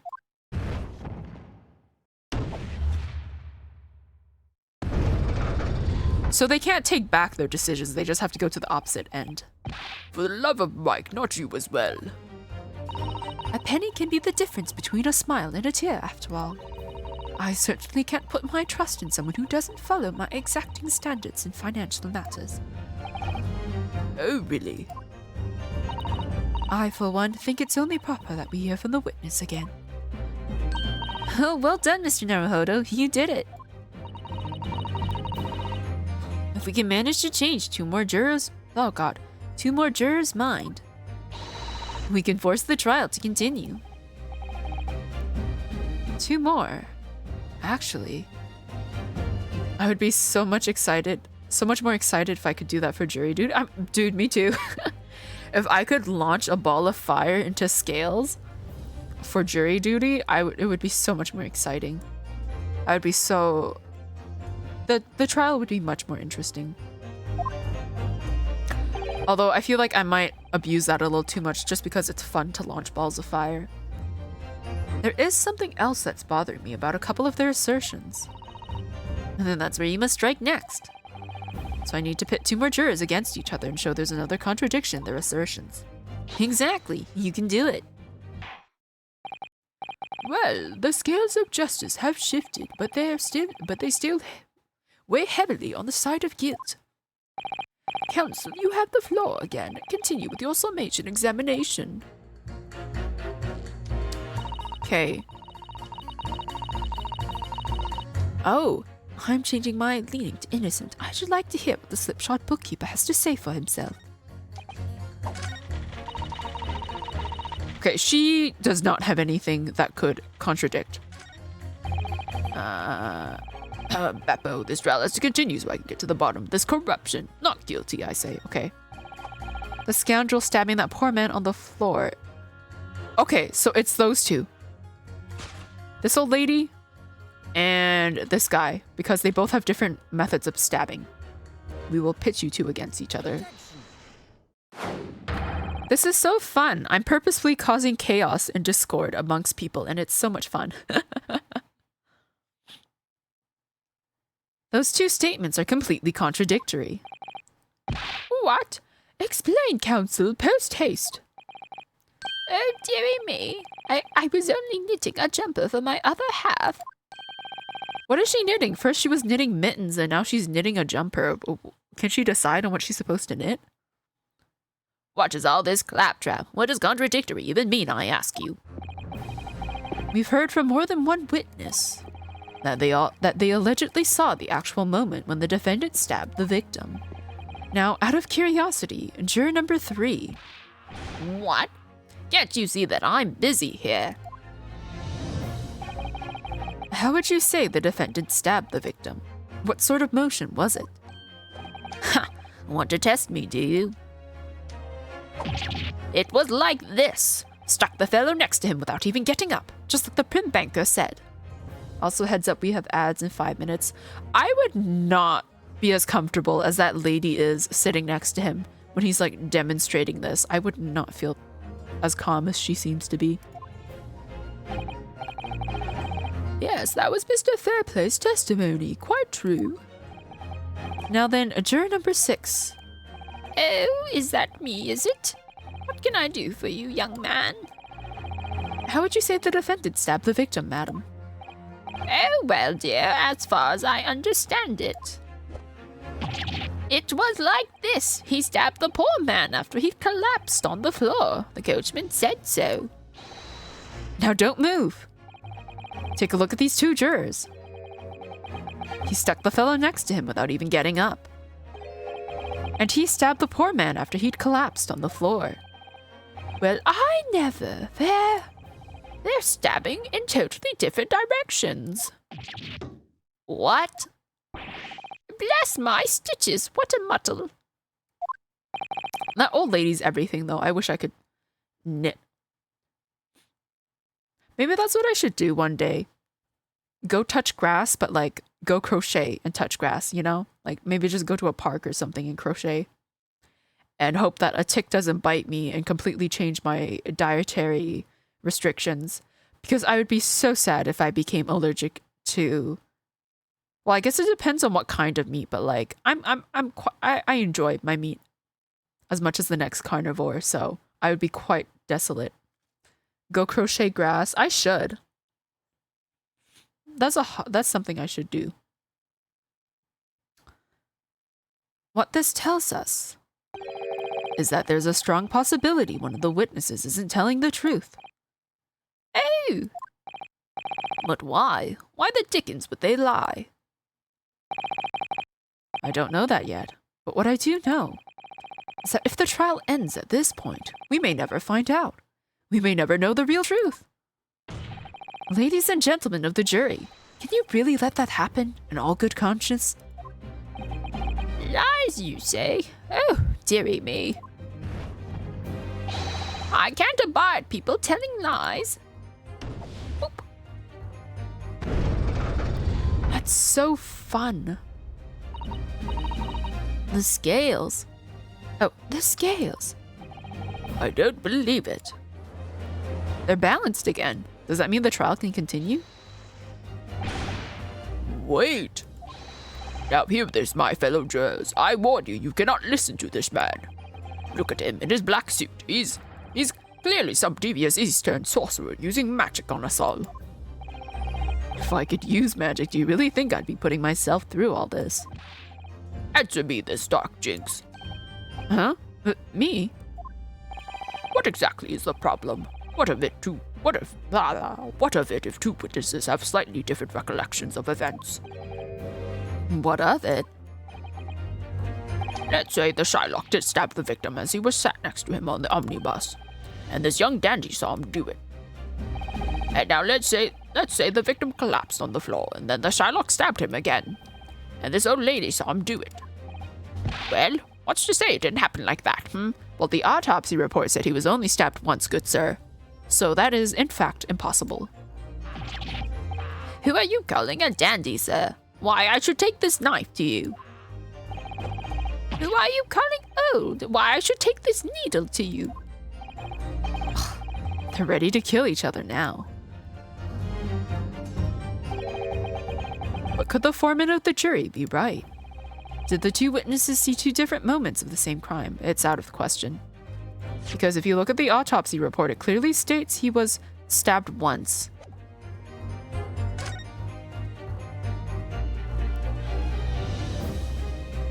Unfortunately, Mr. Foreman. What is it, you dog jinx? Come on, out with it. What you're suggesting is impossible. It's out of the question. What? What are you talking about, man? How can you possibly say that? You do realize that I'm only doing my job. As foreman of the jury, I have a responsibility to steer everyone in the right direction. So where's your evidence, man? That's what we want to see. I say the two witnesses saw two different moments of the same crime. If you say that's out of the question, show me some proof. It looks like the only way I'm going to convince him is to present him with something he can't dismiss. Some irrefutable hard evidence. As you wish. What? I'll give you the proof. It's out of the question that the two witnesses saw two different moments of the same crime, as proven by the autopsy report. This is the victim's autopsy report. According to what's written here, Mr. Mason was stabbed in the abdomen. Only once. Eh? Only once? It's quite simple. The victim was stabbed precisely one time. Which means these witnesses can't possibly have seen it happen two different times. All right, I concede defeat. Woo!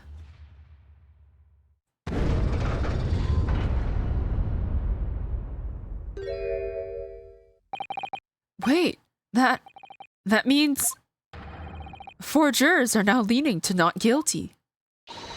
We've done it, Mr. Naruhodo. We've won. Huzzah! What are you playing at, you dandy fool? Shut your trap, sir. No one deceives me. But we have had a consensus. I said shut your trap. I know a liar when I see one. And if the chap ever dares cross the threshold of my shop, I'll take this razor sharp blade and shave every last hair off his head. Ah! Why is he licking it like that? Why is he licking it like that? Also, hello, thermologist. You came at a really odd time. I'm gonna play because I can't stand to look at him lick it anymore. They knew what they were doing. Oh my god. Okay, but why am I feeling so embarrassed? Oh my god. He seems really skilled with his tongue. I mean, I won't refute that. Oh. I can feel my face getting a little warm. Oh my god. Maybe this is what I need the heart rate monitor for. Not for horror games, but for this. Please tell me he's a barber. Well, in a quite remarkable turn of events, the defense's summation examination has flipped the balance of the scales of justice. The jurors now stand at 2 for guilty and 4 for not guilty. Accordingly, there is no longer a large enough majority among the jury for me to adjudicate, and the trial must continue.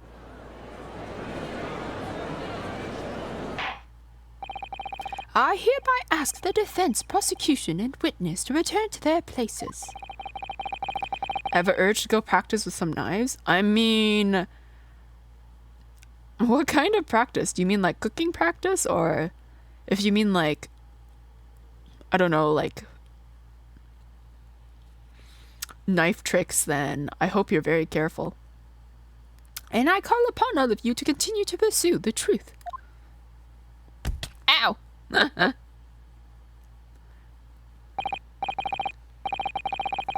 don't remember how many points it costs, but if you manage to throw enough stuff at me, you can kill me.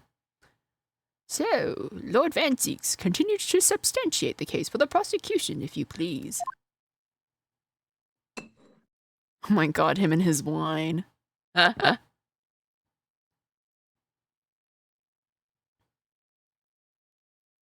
His hallowed chalice. I do have to run ads soon. Oh! Damn. Let me just hit the snooze button again. Having savored the rich aroma of the carmine contents of this hallowed chalice, it may seem crass to crush it to dust. Pray forgive the discourtesy. Lord Van Zieks! Oh, is it cold in here, or is it just me? As your antiquated tome no doubt says, the prosecution may not speak during a summation examination. So I honored a deathly silence and listened to the charade. It seems I overestimated the intelligence of the jury. Well, no matter. There is nothing so hard to prove as a self-evident truth, it would seem. No, and why else would we grace the courtroom with our presence after all? So, let us proceed to the next round of battle. Oh, he threw his cape off. Things are getting serious. Bring forward the witnesses once more.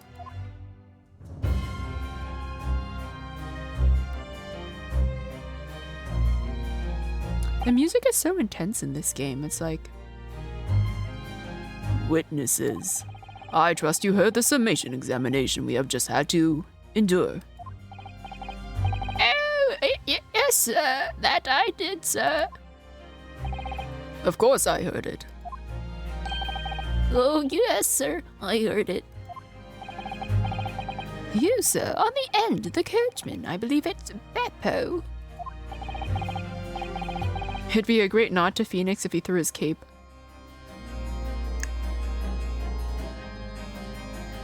At Naruhodo's face? Oh, yeah, he threw the cape and then you just see him completely covered. That would be a funny sprite. Yes, sir, my lord, sir. If it transpires that in your previous testimony, you were attempting to veil the presence of a fifth passenger on your omnibus, you will be found guilty of perjury. You are advised to bear that in mind, sir. Oh, mio Dio. Oh. So there was a fifth person then. Or there wasn't? I don't know. Now then, witnesses, I hereby call on you to testify before the court again. You will explain the various misgivings brought to our attention by the defense's summation examination. Okay. This is a good time to run the ads, I think. We're gonna run those for 3 minutes and then come back to this. Or if he throws his hallowed chalice at Naruhodo. Yeah, that too. I just wanna...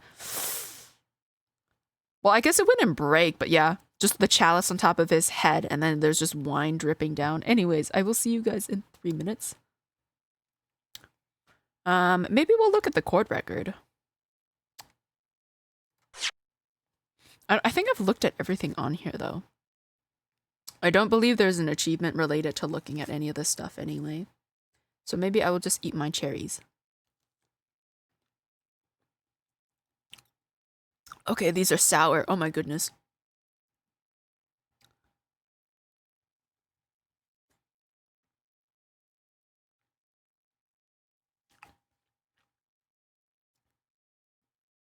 I took cherries earlier, and I completely forgot to bring a separate bowl.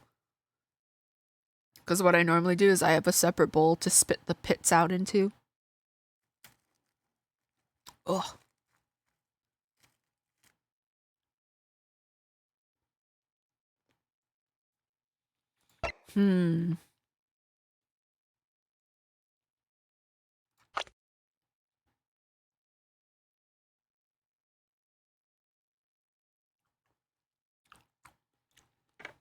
Like, Doesn't his mustache mysteriously look like a W? And couldn't there be a W on the dagger? I don't know. I'm still not sure where Lady First comes into this. I still can't get over his name. It's so funny. It's so good. Bruce Fairplay. There's probably... I don't know. There's probably something to his name. Beppo, I don't recognize. Thrice Fired Mason, maybe? I don't know. Beric Van Zeeks. Magnus McGilded. Male Strongheart.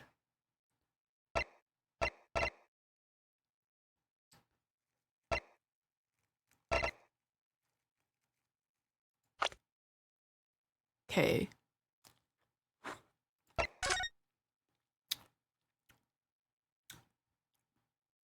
It's time for nearly 1 a.m. snack, chips and soda. I'm eating fruit.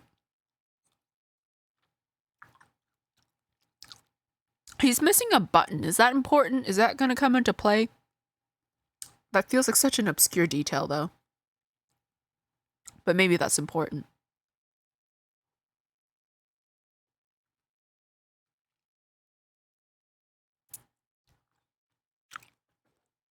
Do I get fat from junk food?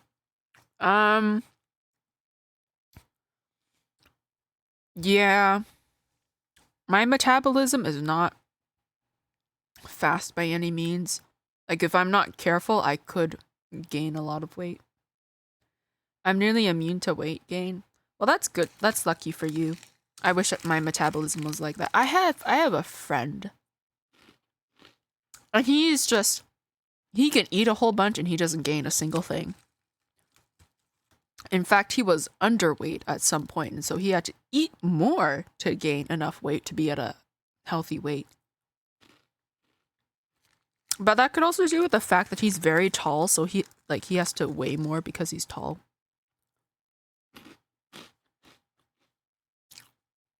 Although I think many people would wish to be immune to weight gain. Because let's face it, food is just delicious. Eating food is just, I don't know, food is just good. It gives me the happy chemicals, what can I say?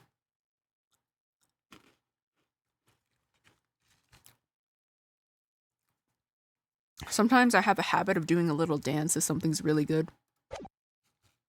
Not that you guys will ever see it, but yeah. Eating more is way too much work, so much food. I had a double cheeseburger today. Ooh, that sounds nice. I haven't had a burger in a while. Yeah, it's been a long time. Maybe I should just go order a cheeseburger at some point. I only carried 4 passengers that night. I swear. But Well, I, for one, was told I had to pay 5 pence for the bus. he fiddled us on the fare, he did, and then I saw that blood-curdling sight as well. It's all too much. A cheeseburger is a little treat. To be honest, if I wanted a little treat, I'm more of a chicken nugget person. I love my chicken nuggies. Because what I like to do is I like to order a 20-piece chicken nugget for myself, even though it's supposed to serve 2 people. That's okay. I can eat for 2, that's alright. And then I have that with large fries. That's my little treat anytime I get McDonald's. Okay. I tell you, I saw McGilded stabbing that man. Everything I said before stands. Yes. Yes, he stabbed him. Yes, he did. I think so, yes. Somebody, like, give this man a heater. Or, like, somebody bring him close to the fire. Poor man is freezing. The delivery fees are a bit large, so I overorder and meal prep. I should do that. Yeah, that's one reason why I don't like ordering food for deliveries. Just because sometimes the delivery fees are just... They're just like, oh my goodness. But for me, I am fortunate enough that if I really wanted McDonald's and if I was stubborn enough, I could walk. It's within walking distance. It's not too far. A large fries is so much. I wonder if Canada has a smaller large than this. Well, I know compared to the States, like the drink sizes are definitely different. Like, oh my goodness.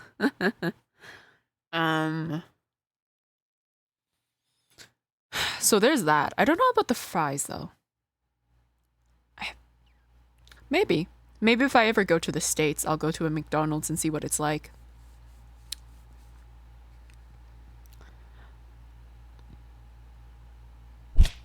Sorry, I was just staring into the void because like the large fries I order is already quite large, and if they were to be bigger, oh my goodness, that would be so big. That would be so many fries. Oh. Many random throws. There used to be a super size. Oh dear lord. It's the Trenta. It's the Trenta size of fries. I wouldn't blame people though. Fries are delicious. Potatoes are delicious. I just like potatoes. What can I say? I'm a potato lover. You know what I don't like? Cause you know, sometimes I want chicken nuggets and sometimes it's like before 11 a.m. and sometimes I just want chicken nuggets, but I can't have chicken nuggets because it's the breakfast menu and I have to wait for chicken nuggets. So that's always a sad thing. Potatoes are proof that the universe is a kind place. Yes. Yes.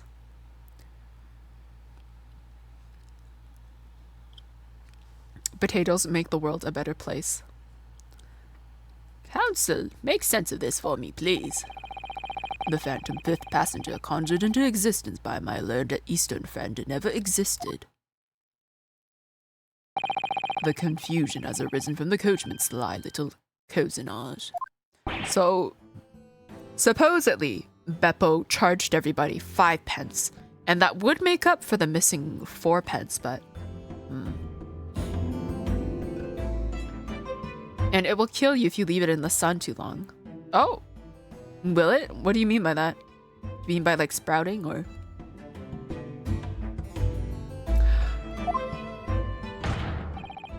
God, that reminds me of the one time I left sweet potatoes for too long and so they like rotted. And like I cut one open and like that smell was enough to kill me. Potatoes turned green. Ah! My only experience with that is poison potatoes from Minecraft. I'm a bit of a potato farmer in Minecraft. I should take a picture. But yeah, oh no. That server's not up anymore. But yes, I normally have vast potato farms. Beppo, explain yourself. I'm terribly sorry, Guildmaster. The guild's fare is 4 pence across the board. You know that. Am I to understand that you've been overcharging our passengers by a penny a fare? It's so cold, and the last run of the day is always half empty. Oh. Okay. I'm more of a wheat farmer. My villagers don't like potatoes. Well, you know what? You can force them to like potatoes. What is it? You can break the compost bin and then place it again and then have them change professions and whatnot until you're happy. You have been dishonest, coachman. I'm sorry. You're a disgrace, Beppo, a disgrace. And your selfish actions have brought dishonor on the entire guild. If I may, sir. I had to pay 10 pence on the bus just last week. Ooh, 10? What? 4 passengers at 5 pence each is, yes, 20 pence. I've done the arithmetic 10 times already, but I just can't make the result come out differently. No, that figures. No, I meant they won't breed with potatoes. Oh, I haven't had the pleasure of breeding villagers. I'm more of a stealing whatever crops the villagers have type of farmer. Yeah, what is it? Steal? Well, there was a meme where it's like POV, you're a villager and you just watch someone come in, steal all your crops, and leave with one of your friends in a boat.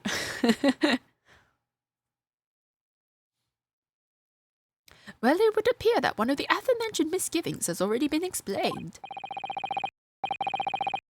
So, counsel for the defense, your cross-examination, if you please. We've already had the pleasure of a protracted summation examination today. I see you intend to continue the parlor games. Absolutely.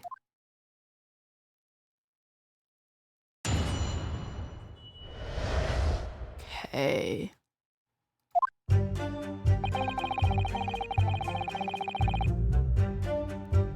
Should I just press everything? I think I'll just press everything. So there were only 4 passengers on your carriage, but you didn't charge them to the standard 4p fare. Is that right?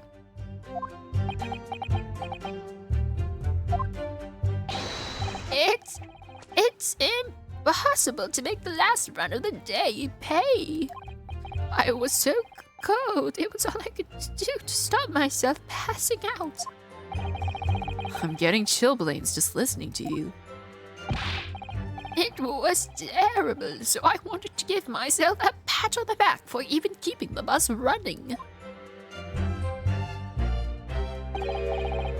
Doesn't a dedicated coachman deserve an extra penny per passenger? You're digging a deeper hole for yourself here. If only there'd been a 5th passenger on the omnibus that night, then we would have had another suspect. Also, this man looks deathly pale, like his complexion does not look healthy.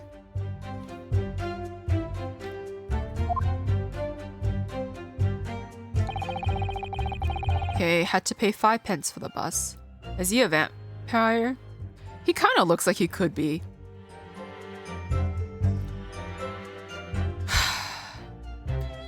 A Twilight reference like blipped through my brain and I hate it. Hold it! Even though I haven't seen the movies in ages and I've never read the books, but just one scene played out in my head. Does that mean everyone on board that night paid 5p instead of 4? Well, I paid 5p too, sir. I just told you that I did. A flat fare of 5p across the board. It's not something to be proud of. I've never seen it. Well, I don't think you'd be very interested in it. It's an acquired taste, I will say. The so-called discrepancy my learned friend identified was nothing of the sort. Much like the phantom killer you so desperately needed, it's gone, dead, and buried. I'd have been happy if it had ever existed in the first place. Right, he fiddled us on the fare, and then I saw that blood-curdling sight as well. It's all too much. This blood-curdling sight? You mean the murder, I presume? Yes, sir. A loathsome sight. No one should have to witness the horror in the eyes of a man the moment his life is taken. Oh, well, not exactly, sir. I mean, I didn't actually see the exact moment the gent was stabbed. Good gracious, really? We have another witness who did, however. The banker has already testified to it.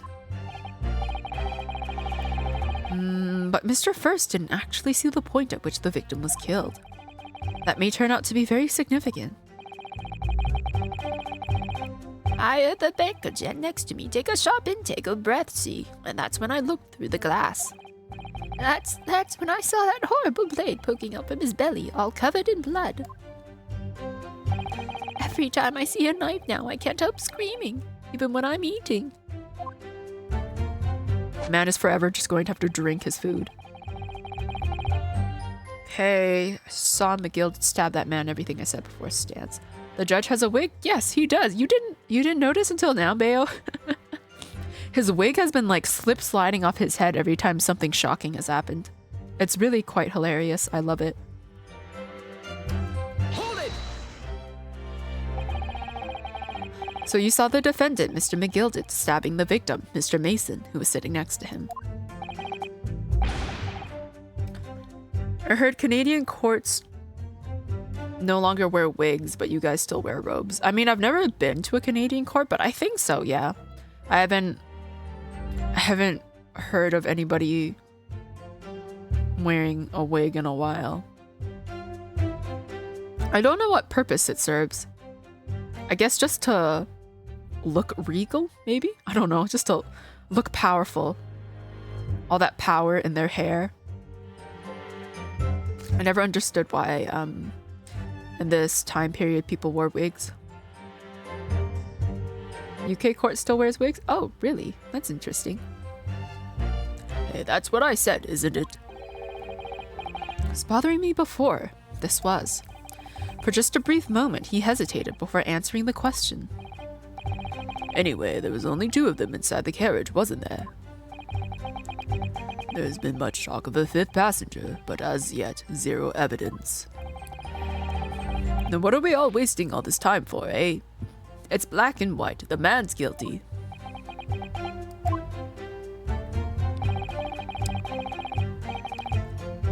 I wonder if it's itchy, wearing a wig like that. Oh god, could you imagine? It's like hot and like it's summer or something, and like the courtroom's like warmer than normal and you have to wear this big wig. I would just pass away. Something about Mr. Fairplay's testimony just jars with me. I wish I could work out what it was.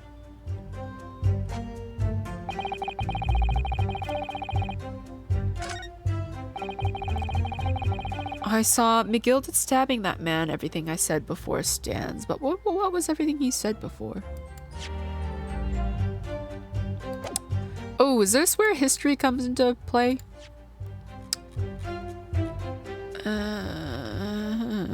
But the thing is, it's so far back.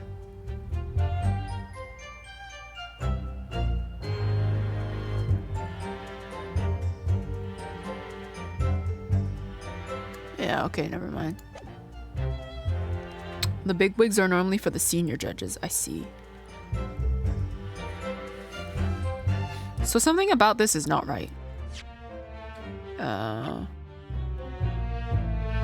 Oh, can I... Because we know he owed the guy money, but I don't know when I'm supposed to bring that up. I will press this statement, though. Hold it! Earlier, you testified that you saw the moment when the defendant allegedly stabbed the victim, didn't you? Oh, yes, that's right.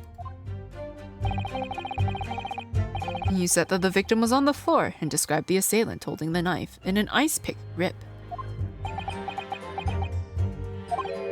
I suppose. I might have. You know, yes, but put the cart before the horse, baby. What's this? Well, I'm quite sure about most of it. I was driving the horses when I heard a scream from the seats on the roof deck. Oh, I expect that was me, sir.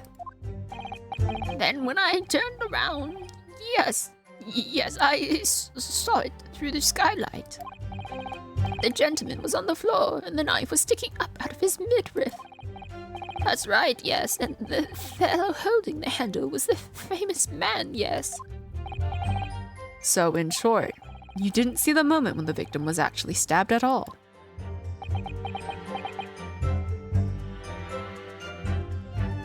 Maybe there was like a pursue thing I was supposed to do.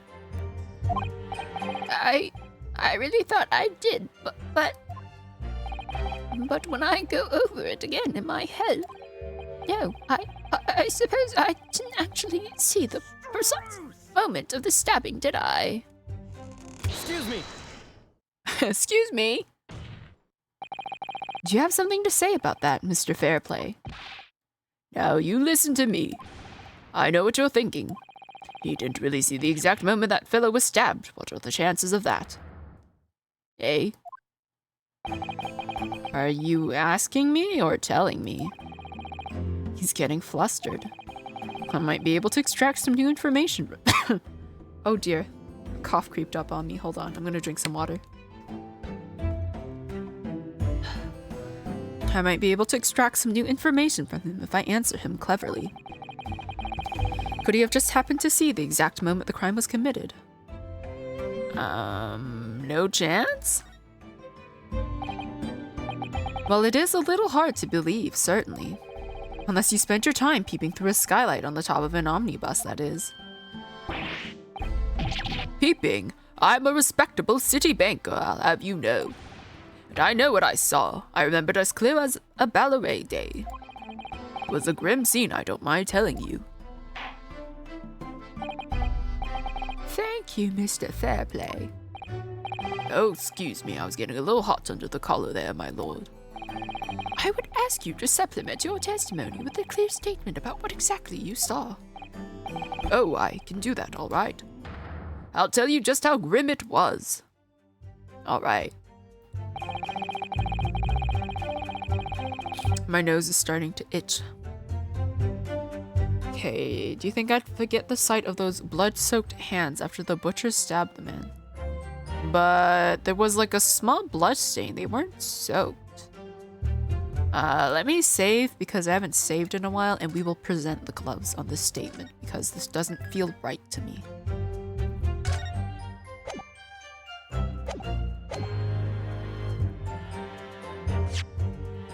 Okay, the hands were not soaked in blood. There was a blood stain, but they're not soaked. Objection!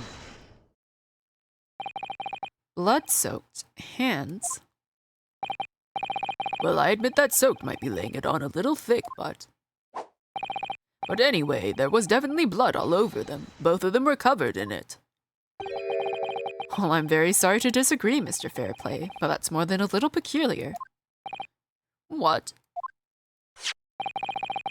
Here are the gloves worn by the defendant, Mr. McGilded, on the night in question.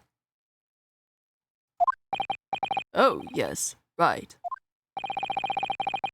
And there certainly does appear to be a sizable dark-colored stain there. But, as I'm sure you can clearly see, it's only on the right-hand glove.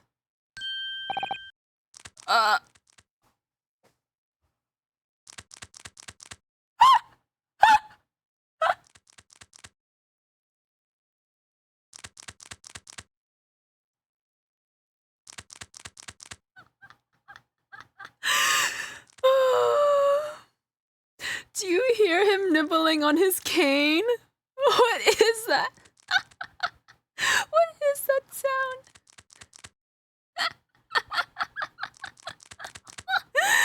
He's a little beaver. Jump, jump, jump, jump. Oh my god. I can't get over this. Oh my god.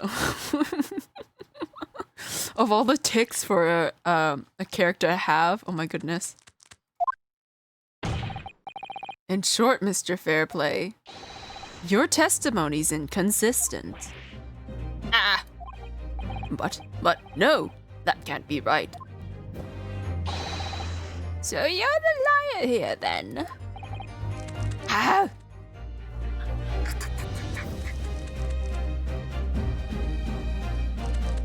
I don't think I can even move my mouth as fast as he's doing.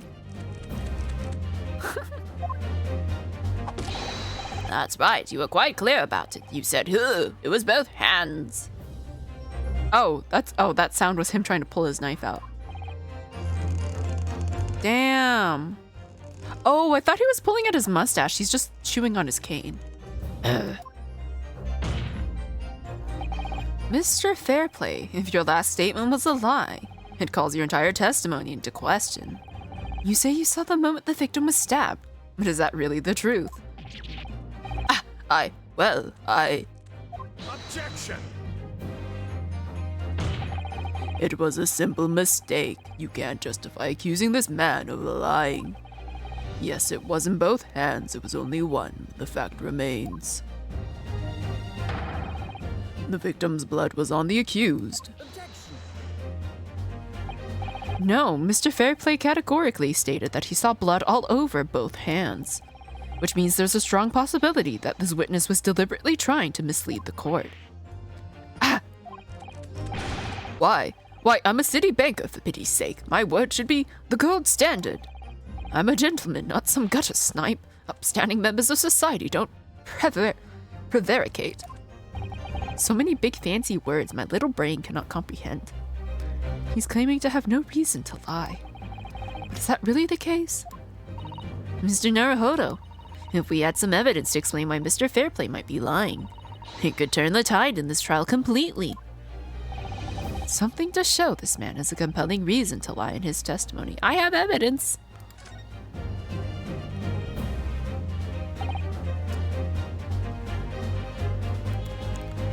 Also, I keep putting it off and I keep forgetting, so let me do this before I forget. I've been meaning to do this, but I keep forgetting because my brain is all over the place. But yes. That's the right command? Yes. Yeet. Go check out Thumb. I like watching him when I'm working. He tends to play a lot of strategy. I don't know how to call it. Strategy planning games, kind of. I'm mostly there for the Fallout, but like otherwise I normally just lurk. My lord. Yes, counsel. I want to one day talk purely in old-fashioned speech. Good luck with that. I feel like I would like trip over myself trying to do it. Like, I don't know, it's just so hard. The defense is ready to present evidence. By Jove, are you sure? Yes, evidence that will clearly demonstrate why Mr. Fairplay had reason to lie in his testimony. Ow! I can't get over his nibbles, they're so funny. Very well. I hereby call on the defense to present its evidence. The evidence that demonstrates a motive for the witness's alleged deception of the court. Here. Take that! I wonder if there's like a guide for old-fashioned speech, like how to talk like it. This is a list of the debtors who own money to Mr. McGilded. Yes, a list of innocent victims crippled by the accuser's extortion. The point is, among the names of these debtors is your name, Mr. Bruce Fairplay. What? Mr. Fairplay, are you currently indebted financially to the accused? No, well, it's barely worthy of being called a debt. According to this ledger, you owe 20 guineas. Not an inconsiderable sum of money, wouldn't you say? What ails you? That's what I say to my dog every time she sighs. What ails you, my sad little Victorian child? Well, what of it? Let's suppose Mr. McGilded were to be found guilty of murder. What would become of your debt in that case? These documents state that the loan agreement is forged between two individual parties. Therefore, were the creditor, the defendant here, to be sentenced to a capital punishment, all outstanding debts which were owed to him would be annulled. They would cease to exist. Cease to exist? Mr. Fairplay, is it not the case that you claimed in your testimony to have seen something you never in fact saw, in a devious attempt to annul your debt of 20 guineas to the defendant?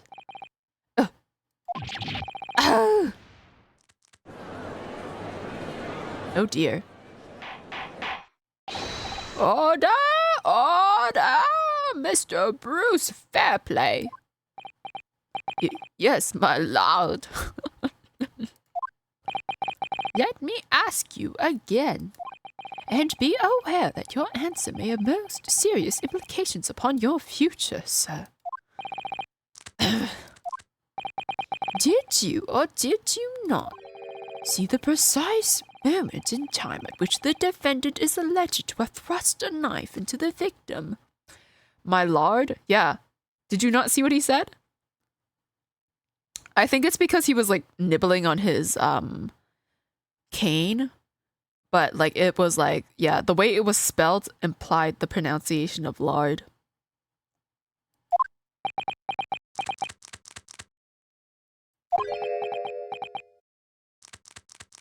These animations are sending me. Your silence speaks volumes. You did not tell the truth in your testimony.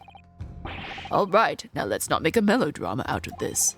Perhaps I did overstate the truth a pinch. A pinch?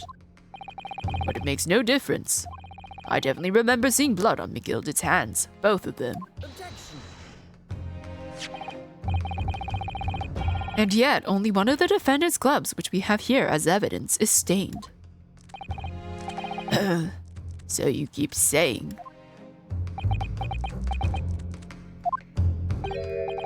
I wonder if I might be allowed to speak, sir. Go ahead, Mr. First. Well, the thing is, I think I remember seeing it myself, as it happens. Seeing what? The blood, sir. On the assailant's hands. I think, yes. I'm almost sure that it was on both of his hands, not just one. What? What?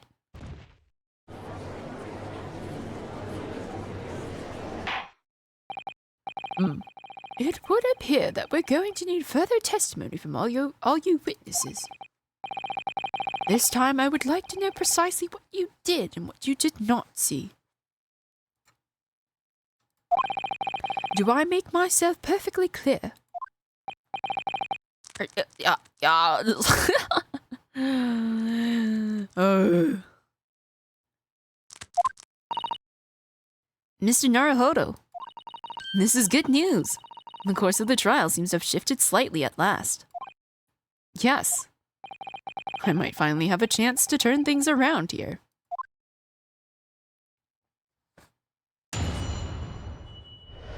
Okay. What they really saw. There was blood on both hands of the assailant. I sincerely and distinctly remember that. However, I suppose you might say that I didn't see the exact moment the stabbing transpired, if that matters. I remember seeing the knife then. I remember seeing both of the attacker's hands with blood on them. I didn't actually see... Oh god, that's not his voice. I didn't actually see anything myself. No, not until I heard that scream. Anyway, the fact remains there can't have been anyone else inside that carriage, or we all would have seen. So I guess the fact that there's a latch on the top of the skylight doesn't make... doesn't mean anything. Well, lo and behold, in truth of fact, not one of you was witness to the crucial moment the crime was perpetrated. I apologize, my lord, but honestly, there was no one else inside that carriage, and the man's hands were covered in blood. Oh, that much incriminating evidence is tantamount to saying we saw the man do it. That's really not what testimony is about. Let us examine the interior of the omnibus once more. The victim's fresh blood is clearly visible on the seat, corroborating the witnesses' accounts. In other words, there is no substantial nor significant change in the facts of the case. Very well. Your cross-examination, please, counsel. Yes, my lord.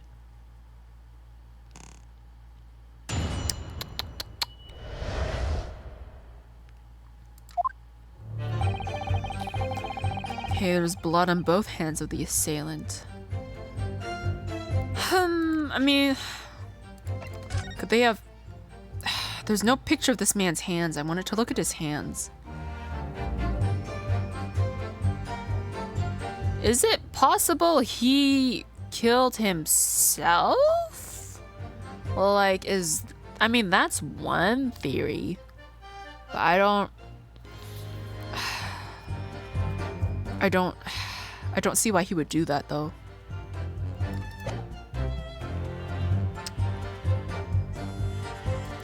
I don't think there's a point in bringing up the gloves because we already brought them. Okay, let's just press everything first. No, the evidence tells us otherwise. We have the gloves the defendant was wearing on the night in question in the court record. I'm well aware of that, sir, but nevertheless, I know what I saw and I stand by it. The man had blood on both his hands. He's defiant, even in the face of hard evidence. He's steadfastly refusing to admit that he might be mistaken about what he saw. But why? Your reasoning is dire. One hand or two, the salient point remains unchanged. Minutes after the grim crime, the victim's blood dripped guiltily from the accused's fingers.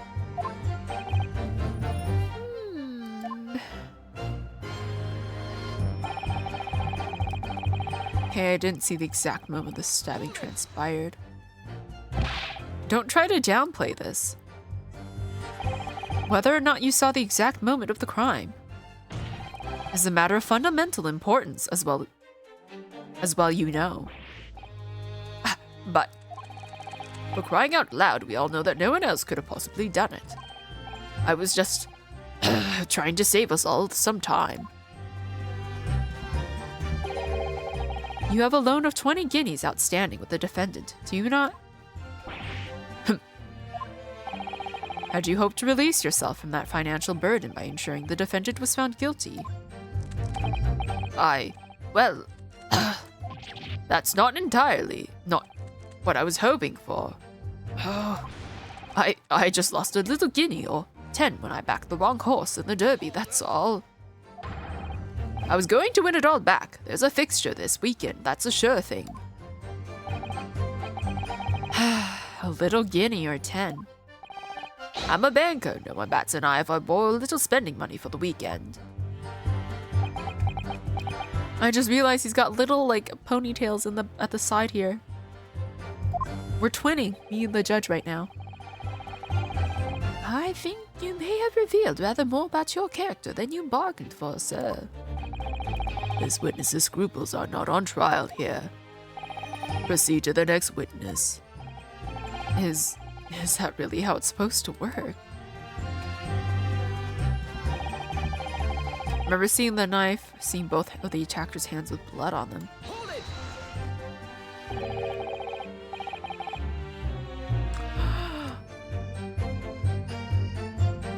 Do you think someone could fit in that compartment? Because supposedly, right, Magnus was sitting beside Mason. They were sitting next to each other. So the seat that had a handle on it, that had a compartment, nobody was sitting on that. So if someone was hiding in there, they could come out, stab him, and then go back in. Like, that's one theory, is it not? I think I might have solved this. I think I might have. You definitely saw that too. Blood on both hands. Yes, sir. I mean, I know what you're going to say. Only one of Mr. McGillicuddy's gloves has any signs of blood on it. That's right. The thing is, as far as I remember, sir, when I looked down and saw Mr. McGillicuddy sitting beside the other fellow, I don't believe he was wearing any gloves, sir. He wasn't wearing these gloves. That's correct, sir, and I saw the blood on both his bare hands quite clearly. It's true that the dark-colored stain on the dark leather gloves wouldn't have been easy to see. I should point out that the police officer who apprehended the accused on the night in question reported that there were no trace of blood on Mr. McGillicuddy's gloved hands. There wasn't blood on his hands. This is puzzling indeed. This must be significant somehow. I'm sure of it. Okay, I didn't actually see anything myself, not until I heard the scream. You didn't see anything? Oh, yes, sir. That is to say, no, sir, I didn't. Very sorry about what I said before, sir. Very sorry, yes. It was very wrong of me just to make up stories and say I saw him stab the man. Wouldn't you agree, sir? I know what you're insinuating, but I certainly wasn't making up stories. Still, to say you saw nothing isn't right either, is it? No, sir. I saw nothing at all. Mr. Beppo, you were driving your horses. At the very least, you must have enjoyed a good view of London streets, no?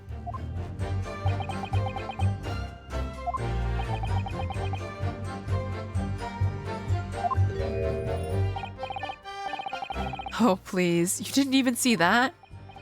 It was so cold that night, you see. It was all I could do to keep from passing out, sir.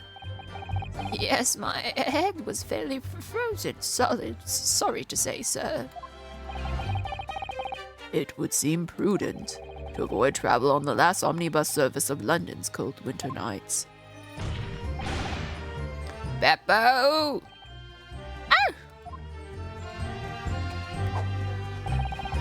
Okay, the fact remains there can't have been anyone else inside that carriage or we all would have seen.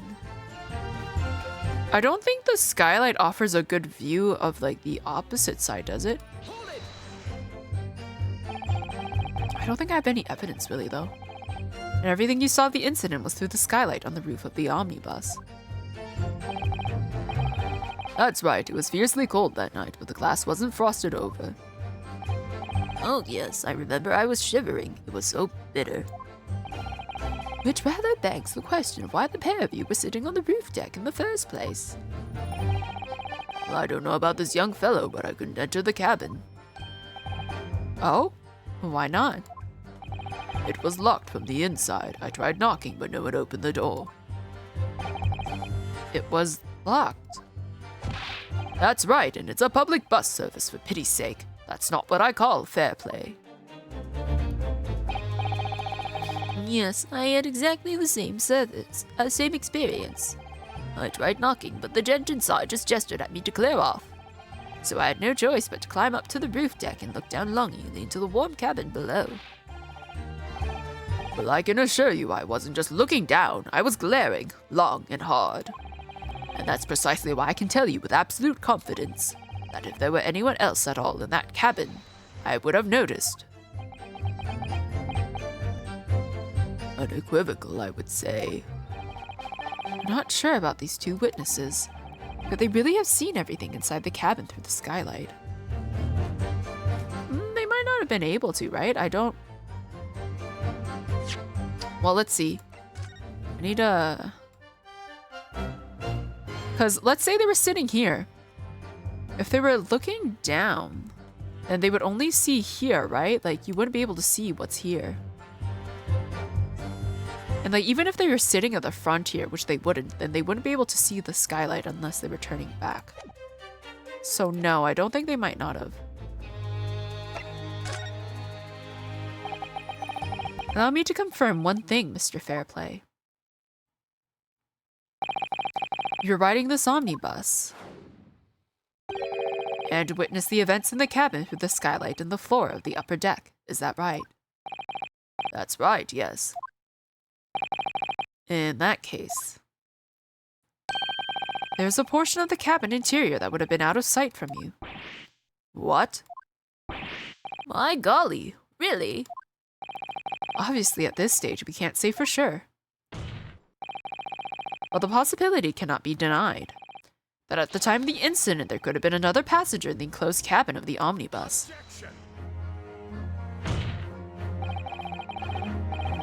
Enough hypothetical meandering, my Nipponese friend. The prosecution demands that you substantiate your claims. After all, the scene of the crime is here, in the flesh. Very well, I will uphold the prosecution's demand.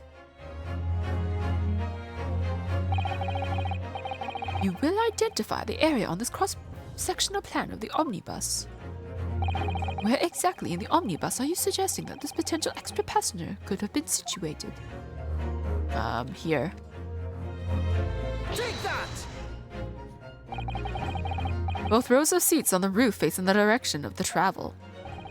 whereas the seat in the enclosed cabin face each other. Which means the visible part of the cabin, which passengers on the roof deck can see through the skylight, is as I've drawn here. Ah! That's right, my lord. As you can see, the seat opposite the one on which the victim and his attacker were sitting is obscured from view. In other words, if someone had been sitting on that seat, it's quite possible that these witnesses would have been completely unaware of it. Ah. Objection! It's quite possible some phantom was sitting there. You Nipponese have a forbidding habit of obscuring the truth with ambiguity. I concur with the prosecution's rejoinder. In a British court of law, evidence is paramount. I cannot entertain this conjecture, counsel. That is, unless you're able to put a name to this mysterious passenger to whom you allude. Can you, Mr. Naruhodo? I can't. I don't have one, do I? These are the only people I have.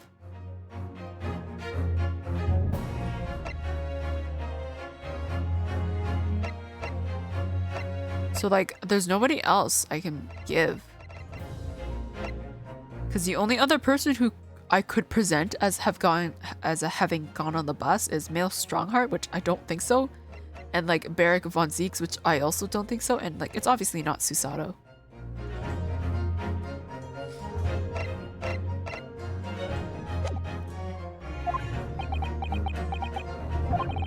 I honestly don't know. Who could it have been? Let me just save, just to be safe.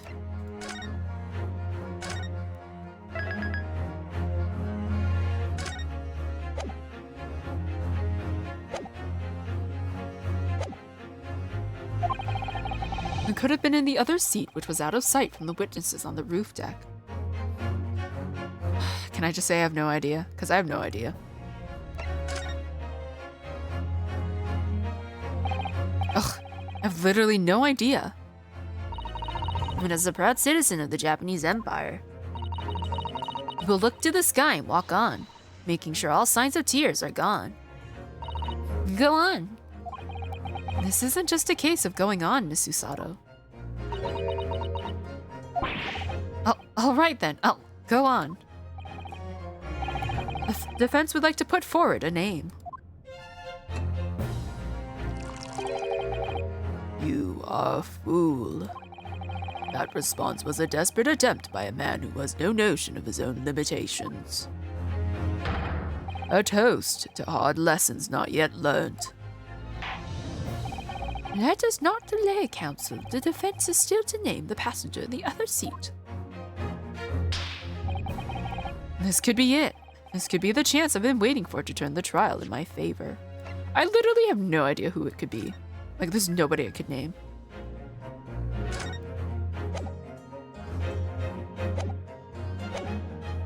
Like, could it have been Magnus who was sitting across?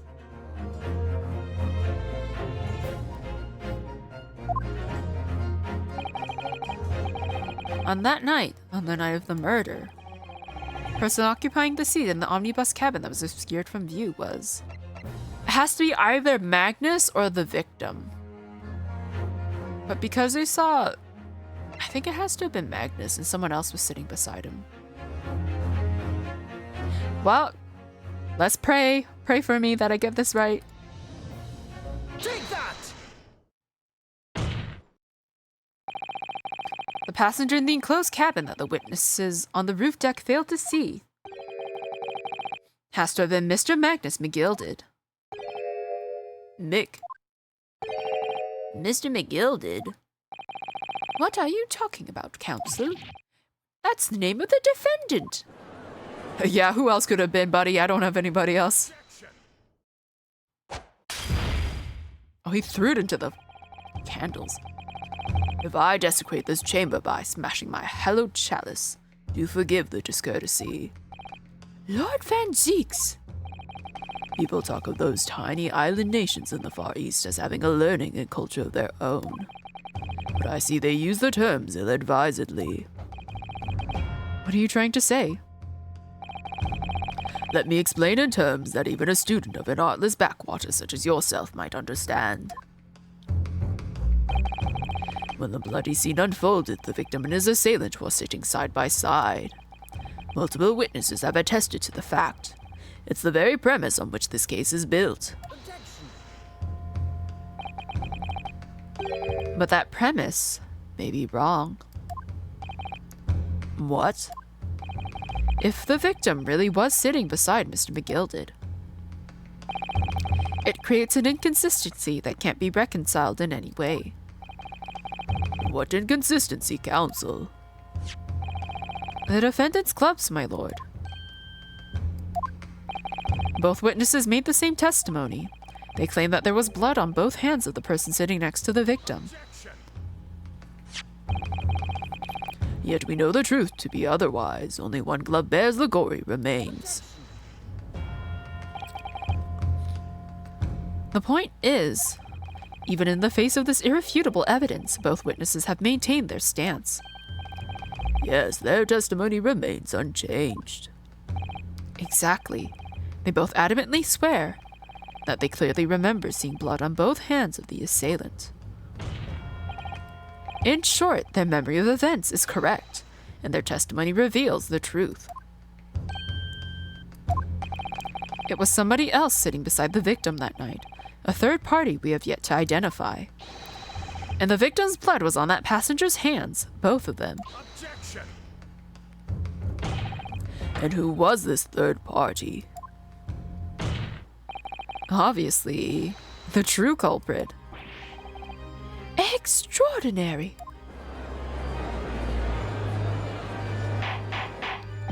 Order! Order! What exactly are you postulating? Objection! The defense's postulation is just that, nothing more than conjecture. The witnesses have clearly stated that they saw the accused. But when elaborating on his testimony, Mr. Fairplay said the two of them were wearing hats and I couldn't exactly make out their faces. Yes. The tops of their heads were obscured by the roof. I could see the rest of them, though. Yes, that's right. Both gents were most certainly hatted. Hatters do tend to notice such things, sir. And what particular styles of hat did the two gentlemen sport, Mr. First? I'm afraid I don't remember. Did you call yourself a hatter?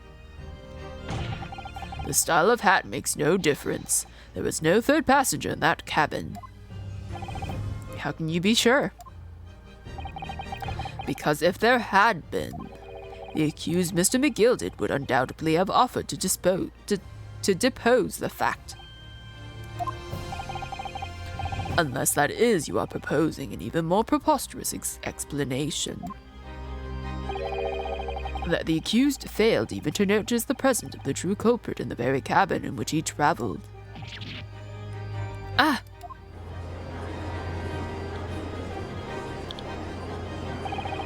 He's right.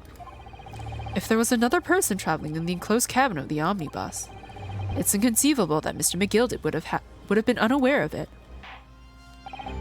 Order! There is clearly a simple solution to this problem. Bring the accused, Mr. McGilded, to the stand. Well, what say you, counsel? The prosecution objects, my lord. On what grounds? As a suspect, you will have already made a full statement to the police. But what if there's some reason why he's unable to speak freely? Magnus McGilded is no uneducated ruffian. If it indeed turns out the man has been withholding information, you can be sure it will have been a most deliberate act. Counsel, for your defense, what is your opinion? My lord, should we ask Mr. McGilded to testify or not? Do it! Yes, we need to hear what he has to say in order to find out the truth. The defense would like to call Mr. McGilda to the stand. In that case, I would like to hear the opinion of the jury. Yes, I need a little time to consider this. If you ask me, I think we should hear what Mr. McGilda has to say. Get the men out here, I say. It would be utterly illogical not to hear his testimony. When something needs doing, get it done. That's how I run things at the guild. Hearing what the patron of my favorite little park has to say, yes, that would be lovely. Yes, the jury says the man must be heard. Very well. Court will hear the defendant's testimony. Bailiff, show the defendant to the stand at once. Okay, I think that's where we're gonna end it, right before he does his testimony. Because it's getting late. Now, maybe what actually happened that night will finally become clear.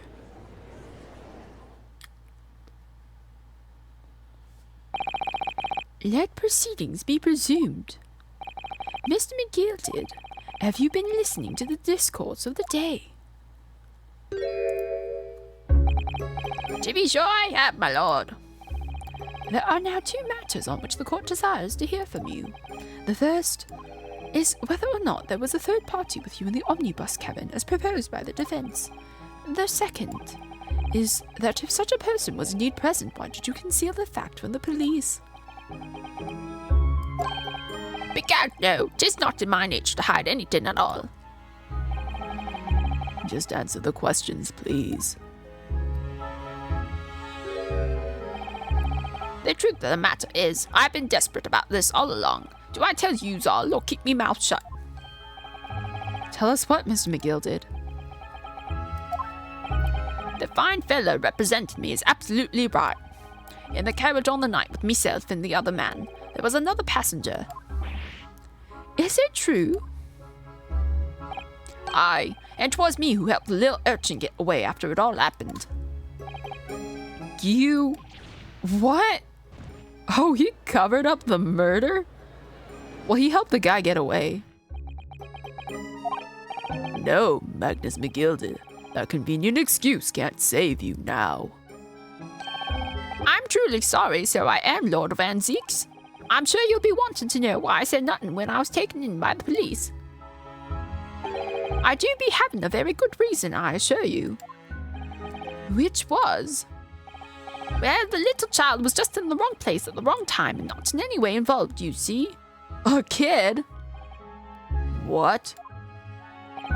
If the police had known the wee one was there, they'd have assumed she'd have done it. They'd have hauled her into this here courtroom just like myself. I was only trying to spare her that. Young hearts and young minds are easily damaged, my lord.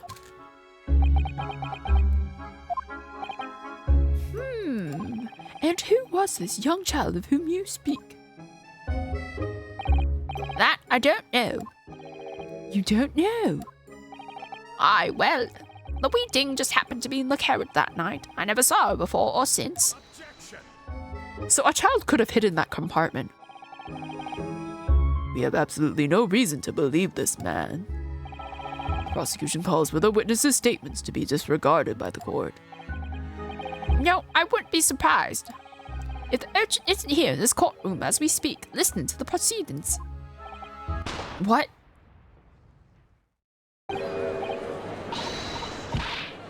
Fire! There's a fire! Look, someone's trying to get away. It's no use. I can't see anything through all this smoke.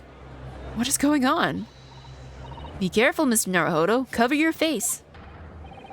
Bailiff, don't let the accused escape. Secure the omnibus. I hereby call an emergency recess. Bailiff, ensure the defendant is in custody and clear the courtroom.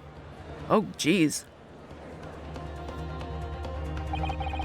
We were hurriedly removed from the smoke-filled courtroom by the bailiff, amid scenes of chaos as people stumbled over one another in their desperation to flee the chamber. We had no idea what was happening. All we knew was that, for the time being at least, the trial was suspended. Oh, to be continued. Okay, perfect. We'll end it here and continue next week. save my current progress? Yes. And so the next stream is going to be Friday, where we continue The Witcher. I don't think we're too far into the last arc yet, but yeah, we're gonna make more progress in the story. I'm gonna try to focus on the story and not so much on the side quests. I think I'll save most of the side quests for later because I think I'm at the point where like I can leave the side quests and I'm not gonna miss out on anything if I continue doing the story. I don't know, I'll have to check, but yes. Friday is The Witcher, if anyone is interested in that. Otherwise, Sunday is gonna be more Space Death Loop.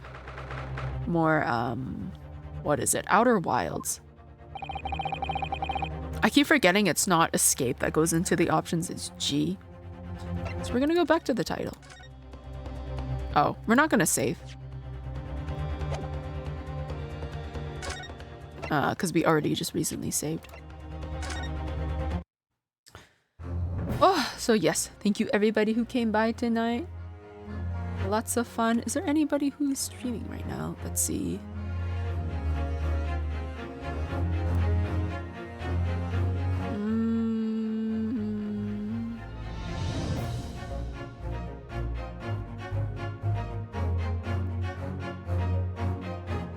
Let's see.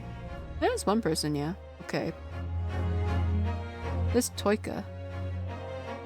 Playing Persona 4 Golden. Okay, let's do that.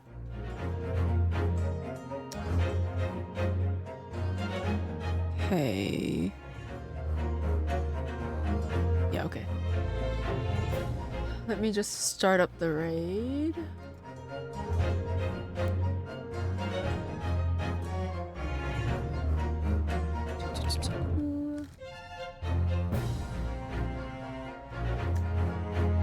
Do you like the game? Do you mean Ace Attorney? Because...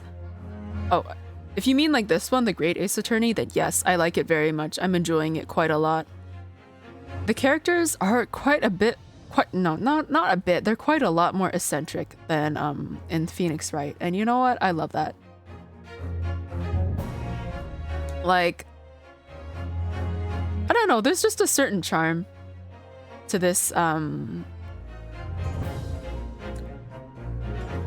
what is it, franchise? Series? There's just a certain charm to it. And you know what? I just love it. It's just so much fun. Yes, I hope you guys have a good rest of your day. It's Thursday now for everybody. It should be. So I have you, cannot English. I hope you guys have a good rest of your Thursday. I have to wake up at a decent time. And, oh god. I have to wake up and go attend meetings. I need to double check I don't have something like super early in the morning. But yeah, once that's all done, I gotta go buy stuff to make a cake.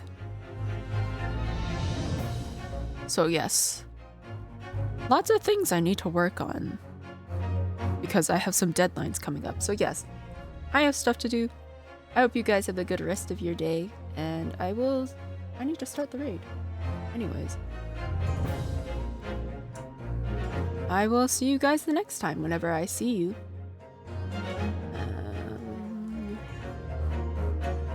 But yeah, I guess I'll see you there at the raid. Okay, I'm gonna start it now.